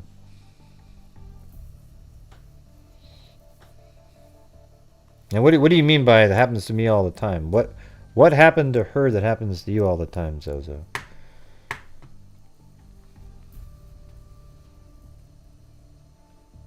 I mean, just putting in random things that have no way of verifying. It very well could be true. All it is a Facebook post that somebody claims to know some friend of somebody. No, that's not the same thing. I never got the email. That's all I was waiting for. Yeah, maybe jumping the gun. Yeah, maybe that's what you do.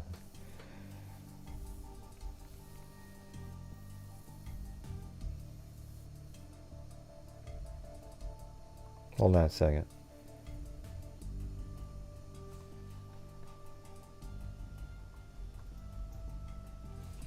Is that the actual Colleen Dahman? I thought you were a channel member here.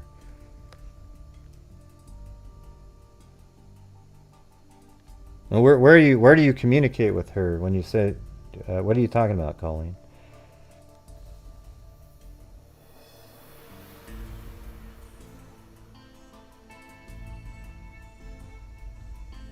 Hitting on? Huh? Oh. Yeah, I know it's her, right? Could tell.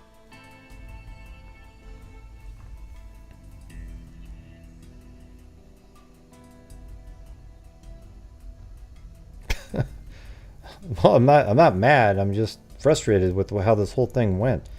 It could have just been such an easy thing to say, yeah, somebody on Facebook is claiming that that they found her, but I have no way of verifying. And then I'd say, oh, okay, cool. Well, we'll find out later, right? Isn't that simple? You know, like, pretty simple thing to do. Instead, it's this whole sort of intrigue thing.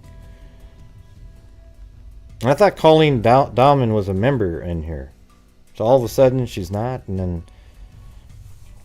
a lot of weirdness there.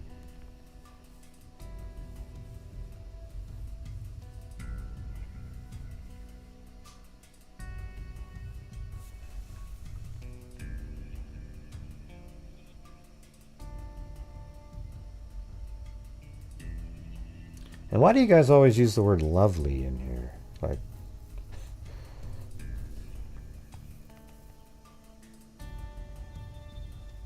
she got her identity hack when? So that's not even her right now? That's not even her typing. Well, as long as I'm the one that looks lovely, that's fine. Yeah, you can say that anytime. Hey, thanks. Thanks, Nicole. And Lily, thank you for letting us know that you saw something on Facebook that might mean that she was found. I just wish we could have gotten to all that part quicker. That's all I'm saying.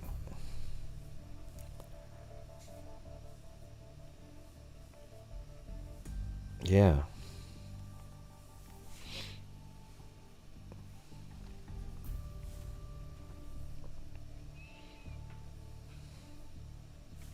Would you like a cup of coffee? Yes, that would be lovely, thank you. Oh, God. No way.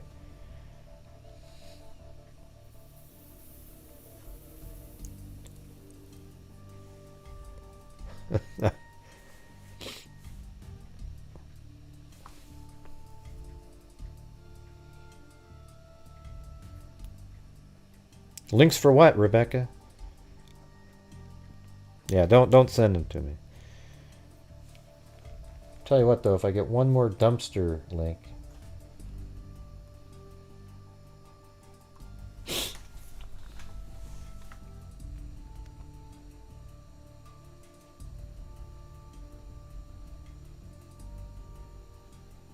Okay, this is the thing up here.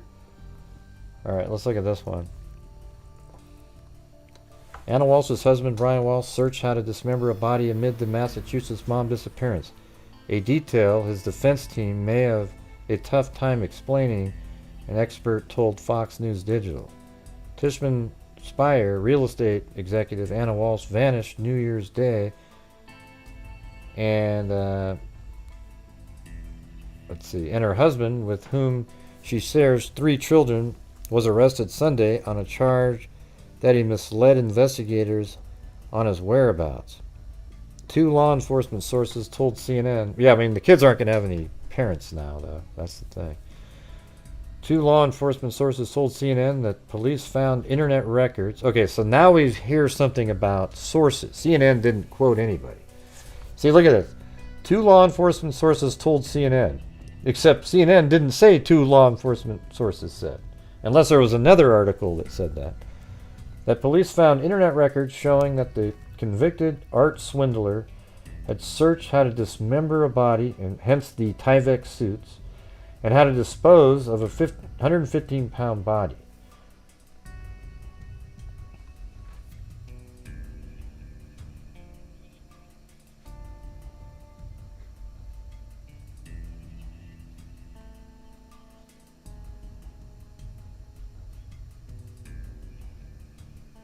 So these all came in at...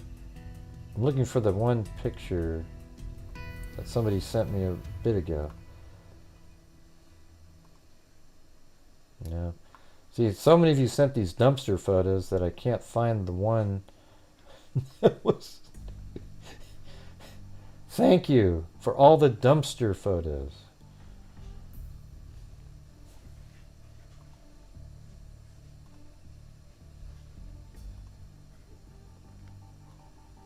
Can't even find it. No.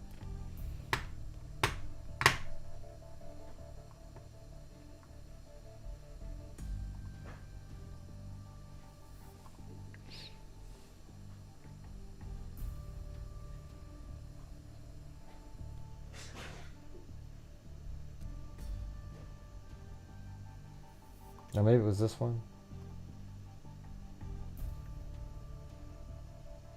No, wait, it was the something that was on Reddit, right? That link. Okay, there we go. So that's sort of interesting. Like, if that's what this is right here, and you know, he dismembered her, could she be like, here's the tarps, and look at that person's got a camera with a flash on it. I mean, that'd be pretty crazy if that's what's going on here. And these people are all standing around right here, all looking at one spot. 1, 2, 3, just like they did in the Daybell case. So, you know, that'd be pretty insane if that's what that is. Who's Ray? I don't know who Ray is.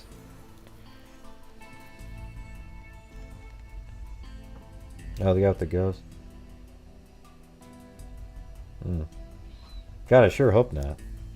I ate what I thought I could eat. I bought a salmon one time from a store and cut it up like it was sushi and ate it and got food poisoning. Yeah, I didn't realize that you had to have it specially cured. I just thought, oh, look at that. Boy, that's really good. Let me cut that up, eat it with some soy sauce, boy.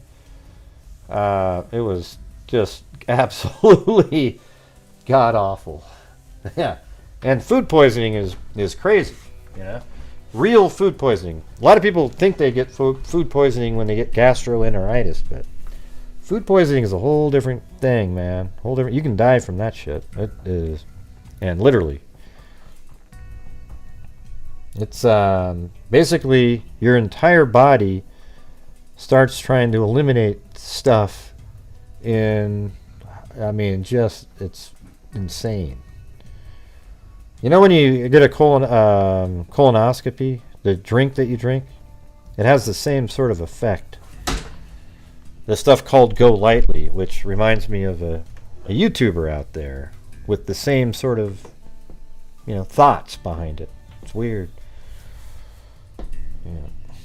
Is that TMI, Mag? That was years ago, though. Come on, you guys.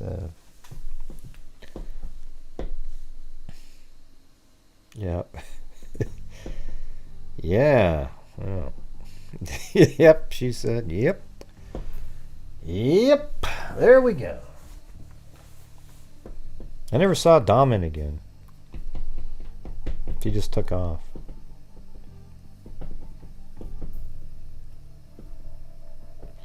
TP for bunghole. What the heck? Jesus. Man, you're just...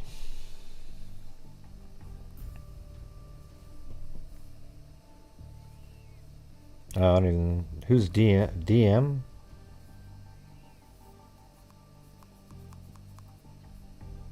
I don't know what that is.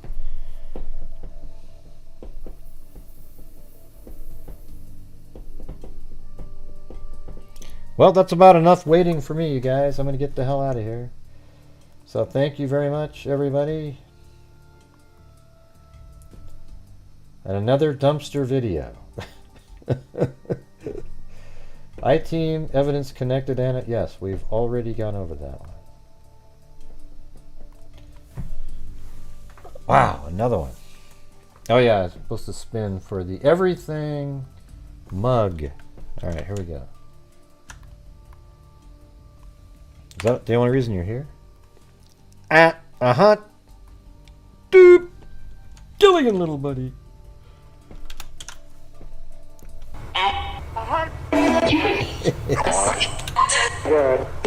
Stupid.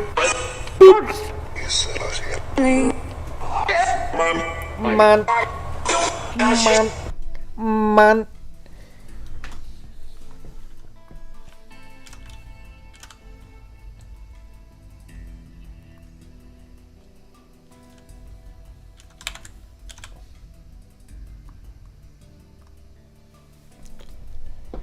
Well, at least we got some partial nothing. I mean, we did get the interesting part about the, you know, they did a search for dismembering a body that's 115 pounds. What a stupid thing to type in, so specific like that. I mean, was he going to type in the, let's say she had on her license, she weighed 107.5. Was he going to put that in there too? I mean, what would make him type in exactly 115? You know, like there's a different technique if you weigh 116 or 117.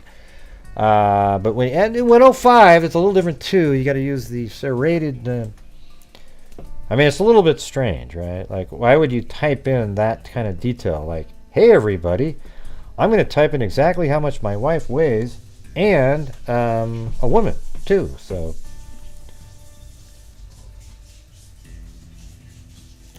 I've had enough. Show me 2024. You're done with 2023 already?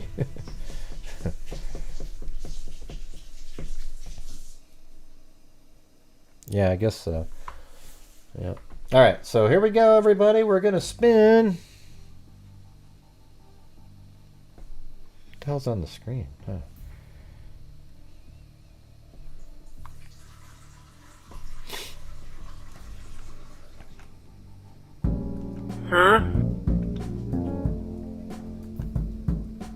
This guy may be like the dumbest person on the face of the earth. And I think they're talking about me there.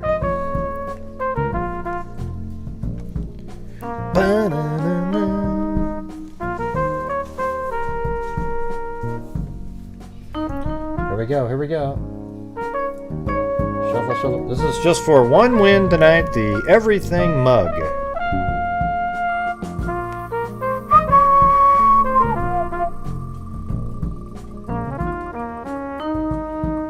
Yes, you too will win a dumpster link. Scott Holland, I'm sending you a beautiful, brand new dumpster link. It's going to show the inside of a trash compactor. You'll absolutely love it. Something you could share with all the kids. You put it on the wall and just walk into the room and look up at it and say, gee, isn't that wonderful? All right, Scott Holland? Yeah, anyway, Scott Holland, I'm sending you the the Everything Mug. All right, buddy?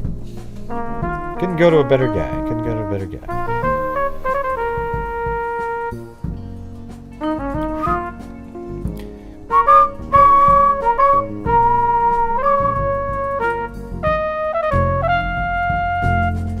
Bum bum ba bum bum ba bum bum.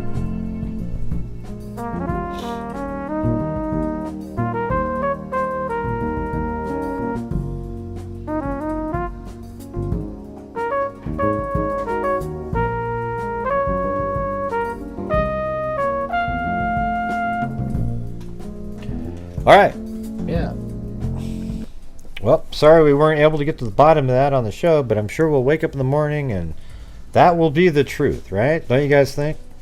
That they will have found her, and that'll be good news. At least she isn't lost forever out there, and you know, at least people can bury somebody, and you know, and then you move on to the, and they'll make an arrest like immediately after that, or like charge him with murder at that point. So, hey, thanks, Larky. We'll add that one for tomorrow really quick.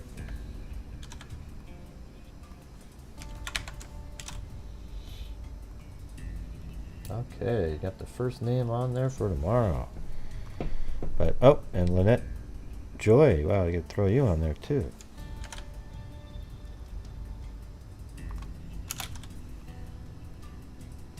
She said, worth every penny, love the wait. Yeah. All right. Well, okay. Yeah, I stayed on another, gosh, an hour easily. God dang. All right, you guys. Thank you. See you tomorrow. I appreciate you being here. Thanks for all the support and the mods and everybody. And forgot how to say the name, Lili or Lili or. Thank you for coming on and keeping me on the show for a little longer. We don't really know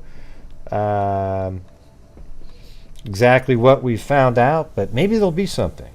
There's a rumor that in the Anna Walshe case that maybe she was found. We just don't know. All right, you guys. Thank you very much. We'll see you tomorrow.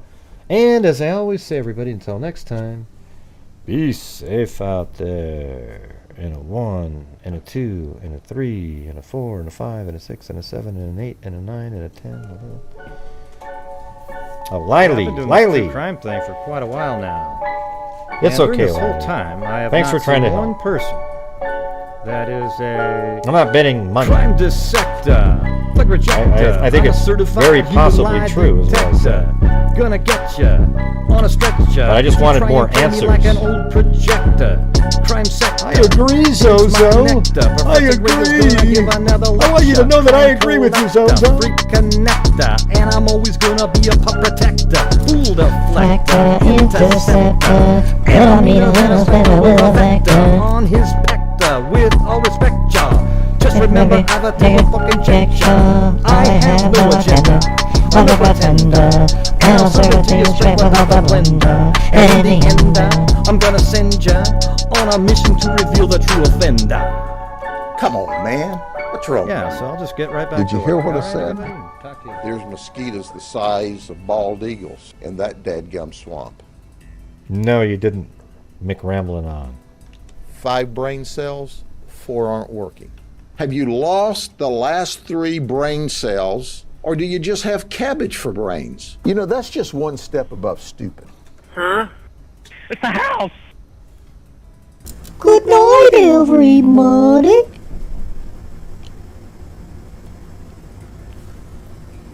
Yay! Oh my God.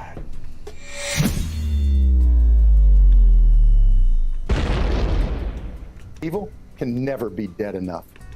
This guy may be like the dumbest person on the face of the earth. Your perception deceives you. See?